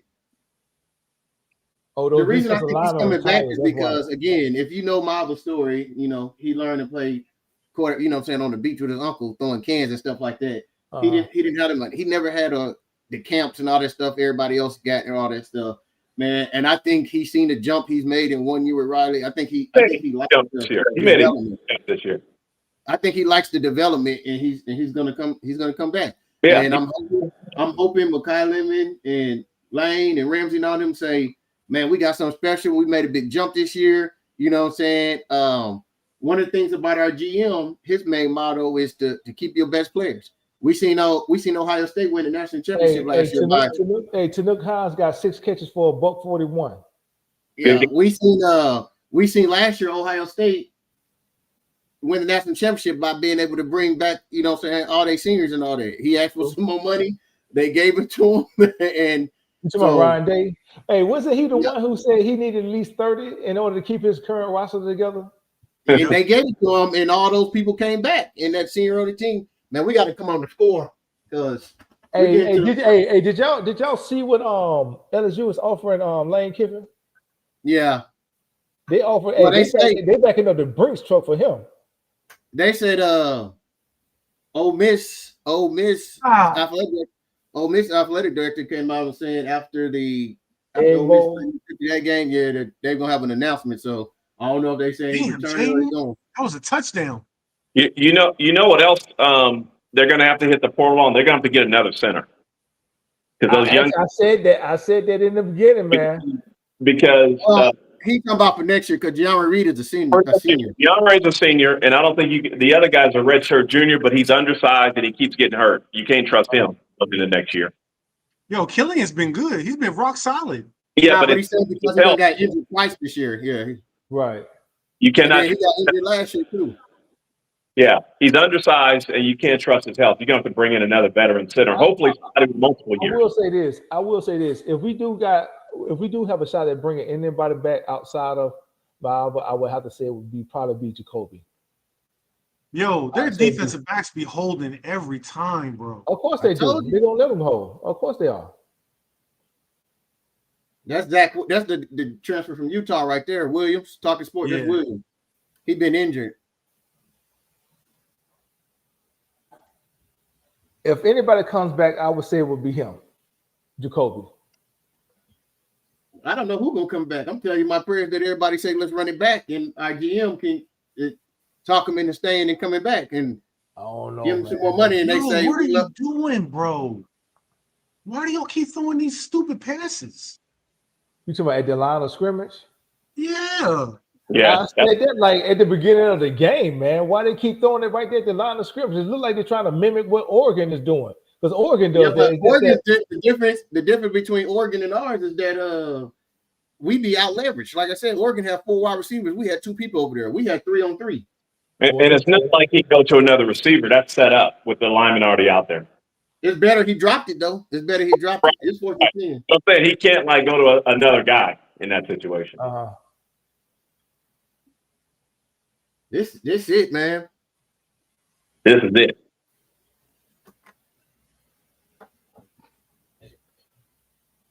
I believe. Come on, fellas.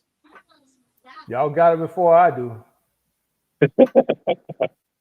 No, I ain't.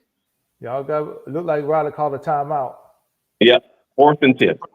Probably talking to his analytics people. Do we take the 3 and then do an onside? Or 3 won't help you. 3 ain't gonna help you. You down 12. We down 2 scores. Yeah. We down 2 scores. You need a touchdown and a 2-point conversion. You got to have. Yeah, we down 15. We down 15 points. Yeah. So it looked like Vegas know what they was talking about, man. K-State done came back and took the lead on Utah, huh? Have they? 47-35. Well, I'll say this. Man, Utah losing don't help us if we don't win. I'll say this.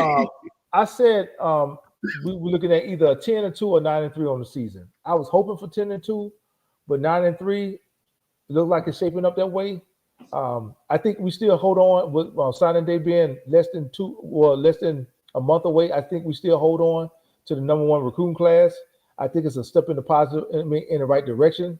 I think what bowl game we go to is going to be important. 9-3, we're probably looking at something like the Alamo Bowl, maybe, but I don't expect for limited play in that bowl game. I don't expect for then we don't know whether or not Ramsey gonna be back. Yo, Lincoln Riley pissed. They holding him high limit again. Yeah. So we didn't get the first down. Nope. Not there. Looked like that ball was tipped. Watch, you'll see it again. That ball came out. He grabbed him and turned him. But look at Yeah, but they're grabbing him at the line, man. They're grabbing him. If the pass is tipped, they're not going to call pass interference if the ball's tipped. That's a rule. Yeah, I know what the rule is. I'm waiting on them to zone in. But still, though, you can't hold him at the line. He held him before he even got into his break. Look right when he get into his break. Watch this. He grabbed him and turned him. They didn't call it. It's over. Yeah. Yeah, this one over.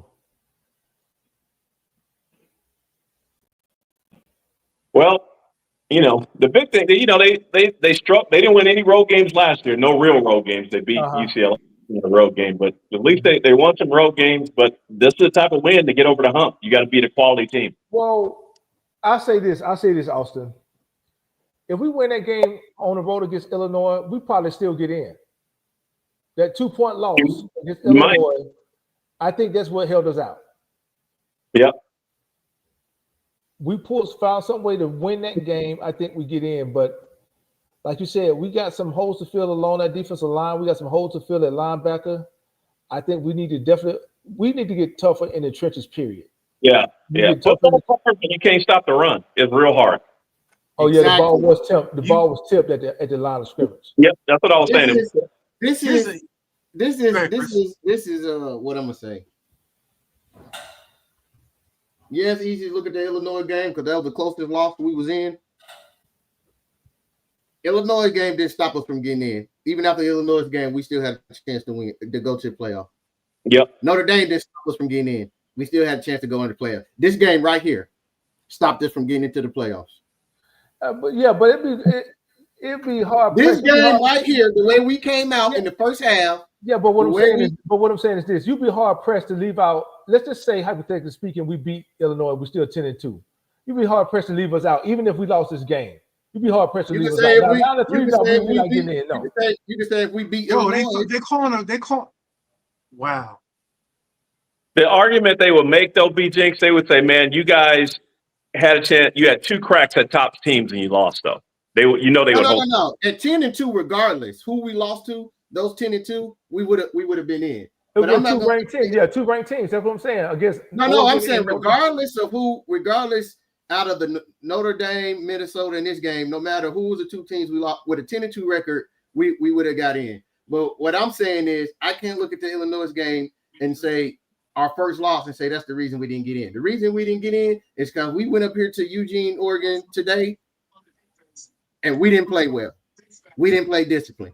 The playoff was on the line. We had a chance. All we had to do was win today, and we went up here and we played undisciplined, and we got beat. Yep. You know something? Yeah, go ahead. I know we don't like to rely on freshmen, but those 2 interior guys we got coming next year, Jamion Whitfield and Tom, have something in them I don't see on anybody we have on the defensive line. My question: how much do they weigh? Minus Bocard. How much do they weigh? How much do they weigh? I think they're both 320, 330. Yeah, that's what we don't. That's what we're gonna need that beat. But no. I said those 2 have something I don't see with anybody on the defensive line. I take that back. I do see it with Thanos and Floyd Bacard. Okay. They got a nasty streak with them that I don't see from the guys we have on the interior. If you talk about Silver and some of the other guys we had a defensive line, it seemed like Tom and them just got a different mentality. Mm-hmm. Still need a veteran in there, though. Yeah. Not if it's going to be another Keyshawn Silver, we don't. But here's the thing. A good veteran. A good veteran, Leon. Here's the thing, Austin. I think the playing time that Thanos and Boucard is getting is very valuable. They're only going to see more of that when we play next week against UCLA, and whatever bowl game that we get. I think we're going to end up with a pretty decent bowl. Was our aim to get into the playoffs? Of course it was, just like every other team's aim. But again, we're not there yet. Our best scenario heading into next season is that Maeva comes back and at least one of our elite receivers comes back. I don't think it'll be Lemon. Yeah. I do think that we have a shot at getting Lane back. If we got a shot at getting anybody back, it will be him. The problem is we're losing a captain like a Eric Gentry. We're losing him. His leadership. I would still for snaps going forward though this season. Let these young guys play now. Yeah. Well, it's going to be like that after the UCLA game. You got to win a UCLA game. Here's my thing. Yes. Outside of the Illinois game, I mean, after the Illinois game, I mean, we haven't felt Gentry's presence. No, you're right. You're right. I saw somewhere he only had like 1 tackle for loss since that game. So like you're after the Illinois game, because all teams started doing was sending their tight ends and bigger people on them, and with his body frame, But here's the. Didn't we play Michigan after Illinois? He didn't make a lot of sense in that game. He didn't do much. That he's right, but this is what I'm saying, especially about a bowl game. I'm 9-3 is a big jump for us, right? From the last 2 seasons, right? We're heading in the right direction. This is all I'm saying. This is that 93 is a good jump for us. Again, we got to beat UCLA. But as far as the bowl game is concerned, if it ain't playoffs, I don't really care no more. Don't nobody be playing all their players. Nobody care about bowl games no more if it ain't playoffs. Right. I disagree with you, John. I disagree with you. Oregon did their job today, right? If you watch our pregame stuff and all that, and the same thing that Notre Dame did, right? They was able to get pressure with 4 and stop the run with 4 and drop 7. We even seen Caleb Williams struggle with that, because now you get, there's bodies everywhere. The windows are tight. People are doubling folks and all that. I mean, there's no way you can see what this kid done this season and say he is trash. I definitely disagree with your statement. Hold on. Let's go right back to this comment. He says USC is a sub 500 team. How are we a sub 500 team with a 8-3 record? How is that a sub 500 team?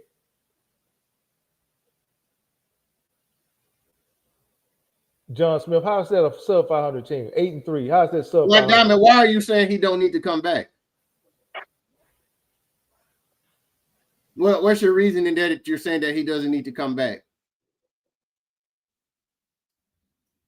And to be honest with you, you know why he threw those 2 interceptions today? Because there had no run game. Right. And that's what I'm saying. We had a run game. He threw 44 times. 43 times. He hasn't done that all year. That's too much pressure on your quarterback to have to do that on the road. We had 0 run game today. That's the problem. 52 yards. 52 yards rushing. But again, Leon, why? I keep going back to it. Again, I've been saying this. When you can stop the run with 4 and get pressure with 4, make sure you hit that subscribe button. Make it difficult in the offense. They made us one dimension. There were plays, Chris, where they stopped the run with 5 in the box. That's it. You know something? Let me ask you a question. If Bishop and Kamari play today, do we see a different USC defense? Because it looks like the guy that hold on. Because it looked like the guy that killed us was number 18. I think so. I think we do. He scored 2 touchdowns in the second half. I think we see a different defense. I really do. Because you got to remember, anything that was coming over the middle like that, Fitzgerald back there was picking that off. I agree with you, but it balanced out. They had 3 top receivers out, so we can go back and forth on that all. It washes out. But here's the Here's the thing. This is why I say no. This is why I say no. Ramsey and Fitzgerald don't stop them from doing whatever they want to do on the ground on us. Right. But here's the thing. Right. The guy who's killing us is the guy that's going across the middle and down the seam. That's what the safeties take away. And the 2 starters aren't there. That's not what was killing us. What was killing us was, again, the ground game. In the second half, when the defense was stopping him, the guy that scored the 2 touchdowns in the second half is the number 18 All-American tight end. Yeah. And the 2 guys that stop him are out. That's what I'm saying. I agree with you on stopping. I agree with you on stopping the run. I don't think it makes a difference. Ooh, we did get away with face mask. Oh well. Yeah. That was on Jakeem, right? No, that was on Jade. That was on Jade. That was on Jade. Yeah, I just think they got to fix their front 7. That's the biggest glaring thing they got. That's the biggest issue that we've seen all year. Hey, Black Diamond, if you haven't subscribed to us, Black Diamond, go ahead and hit that subscription button. We appreciate you being here with us. Larry Kell, thank you for being here with us. We appreciate it. Go ahead and hit that subscribe button, hit the like button. We appreciate everybody that's here. I want to give a special thanks to our co-host today, Leon, Austin Bridge. I know we're not about to go nowhere. I'm just giving them a shout out, man. Appreciate you guys being here. All right, so Black Diamond. So your theory is basically that he needs more development. So can we not agree that the kid has played phenomenal all year?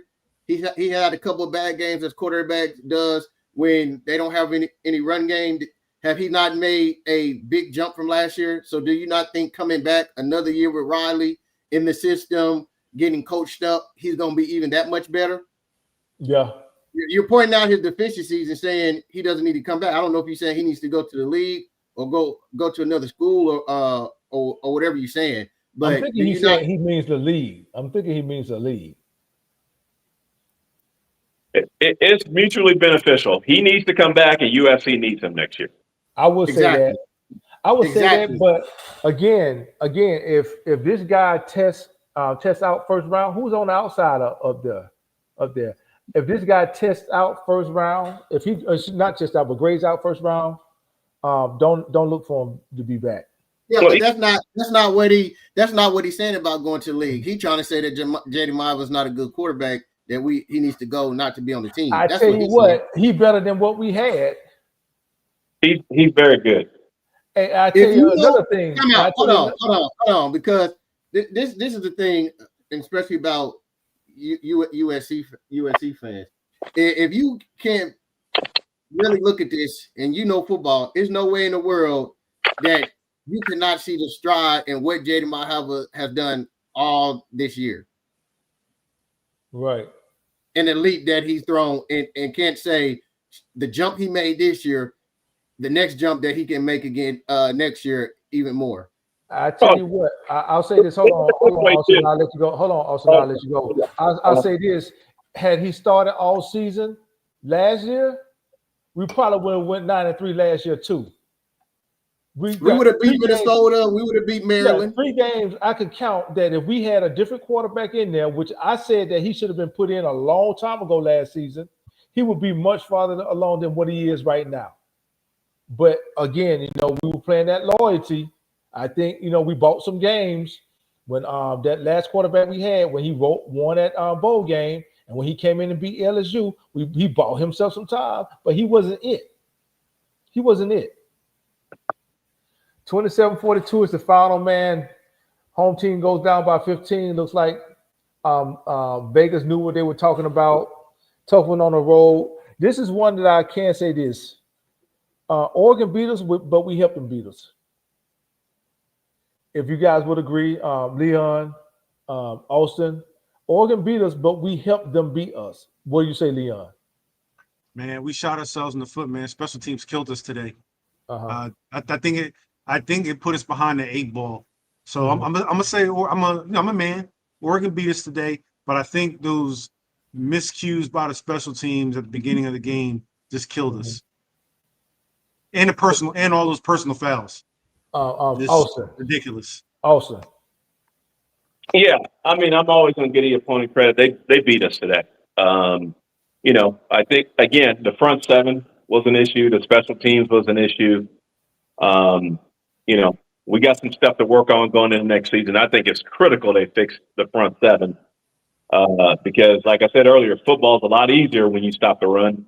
Right. To that comment on Jade Miles, I can't put nothing on him today. You take his rushing yards out of it today, they ran for 36 yards on 24 carries. You can't win against a good team averaging 1 yard a carry. No, you can't. It's not like they came with a whole bunch of different looks along the defensive line. Go ahead. They just rushed forward. All right, my turn. What was the question again? You said I said today is a tough one. Oregon beat us. I said, but we also helped them beat us. I'm gonna say this. We didn't play 4 quarters of football like we said in our film study that we needed to play. Oregon beat us, right? We had so much undisciplined play that attributed to it, right? All the undisciplined play, especially in the first half, right? If we would have played the first half like we played the second half, things could be a little different. But Oregon beat us, and the reason I say Oregon beat us because they beat us in the trenches. Defensively, the front 7, we've seen the stuff that we've seen all year. offensive line, we've seen the same thing we've seen against Notre Dame, which what I said could not happen. You cannot let someone whip you with just 4. You cannot let a 4-man defensive line stop your run and pressure your quarterback. Mm-hmm. Oregon beat us, and they beat us in the trenches. Hey, Leon, go ahead and go, and then I'm going to give my perspective on it. I agree. This is real quick. Did you guys already talk about the fact that Lane Kiffin agreed to that LSU job? No, he wasn't supposed to make a decision to next week. Oh, okay. Never mind. I don't think he agreed to. I don't know if he agreed. I don't think he agreed yet. I think his decision coming next week. But I will say this: defensively up front, we're not there yet. We're not. No, we ain't been there all year. Hold on. We're not there yet. Even with that, though, Chris, I have to be fair. I have to be subjective. And you know, I've criticized our defensive line too. But today, for some reason, we decided not to show up mentally. For us to have all of those penalties, I think Austin dropped off. For us to have all of those penalties, which were costly penalties. Carter, come on up, bro. Come on, I'm about to drop the link again. For us to have all of those penalties that were costly, that took away our defense ability to get out the field, the jumping over the center, the running into the punt return after he called for a fair catch. It's like they weren't focused today. I haven't seen us jump over the center like that all season long. Now, I hate that he keep going back to it, harping on it, but I haven't seen that all season long. Us to be jumping over no center like that. I think Austin said we did it a couple weeks ago. No, we did. What I'm saying is he keeps saying he hasn't seen us do it and get called for it, right? But what I'm saying is I've seen this same type of play in undisciplined play, just on a different play. It was we jumped over the center. It wasn't the center we jumped over. Here's the thing: you can't jump over the center. That's the problem, Chris. You can't jump over the center. You can't jump over the part of it's a safety. It's a player safety issue. It's a player safety issue, bro. They've been banning that. I understand.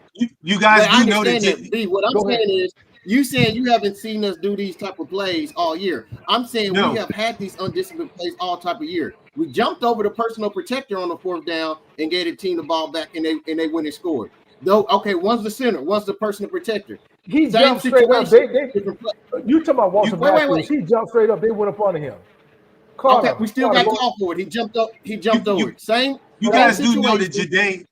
You guys do know that on one of the extra points, Jade did the same thing that Desmond Stevens did, and they didn't call it in the second half. Yeah. He did the same thing. They didn't call it. Carter, go ahead, man. We appreciate you showing up for us. Carter Sports TV is man. Hey, yeah. I seen J Dub in the chat talking about Carter Cook. I can't even cook. They called me into work. I wasn't even able to watch the game like that. I only seen a couple plays.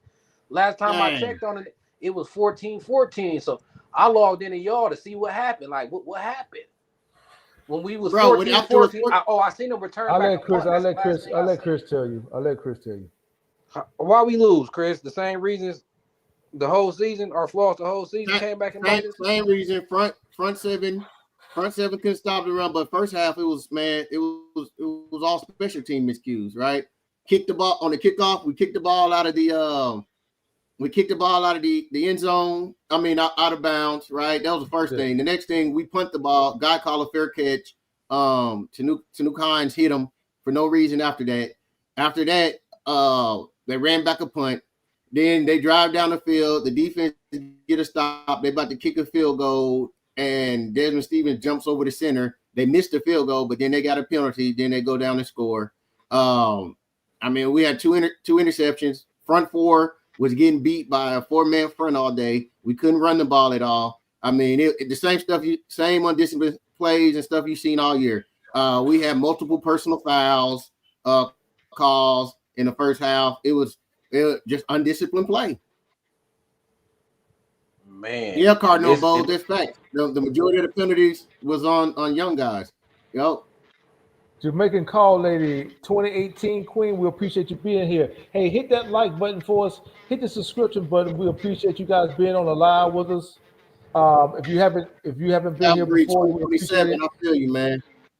Hey, I see y'all live growing though. Yeah, man.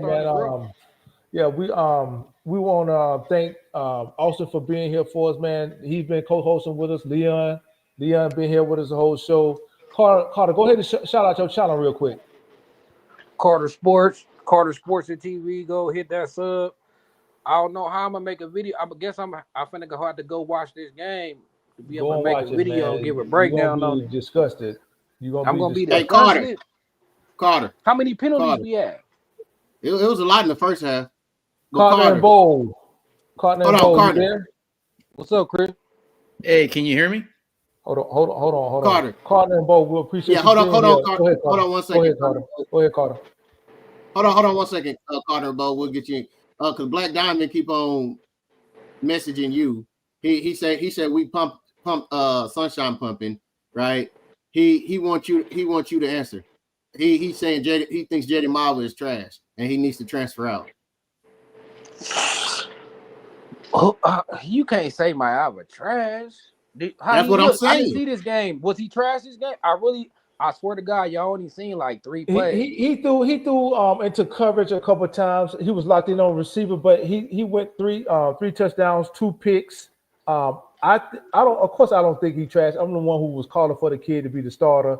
He made some throws he probably shouldn't have made. You had some underneath, but it's going to come with growth and maturity. You're asking the kid to be almost perfect when you don't have a running game. They know you don't have a running game, so now you're forcing to throw it into small windows. You're forcing to throw it into triple coverage.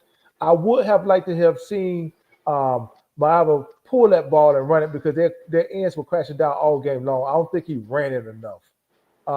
So Carter, this is what it was today. Again, it was just like Notre Dame, 4-man front, beating us up front, stopping the run with a 4-man front. They was able to stop us with a 4-man front. Yeah, with a 4-man front. Oh, 4-man front. front. Of course, my Alva gonna struggle. Just like exactly. Well, they're dropping 7 and they was doubling people. Exactly. They made us. Of course, you gonna struggle. They made us one-dimensional. Couldn't run the ball, and then they double team our best player and give it to Hines. He stepped up. What do he have? 160 yards receiving? He had a $160. Mekhi Lemon had 2 touchdowns, but he only had 40 yards receiving. Jacoby Lane had 120, 125 through the air. So Maava was able to throw. It's just that he had to throw too much. We couldn't run the ball. We couldn't get the run established. Hey, Carter and Bo, go ahead, my man. We appreciate you being here. Go ahead. Hold on real fast. Because I ain't done with this. Because Carter, hold on, Carter and Bo. Give me 1 more second. Because I'm not done with this dude. Because for some reason, he won't Carter speak. He said he want me to cook the show and all that. We need to be more honest. So, and he wants Carter perspective on Jaden Marvel. So I want Carter to give it to him since he. Man, look, if they was able to stop us with a 4-man front, bro, and you throwing against 7 in coverage, then you really can't blame that on the quarterback. It's a team game. Like my Alva, we gotta understand he ain't Caleb. Like he ain't Caleb. Like if you expecting my Alva to be Caleb or a superstar, I can get if you disappointed. You must expect too much from the kid. If you ain't, I'm looking at the stats now. King Miller had 30 yards. I heard B Jinx say, I heard somebody say without my Alva rush yards, we only had like 36. Chris said that. Yeah. So it's like if we only had 36 rushing yards on the ground, that's a lot of pressure on the quarterback. Mm-hmm. That's a lot of pressure. He had to throw 40. He had to throw 40 sometimes. He had to throw 40 sometimes. Any quarterback throw 40 sometimes gonna throw interceptions. I'm gonna tell you this. Let me know. Hold on, Leon. Hold on. We gotta let our guest speak. Hold on. Let Carter finish saying what he's saying, and we're gonna get you. I'm gonna let him talk. I was just gonna say if they were stuffing our run game, that means we was behind the sticks. So when we passed the ball, they knew we was passing it. I'm pretty sure they were dropping 7. Yeah. Without even watching the game. Yeah. Jacoby, I see you on everybody's thing in your comments, and Riley ain't going nowhere. Right. You can wish for Riley to go out all you want. I respect your opinion and your decision, but Riley ain't going nowhere, and it'll be dumb for us to get rid of Riley with all the momentum and stuff that we got going. Riley, so it wouldn't even make no sense. It wouldn't make no sense. To be honest, though, y'all, if it was this bad and they only lost by 15, that's I it. guess. The problem is, Carter, it was this bad, but it's too late in the season for it to be this bad. True. All right, Carter and Bo. Go ahead, my man. Go ahead, Carter and Bo. Hold on, Chris. Go ahead, Carter and Bo. Cotton and Bo, you there? Yeah, can you guys hear me? Yeah, we can hear you. Go ahead. We can hear you, buddy. All right, first, congrats on the channel. Appreciate that, bro. And thanks for bringing me up. Just a couple of things. I think one thing that's pretty disheartening is whenever you have the ball and it's almost like a mandatory score where we have to score, where it's desperation.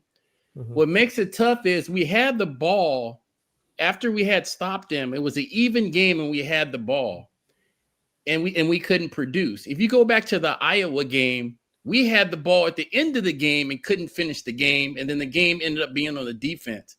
There's just opportunities we have where we can give our defense a lead.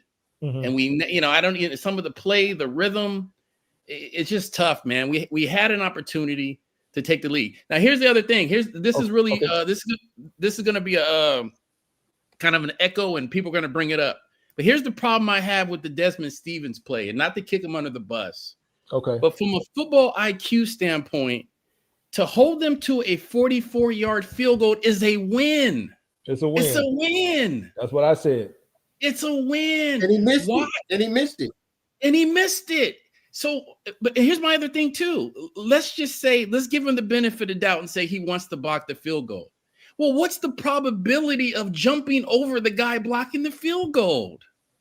I mean, is that even a high probability? Normally it comes off the edge. Yeah, exactly. So that play, he misses the field goal. We get the momentum, and we have a chance to even the game. And that was heartbreaking. I got to be honest, man. That was heartbreaking. So I asked you a question, Connor and Bo. The same thing I asked everybody else. I said Oregon beat us, but was this a case where we also beat ourselves too? Oh, without a doubt, because Carter, when you watch the game, it's not only the penalties, it's the type of penalties we had. Right. We had some weird penalties. We had Jacoby Lane fighting for a ball on the sideline. They got picked off. Jacoby went over to the sideline to get the USC ball back. But I told him the only problem I got with that Cotton Bowl is Jacoby was over there by himself. That's the only problem I got with that too. That's the only problem I got with that. But you know what? The coach is going to tell him it's a damn football. Who cares? Yeah, he's showing pride though, is what I'm showing. He's showing that He's showing that he really want this game, and he don't appreciate them celebrating with a USC football. To me, that shows more pride than anybody else was showing. Well, not anybody, but the majority of the team was showing tonight, in my opinion. If it's going to get 15 yards added onto an interception, I'm not. As a head coach, you can't accept that. We got to win. We're going to the playoffs. Especially when we are where we are defensively. And defense was struggling. But here's the thing. I know Carter's. I know ours. I know everybody knew going into this game that we wasn't going to stop the run, but we knew we had to try to contain it, which we didn't do. We knew we had to play 4 quarters, right? Win the turnover battle and play 4 quarters and start fast. Offense came out starting fast. Defense didn't, right? And so we knew all that was the keys to winning this game, and we didn't do any of it. So I don't know if there's a surprise that we lost this game. Nothing on the checklist that said we got to do this. We got to do this. We got to do this. We can't do this. We can't do this. We can't do this. We checked off every box of what we can't do, and then check off no box of what we needed to do. As a coach, you know what he's gonna say in the locker room? What's that? You look at all the stats. The 2 turnovers and the special team stuff killed us. So we were 50. Hold on. We were 50% for 4th down. We were 7 for 15, which is better than that's 50%. They had 11 for 130 penalties. We had 8 for 103. We were even in first downs pretty much. It's the 2 turnovers and the damn penalties with the special team snafus. If you really look at it, the punt return. I want to say one thing. We do a post-game video recap that we send out tomorrow about the game before. Yeah. One of the segments that me and D do, and we've been doing all year, is what? Accept nothing in the win that you wouldn't in the loss. Right. If you've seen any of our shows, right, and the things that we point out from the game that'll cost you in the big time games and down the line, that's why you can't accept nothing to win, you win in the loss. All the things you've seen today have been the things that we brought up.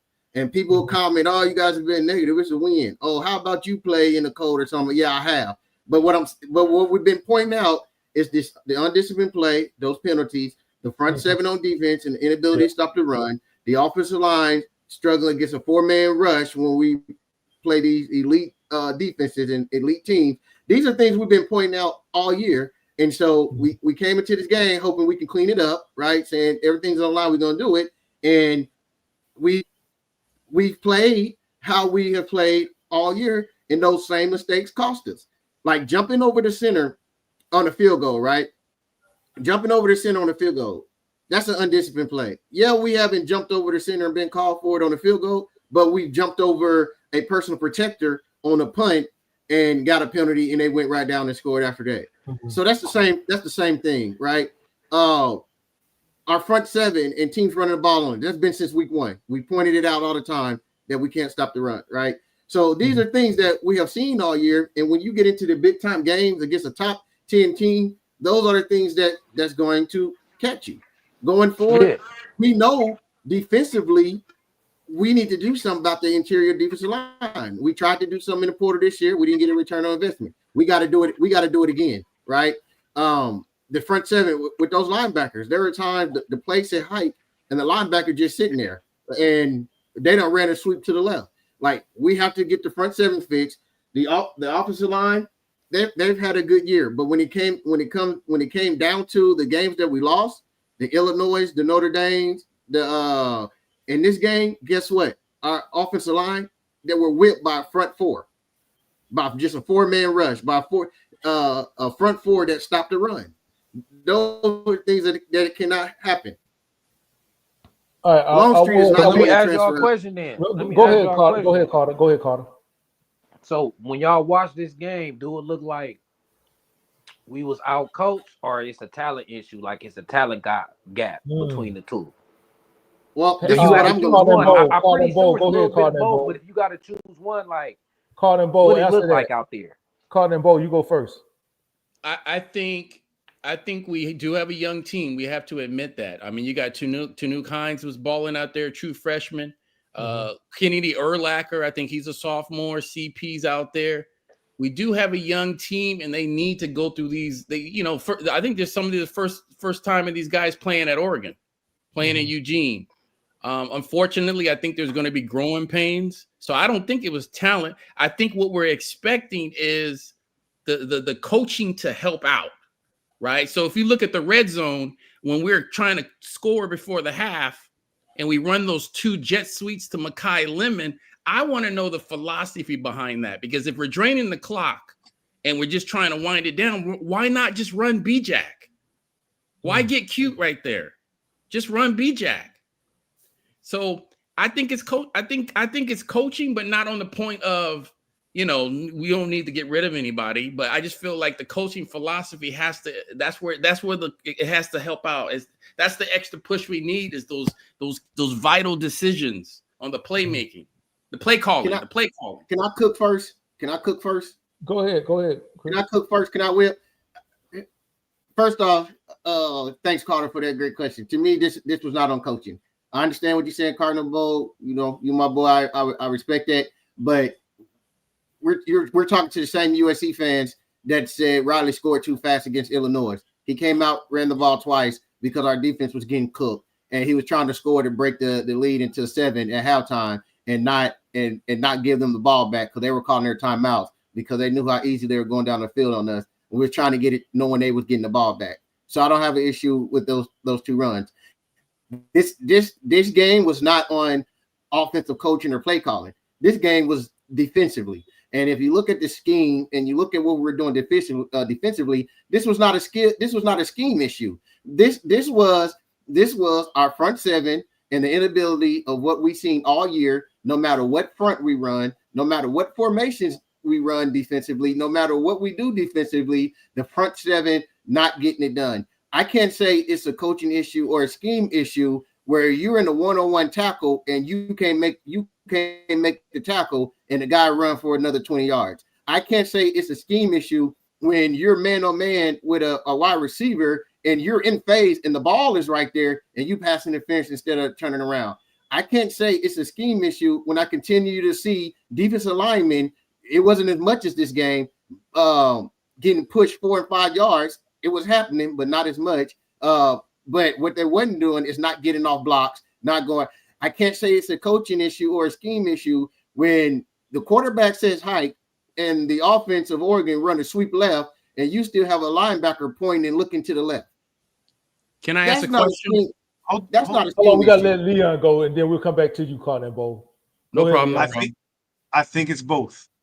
When you talk about like everybody said here, the jumping over the tackle, jumping over the hike, the guy that hikes the ball, the snapper. When you talk about the running into the kicker when he called the fair catch, when you talk about Jacoby Lane going over there trying to get a ball because he wants to show toughness and get the USC ball back and all the personal fouls, that stuff is all coaching. We've been seeing these personal fouls all year and it hasn't been cleaned up. That stuff is on the coach. When you want to talk about, is it the players? We have a walk-on starting at guard. We got a walk-on field goal kicker. We got a bunch of freshmen starting, and we got that's a talent issue. When you have, and we have a walk-on running back that's starting. When Oregon has 4 and 5 stars starting at those same positions that we're talking about. So I think it's a combination of both, but we're very, very close. So that's what I got to say about it. I don't think anybody realized. I don't know if everybody realized too. I don't know if everybody realized that we're the youngest team in the Big Ten as well. I think Michigan is the youngest team. No, I think we're the youngest team. No, Michigan has 6. Michigan has 6 freshmen starting. I still do. Let me see. Was it any bright spots to take away from this game? Because we got to take this on the chin and we got to keep it pushing. We got to move on. Is there anything y'all seen that y'all like? Yeah, Tanook Hines. Yeah, I see he had his breakout game. I feel confident. He's not. Michigan is then us. He's not Makai, but I feel good that that once Makai leaves for the NFL, which I anticipate to be next season, he's gonna step right into that role. But if this is your first time being here with us, guys, we appreciate it. Make sure you hit that subscription button. Make sure you hit the bell for notifications and hit the like button for us. I think Cardinal and Bo was there. Go ahead, Cardinal and Bo. I just had a question for the entire panel. Go ahead. Do you guys feel we should have blitzed more? Well, that's another thing I wanted to ask. My bad, but yeah, I wanted to ask that too. Like, how aggressive was we? Like, was we playing soft? Did we commit to stop the run? Like, what? So here's the thing.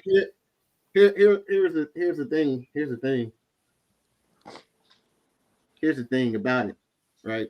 And we said it on our pregame. So y'all on our film study, right? What Oregon do is they're not going to throw down the field more, right? They're going to get the ball out more in like 2 seconds. I said it in the film study. They're going to throw a lot of wide receiver screens, right? Throw a lot of quick routes, RPO to get the ball out their hand, right? So even when we blitz, he was getting the ball out of his hand so fast. I mean, wide receivers were wide open. Wide receivers were wide open all day. In the first half, we got lucky a couple of times where he threw bad balls or they dropped it. Wide receivers was open all day. Like it didn't matter. And even in the run game, like when we did blitz and get there, people were not making the tackles. Yeah. Right. People were not making the tackle. Even when we got to the backfield, even like, come on, D-line, don't want to call nobody. You got to make that tackle, right? A lot of it, Oregon was getting the ball out their hands so fast and saying, let our playmakers make the play, and their playmakers was beating us in one-on-one tackles. Man. In the run game, they were just doing what everybody was doing this year, right? It's just we're gonna move you. We're gonna run through these gaps. Your linebackers are not gonna come downhill. They're not gonna be in the right gaps, in the right fits. And it was the same as we've been seeing since game one in the rush defense. But Chris, let me ask you a question. If to go along with that, if somebody would have told you we passed for over 300 yards and they only rushed for 175, what would you have said? What would I said about this game? Yes. I would have asked how many yards we rushed for. I just told you what I told you. If somebody would have told you we thrown for over 300 and some yards and they only rushed for 179 when they averaged well over 200 something, if somebody just gave you those two stats, what would you have said?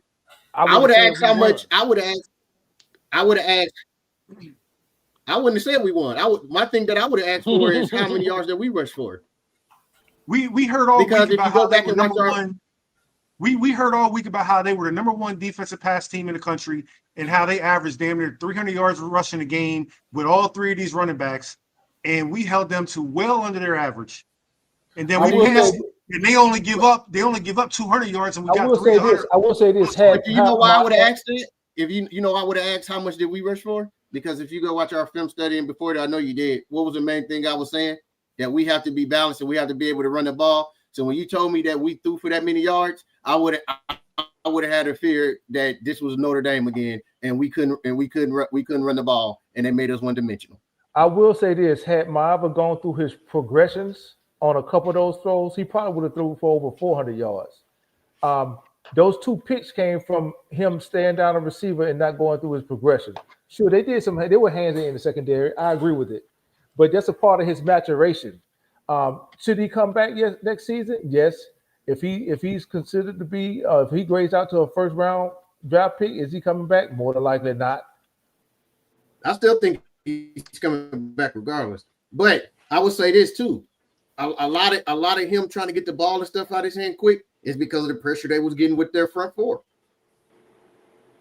with just 4-man rush. So to tell you the truth, we just got to get our trenches together. Got to. It's a must. Oregon averages 234 yards rushing a game. How many they have on this game? I ain't gonna lie. 179. I ain't gonna lie. I had put that in one of my keys. Like, if we could hold them around 170 rushing yards, we good. So that's why I would have been like, okay. They averaged 6.3 yards per carry. We held them to 4.4. Okay, how many yards? How many yards? I'm asking you. How many yards a game do we average? Rush yards. I'm talking about what Oregon does and what they did not do in this game. We lost the game because of those dumb penalties in the day of special teams. The defense did pretty good job. Are you serious? Yeah, the game was winnable. This was a winnable game. It was a very winnable game. This was a winnable game. To say the defense did a good job. Bro, yes, in the context. Hold on. Name a game this year we held a team to under their game average. Probably zero. Everybody in the media, all these podcasts talked about how they average 250 yards a game. Oh, they're going to put up 300 like Notre Dame. They didn't even get their average. We always talk about holding teams under their average. They held them. Hold on. They held them to 2 yards under their average. There's the thing for this defense, missing our 2 starting safeties, and as bad as they looked, they did an okay job. They did enough to win. The 2 turnovers, the inability to run the ball, and then the special teams is what lost us the game. Anytime you give up 42 points, I don't want to hear about that the defense played a good game. Was the 42 points on the defense? Was all the 42 points on the defense? No. 35. Two of those touchdowns were on the special teams, bro. Two of those touchdowns were on the special teams. And that punt return was easy too. There was no blocking. It seemed like we could have won this game. Well, on that punt return, to be fair, Cardinal and Bo, on that punt return, there was a hole right there. It was right in front of the referee that did not get called. I saw that. Go ahead, Carter. Nah, I'm saying the more I listen to y'all talk, the more I feel like, man, we could have won this game. Well, Notre Dame was winning. You get a chance to go back and watch it. Yeah, if we held them to anybody in the chat, I tell you what, let's do it like this. For those that are still listening on, if you feel like we could have won this game despite the defense, or if you feel like the special teams gave it away, put a 1 in the chat for special teams and a 2 in the chat for defense. We'll just do it like that. 1 in the chat for special teams, two for defense. Like I'm looking at the stats. Miami had 2 picks, and then they returned a punt, and then we had stopped them but gave it back on a penalty on the field goal. Right, that's the one we talked about. Probably like 20, that's probably like 20 points for Oregon. Like, so when Jaden Maiava threw them picks, what was we at on the field? Did that get them in short field? They went down and scored. Like, no, it was. I got to see what the picks look like. It was in their territory. Was we in ours? He threw a pick, and we got to pick back the next play. Hey, so we got to give credit. It do sound like Cardinal and Bowl making a point. It do sound like the defense was doing better than we probably thought. The defense made adjustments in the second half. They played a lot better. We still having problems with stopping the run, though, Carter. That's the problem. Did we get a couple 3 and outs? Yeah, we did. We got a couple of 3 and outs. I'm not gonna lie. But we gave him right back to him. Actually, we gave him 1, but it didn't count because Lucas jumped offside, so we gave him the first down. Yeah, that was the other one. That was the other one. Yep. The stupid penalties. The stupid penalties. That was the other one. And to the fans out there, that's why y'all can't get on us when in the wins we see this and we call it out, and y'all say we being Debbie Downers. Exactly. We just know football. We just know winning football. Objective. B, you know our segment we do, and they chew us up though. You should. Hey, but we won the game. We like this is the stuff that gets you beat when you play. We got the crosstown rivalry next week. We talk about how important games are, man. We definitely got to have that game. We definitely. I know what UCLA is going to do. What's that? They're going to double Mekhi Lemon all game. Yeah, they're going to say, you know what?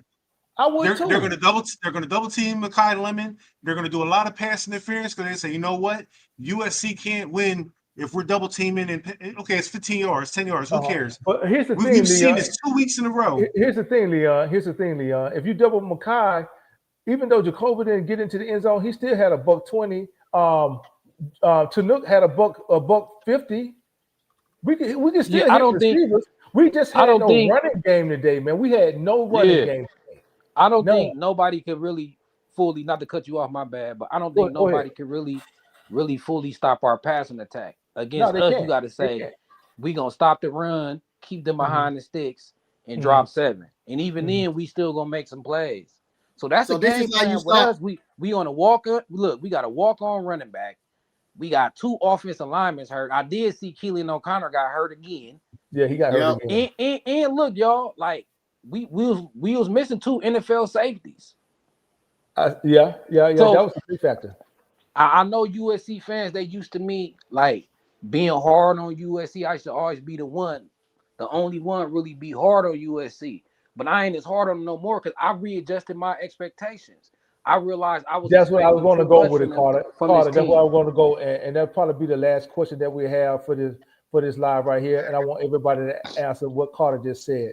Considering what we've been missing, Leon, you go first. Considering what we've been missing all season, the injuries, the youth that we have on our teams, going into next season, I know a lot of people say, "Hey, look, we're going 12-0." A lot of people say 11-1 after we see the first couple games. Should we taper? Should we dial back on our expectations? Who is that? Should we dial back on our expectations of this team, man, and not put all of that undue pressure on them? Should we do that, Leon? Hard to say, man. I mean, we're getting some good play from our line. If you look at what we've lost game in and game out with Page starting the season without DJ Winfield at the beginning, playing multiple games with a walk-on guard, undersized guard at that. I think the team did well, man, but we have certain expectations here at USC. We expect the team to win 10, 11 games every season, even though it hasn't happened in a while. That's the expectation as a USC fan. Should we taper our expectations? Absolutely not. You know what I mean? But from what we've gotten from the guys with all the injuries and the players we haven't had all season, I mean, I think they're playing up to what they can do. You know what I mean? Mm-hmm. And with the younger players, I think they're getting a lot of experience for next year. Cardinal and Bowl, you go ahead. I think we keep a standard, but we also be realistic and keep things in the context. This game against Oregon is different if we have Waymo and Eli. Man, I don't think so because it wasn't the running back issue. It was the offensive line getting beat by a front four, like I said, against Notre Dame. Well, I would but just I say, ain't gonna lie though. Waymo can make things happen when the line break down. Though to me, that's his best quality. yeah, I think Yeah, he's a he better can interior runner. yards. He can give you 2 and 3 extra yards by himself. You know what? Waymo, and you can tell because Waymo's running style is a fit for the way Lincoln Riley runs an offense. And we've seen plenty of games. I remember that Michigan game where it was like a 4th and 1. They gave Waymo the ball, and the defensive tackle flashed right in his face. He made him miss and went for 12. He jump stepped, went to the right hand side of the thing, juked the cornerback. The defensive lineman was coming. He mushed him into the sideline. Like that's the kind of the shiftiness is. And if you look at the 3 guys we've had with Lloyd, and then my man from last year, I forget his name. They went to the NFL, the running back. You talking about Woody Marks. Woody Marks. All 3 of those guys are the same type of running style. King Miller doesn't have that running style, and he needs to develop that. And that's why we probably see who will start. Even B-Jack doesn't have that, which is why Waymo was the guy that was starting, because his style fits the offense. Okay. I don't know. And see, my only thing with that is I don't know if that means fits the offense because your offensive line is not blocking and you can make guys miss. But the goal of the offensive line is to open holes and block. Well, here's the key of why I bring that up. That helps Maeva. Any bit of better running game would help Maeva. When Maeva gets extreme pressure, he starts to throw it up. He needs a running game. Yeah, for sure. I agree with that. Do you guys think he's coming back? Yeah, I do. Here's my opinion. Wait, B, we didn't get to your first question. Everybody, let Leon go. Sorry about that. You all right? Who didn't go? Leon and Carter and me and you. What was the question? I thought Leon did go. Expectations. Should we temper? Yeah, should we temper our expectations? I thought Leon answered did. it. Yeah. Okay, go ahead, Carter. Go ahead, Carter. Go ahead. Oh, I most definitely think we should. Like, if we look at our roster, I think we should temper. Like, because think about it. Look, this is football. We know we got a weakness, especially at this point in the season. I can see coming into the preseason, everybody hype. But after we played a couple games, I think we should have tempered the expectations when we seen that defensive line wasn't what we thought it was going into spring. See, we got the right to change our mind when we see new information, right? So we coming in hype for the preseason. We got these dudes in the transfer portal. We hearing great things in spring practice, great things in fall practice. So we come in the season. But just like Chris was telling y'all, even in the games we losing, we seen flaws. So I think then we should have adjusted our expectations instead of sticking with 11-1. We should do this when we seen the flaws in the trenches in the Big Ten. So yes, I think we definitely got to temper our expectations, especially when we see flaws in the team. I could see if we was winning and completely dominating, and then we got exposed by a good team. But we was getting exposed by mediocre teams. That's when we should have tempered the expectations. So yeah, I'm fully with that because we ain't where we need to be. All right, go ahead, B, and I'll go after you. Or you. Initially, I said 10-2 or 9-3. Those are my 2 choices. Of course, I would have liked to see us go 10-2, but looks like what's more in reach is 9-3. You don't want to taper your expectations because this is USC. I think because over the past maybe 15 years, we haven't had much success outside of, to be honest, Clay Helton. 2017. Clay Helton. We won the Rose Bowl against Clay. We haven't had much success since Clay Helton. I mean, that still was a 3-loss season. Yeah, but we ran him off though. He was run off. But I would say this: if we could finally get everything we need along the trenches, I would say no. But I would, considering what we've seen so far this season, which looks like the same thing, the same issues, I would have to say we need to go into the season not thinking of being perfect, because we just hadn't seen it manifest where we needed to manifest at. All right. Were you done? Yeah, go ahead. All right. So do we need to temper down our expectation for next season? My answer to that is I don't have an answer to that until I see what we do in the portal and what we can bring in, right? And what the roster is gonna look like. It's hard to say that, and you don't know what the team is gonna be like. It's hard to say that to not know if Maava's coming back or if our GM can somehow work his magic like Ohio State did and talk our best players into coming back that can come back, like Ramsey and our two receivers. Offensive line wise, you know what I'm saying? Everybody on there will be able to come back, you know what I'm saying? A young defensive line. So it depends on the pieces we get. As far as for this season, and B, you can attest to this, right? Early in the season, what did I say about tampering expectations? And a lot of people just don't want to admit they was wrong about coming to season. Remember, I said we have to take a step back, right, and look at this. If we look at the defense we had last year, that was a mediocre defense, right? And we lost all those players, even though they wasn't first rounder, second rounder, third rounders. I mean, you got to look at it. Muhammad played with, play with the Rams. Both our linebackers on an NFL roster, our starting nickel, our starting corners on an NFL roster, right? We lost two seniors that had transferred into the portal that played for us. We lost them this senior. And so the expectation for us to come back in, knowing we haven't recruited a top 5 class year after year, thinking that we were just going to, reload and have that dominant defense. I said it weeks ago, right? Early in the season that we should have tempered our expectation, and people just don't want to admit they was wrong. Now, to the fans' credit, to our credit, we can't see practice. All we can go about is what we hear coming out of practice, and everyone was telling us this defensive line is going to be the best defensive line in the Big Ten, how elite this defensive line is and what they're doing. But when we seen it manifest on the field, I said, we got to take a step back, right? And then we were kind of, in our expectations, we were kind of foolish in what we thinking we was going to see. I had to step back and look at all what we lost off of defense that was just okay last year to tell their expectation. But as far as for next year, I need to see what we get in the portal, what the team is going to look like, who's coming back, and all that. Okay, Leon, go ahead. No, I was just saying, I gotta go, man. I gotta put the kids down. I will appreciate it. Hey, go ahead and I appreciate y'all, man. Hey, go ahead and shout out your social media again before you get out of here. My Twitter account's LJR Racing 38, and fight on, man. Trojan family, stay strong. All right, fight on. We'll fight on. We're gonna bounce back, man. It's gonna be all right. Yeah, we're gonna be all right. I got a good pulled chicken sandwich and all that I can't eat tonight, D.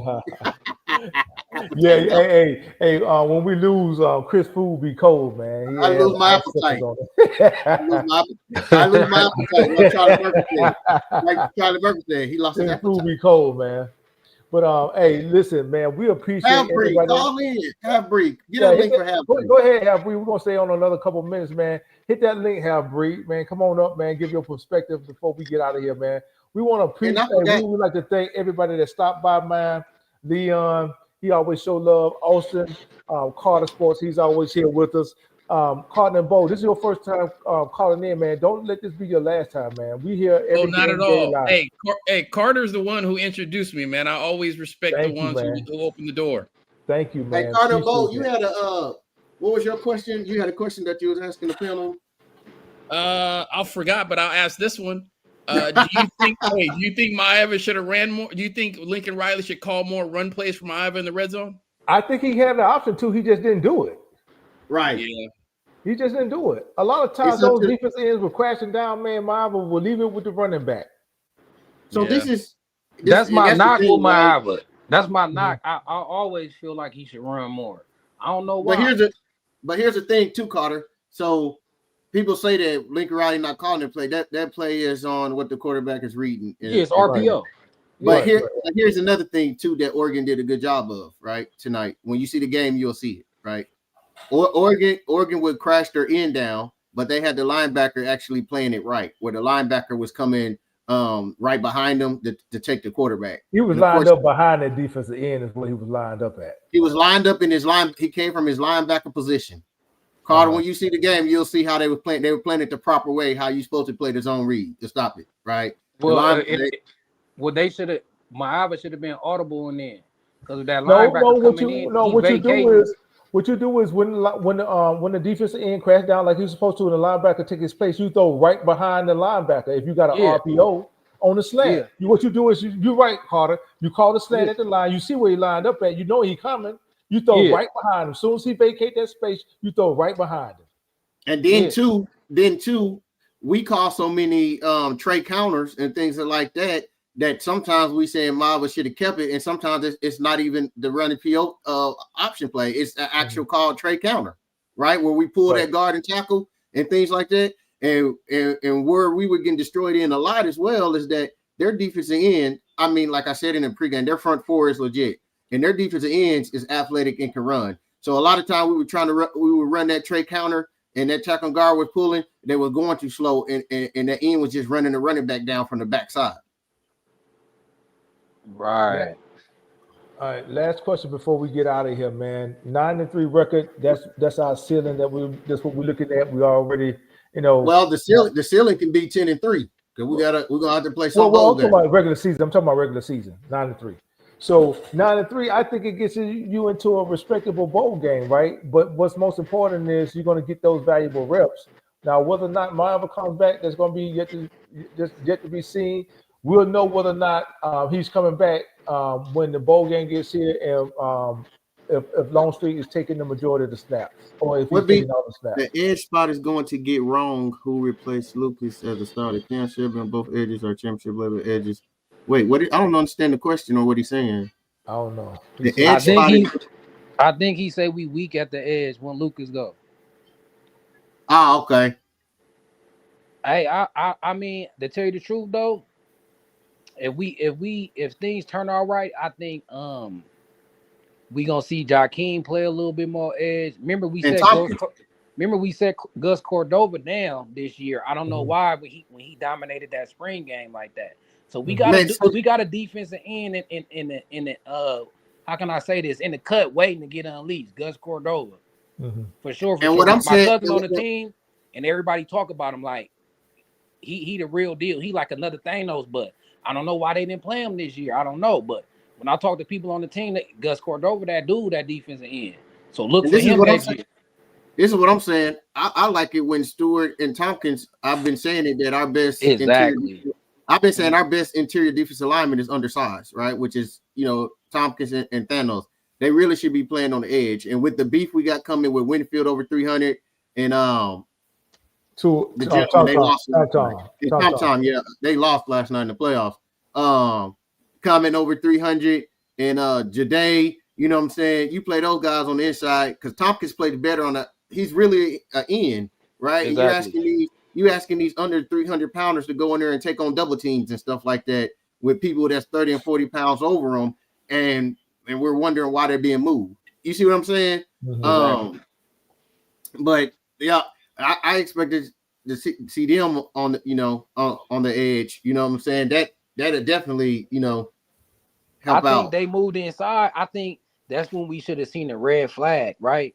Because I only believe Tompkins was playing inside because we wasn't getting what we wanted from Josh Jarrett and Keyshawn Silver and the Kobe Pepes, I guess.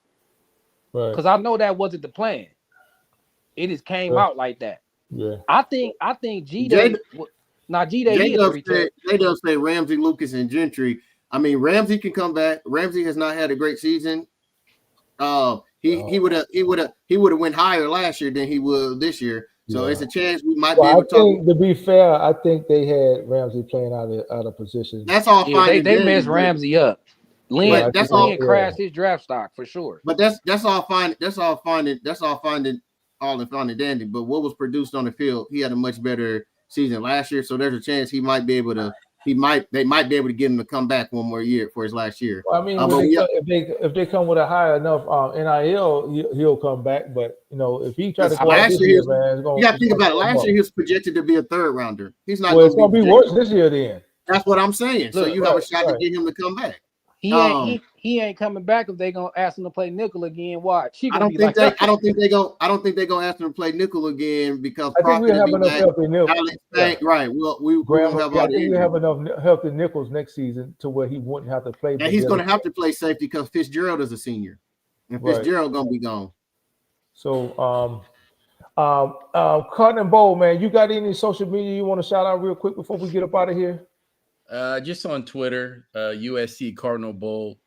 My last statement for tonight is you guys, the panel had mentioned the transfer portal, and I would really love to go after a linebacker in that transfer portal. And interior defensive alignment. We can get some big padded Big Ten, because we got the guy from Penn State, but we didn't really play him that much. If we could just find, Division 1, 2, 3, it don't matter, man. We need a linebacker. We're gonna need something, man, because that schedule is a beast next year. I tell you that. Carter Sports, man, go ahead and shout you out, man. Listen, man, we really appreciate you, bro. If those who still on, listening right now, he's one of the main reasons Chris and I started this channel, started for the fans. We wanted to give people to be able to come on and give their perspective during the games. We don't limit anybody from coming up. We just ask that you be respectful on the channel.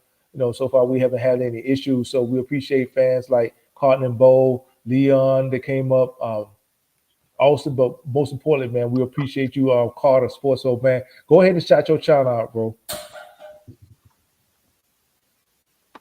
Carter dropped out.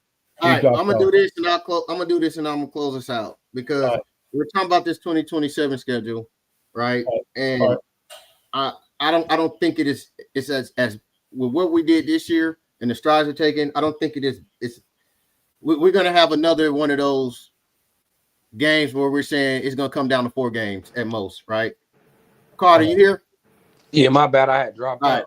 So we appreciate. Go ahead, Chris. Go ahead. All right. So what I'm saying is that because we're talking about the 2027 schedule, and again, it's going to come down this like it did this year. The 4 games we had circled that we had to go 2-2, at least 2-2 in. We didn't. Right. It was Illinois, Notre Dame, Nebraska, Oregon. We went 1-3. It's going to be the same way next year, right? So I'm gonna say a game, and you guys just tell me your prediction on it. Go down the schedule. All right. So we start off with UNLV. Win or loss? Victory. That's a W. All right. Nevada. W. Iowa. W. Dub. Maryland. W. Dub. Right. That's 4-0. Then we at Ohio State. At Ohio State, who they got? Who's the quarterback? I think it's saying. Julian saying. I don't know, man. If we looking at it depends on what our trenches look like. So I would say that's a question mark. It could go either way, man. All right. So then we get Illinois at home. Revenge. That's gonna be payback. All right. Indiana. Where? At home. How many seniors? It depends on how many seniors they got. It depends on how many quarterback's gone. Okay. So far, no definites on 2 games. All right. Yeah. Minnesota. Dub. At the house, right? That's at the house because we went to them last. That's a W. Yep. That's a W. All right. UCLA. W. Extra UCLA. dub. What's that? Who? Oh, I said UCLA already? Yeah, you just said them. All right. Wisconsin. Dub. W. Washington. Where? At Washington again. I don't know how we're going back to them. We just went to them last year. We're in Ohio. It was year before last, wasn't it? It wasn't last year. It was year before last. Dub. No, it was last year. We lost to them last year. I thought Ohio State was home. I'm looking at it. It says Ohio State at Ohio Stadium. But you said we got Washington on the road? Yep. At Washington.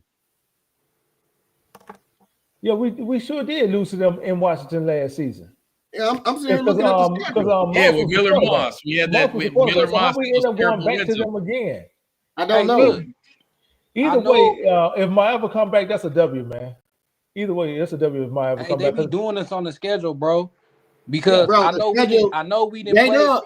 J-Dub is arguing me, but I'm looking at the schedule. It says UNLV at home, Nevada at home, Iowa at Iowa, Maryland at Maryland, at Ohio State. Hold on. We gotta go. Hold on, Chris. We gotta go to Maryland too.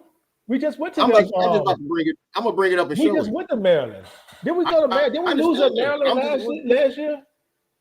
We did, but what you want me to do about it? Carter Sports. Didn't we lose to Maryland last year in Maryland? But it was 29-28, a right? night game. It was 20. Yeah, no, I think it was a day schedule- game. It was a day game. the We lost to schedule- the Minnesota. schedule- Minnesota was a night game. We lost to The Maryland schedule I'm on the looking road. at. Hold on, I'm about to bring it up. It say at Ohio State. I'm looking at the schedule. I wonder why they got us going back to Washington and got us going back to Maryland. See, that's why I don't like the Big Ten, man. I do not like the Big Ten. I hate this conference. By the way, we have to check if there's some Friday games too, because they be running those shenanigans. Share the screen, B. Hey, look, I was saying this at the beginning of this season. We didn't play Oregon last year, but the last time we played Oregon, it was up in Oregon. We didn't play Oregon up at their spot 2 times in a row, too. Is it big enough? People were saying, that was what no, make it a little bigger. That was before they was in the big, so it don't matter. I'm like, hell no. If we just played the Big Ten, supposed to seen that. The last time we played Oregon was at Oregon, and they scheduled us at Oregon again.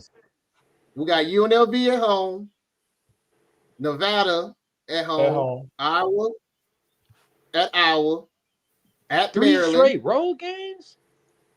No, I'm looking at the schedule. We got 3 straight road games. No, Iowa, Maryland, and Ohio State. Hey, the Notre Dame is 2 to be determined too, right? They're not on the schedule. The dates. Yep. The dates. So I'm thinking they're gonna mix them up. They're gonna mix them up, but still though.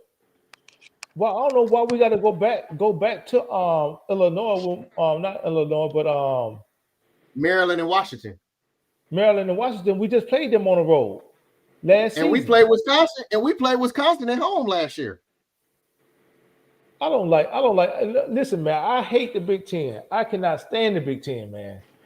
Man, this can't be right. We've been getting screwed ever since we joined this conference. This can't be right because it don't make sense. Because we got UCLA at home this year. How are we gonna get UCLA at home again? That's what I'm saying. And then they're trying to screw us with the money, calling us second tier, man. No, I can't. I'm looking at the wrong one. That's 2027, bro. I'm looking at the wrong one. I'm in 2027. Yeah, that's 2027. Come on, Chris, man, get it together, man. We got a whole different schedule next year. Yeah, go to 2026. Let's see. Hold on.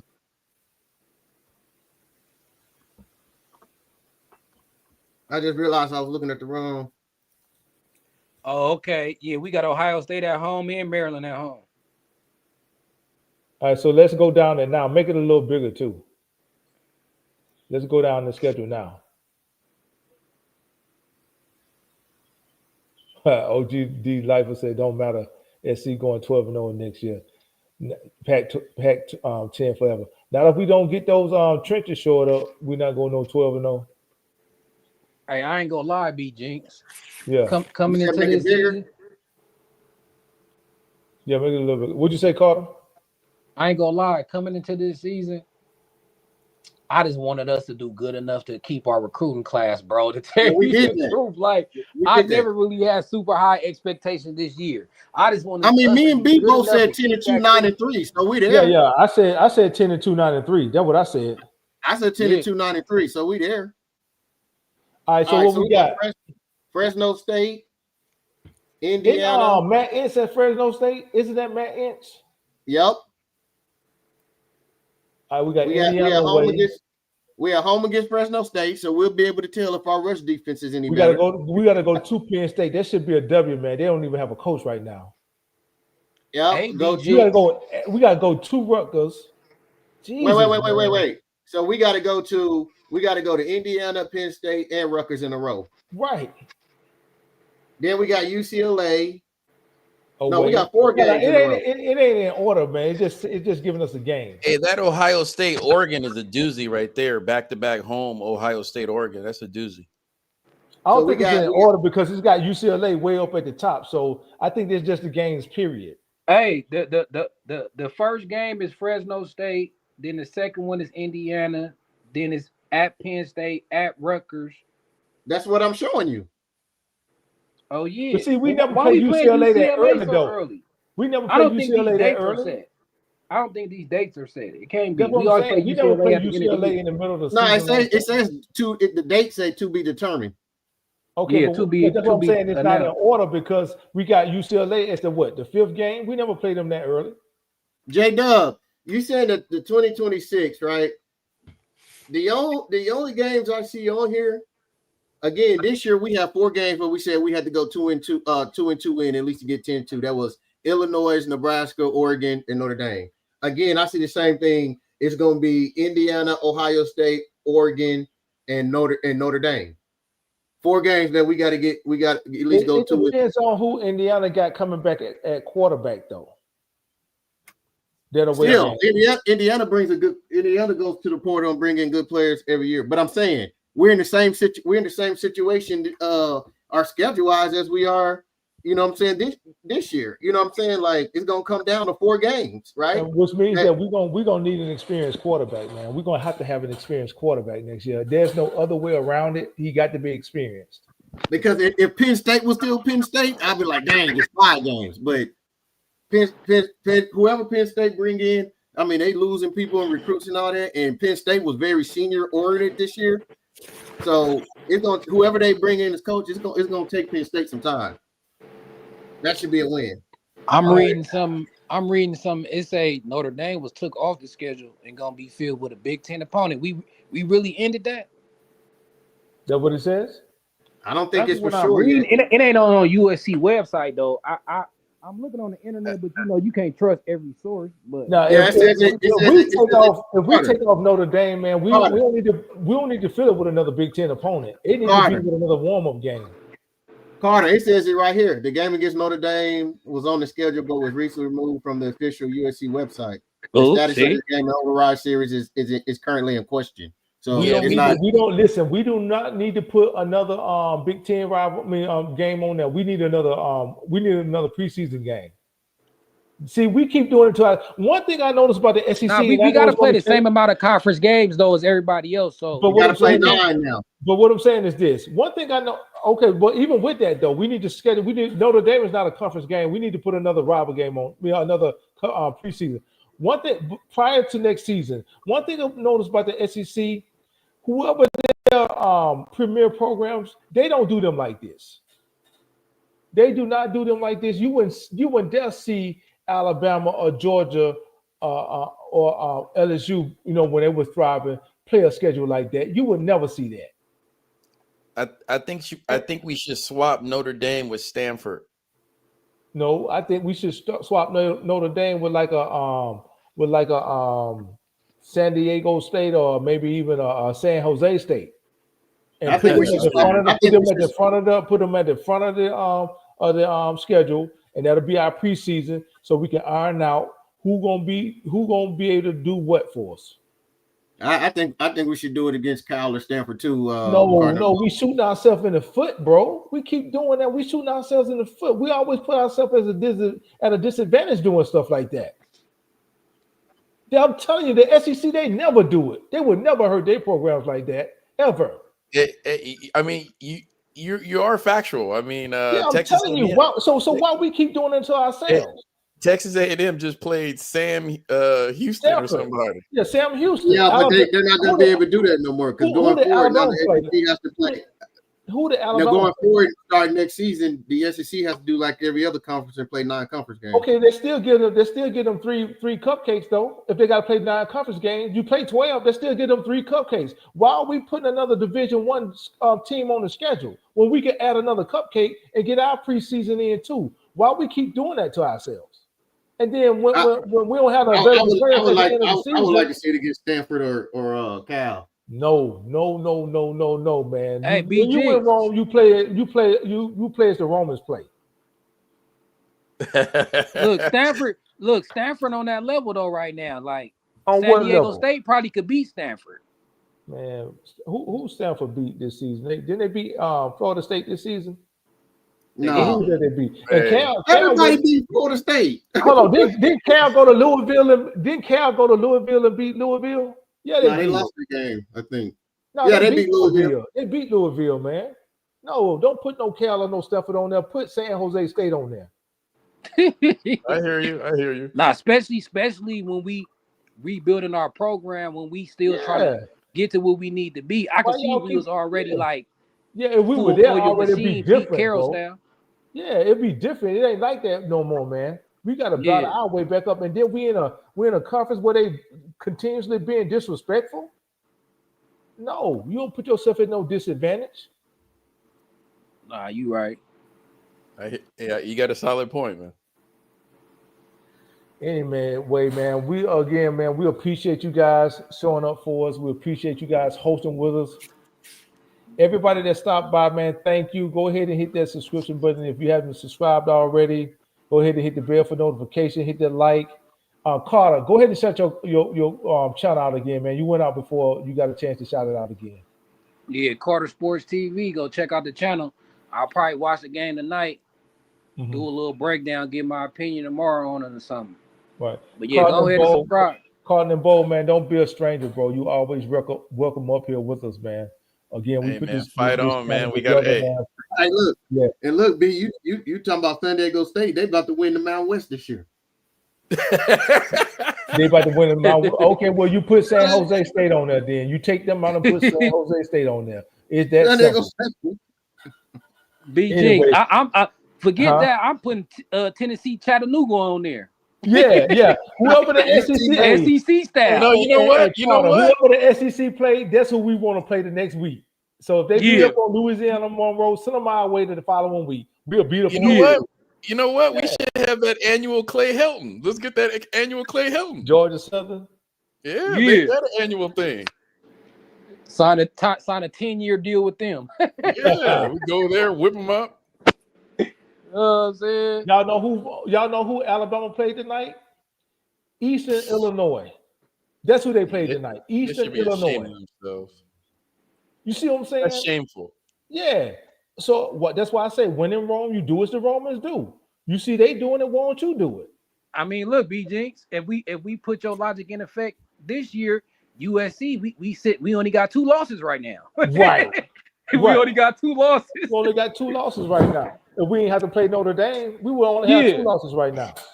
For reals. Don't keep knocking your head up against the brick wall, man, and expecting, for everybody else to knock their head up against the 2, because they're not gonna do it. They're not gonna knock their head up against the wall. Only you doing it to prove how you never schedule certain opponents, and everybody be like, okay, but watch us in the playoffs though. You know what I'm saying? Watch us in the playoffs. That's our tradition. That's been our tradition. We still ain't never played a FCS school. Yeah, we've been one of the only blue bloods who haven't been to the playoffs yet. No, not.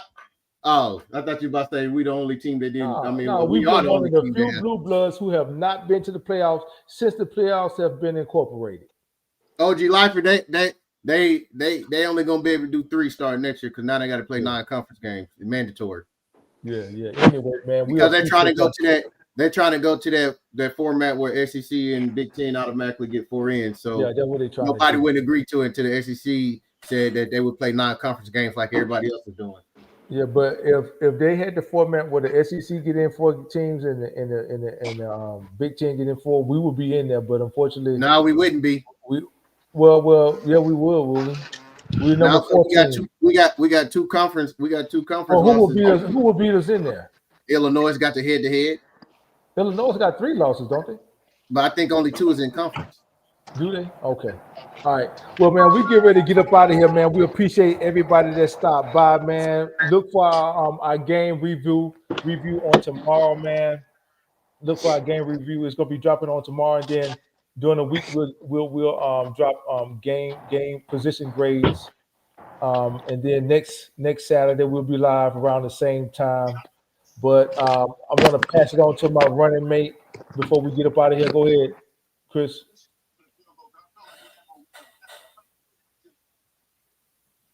All right, man. We appreciate everybody, man. We're gonna get out of here, man. Sad day. Had playoffs on the line. Mm-hmm.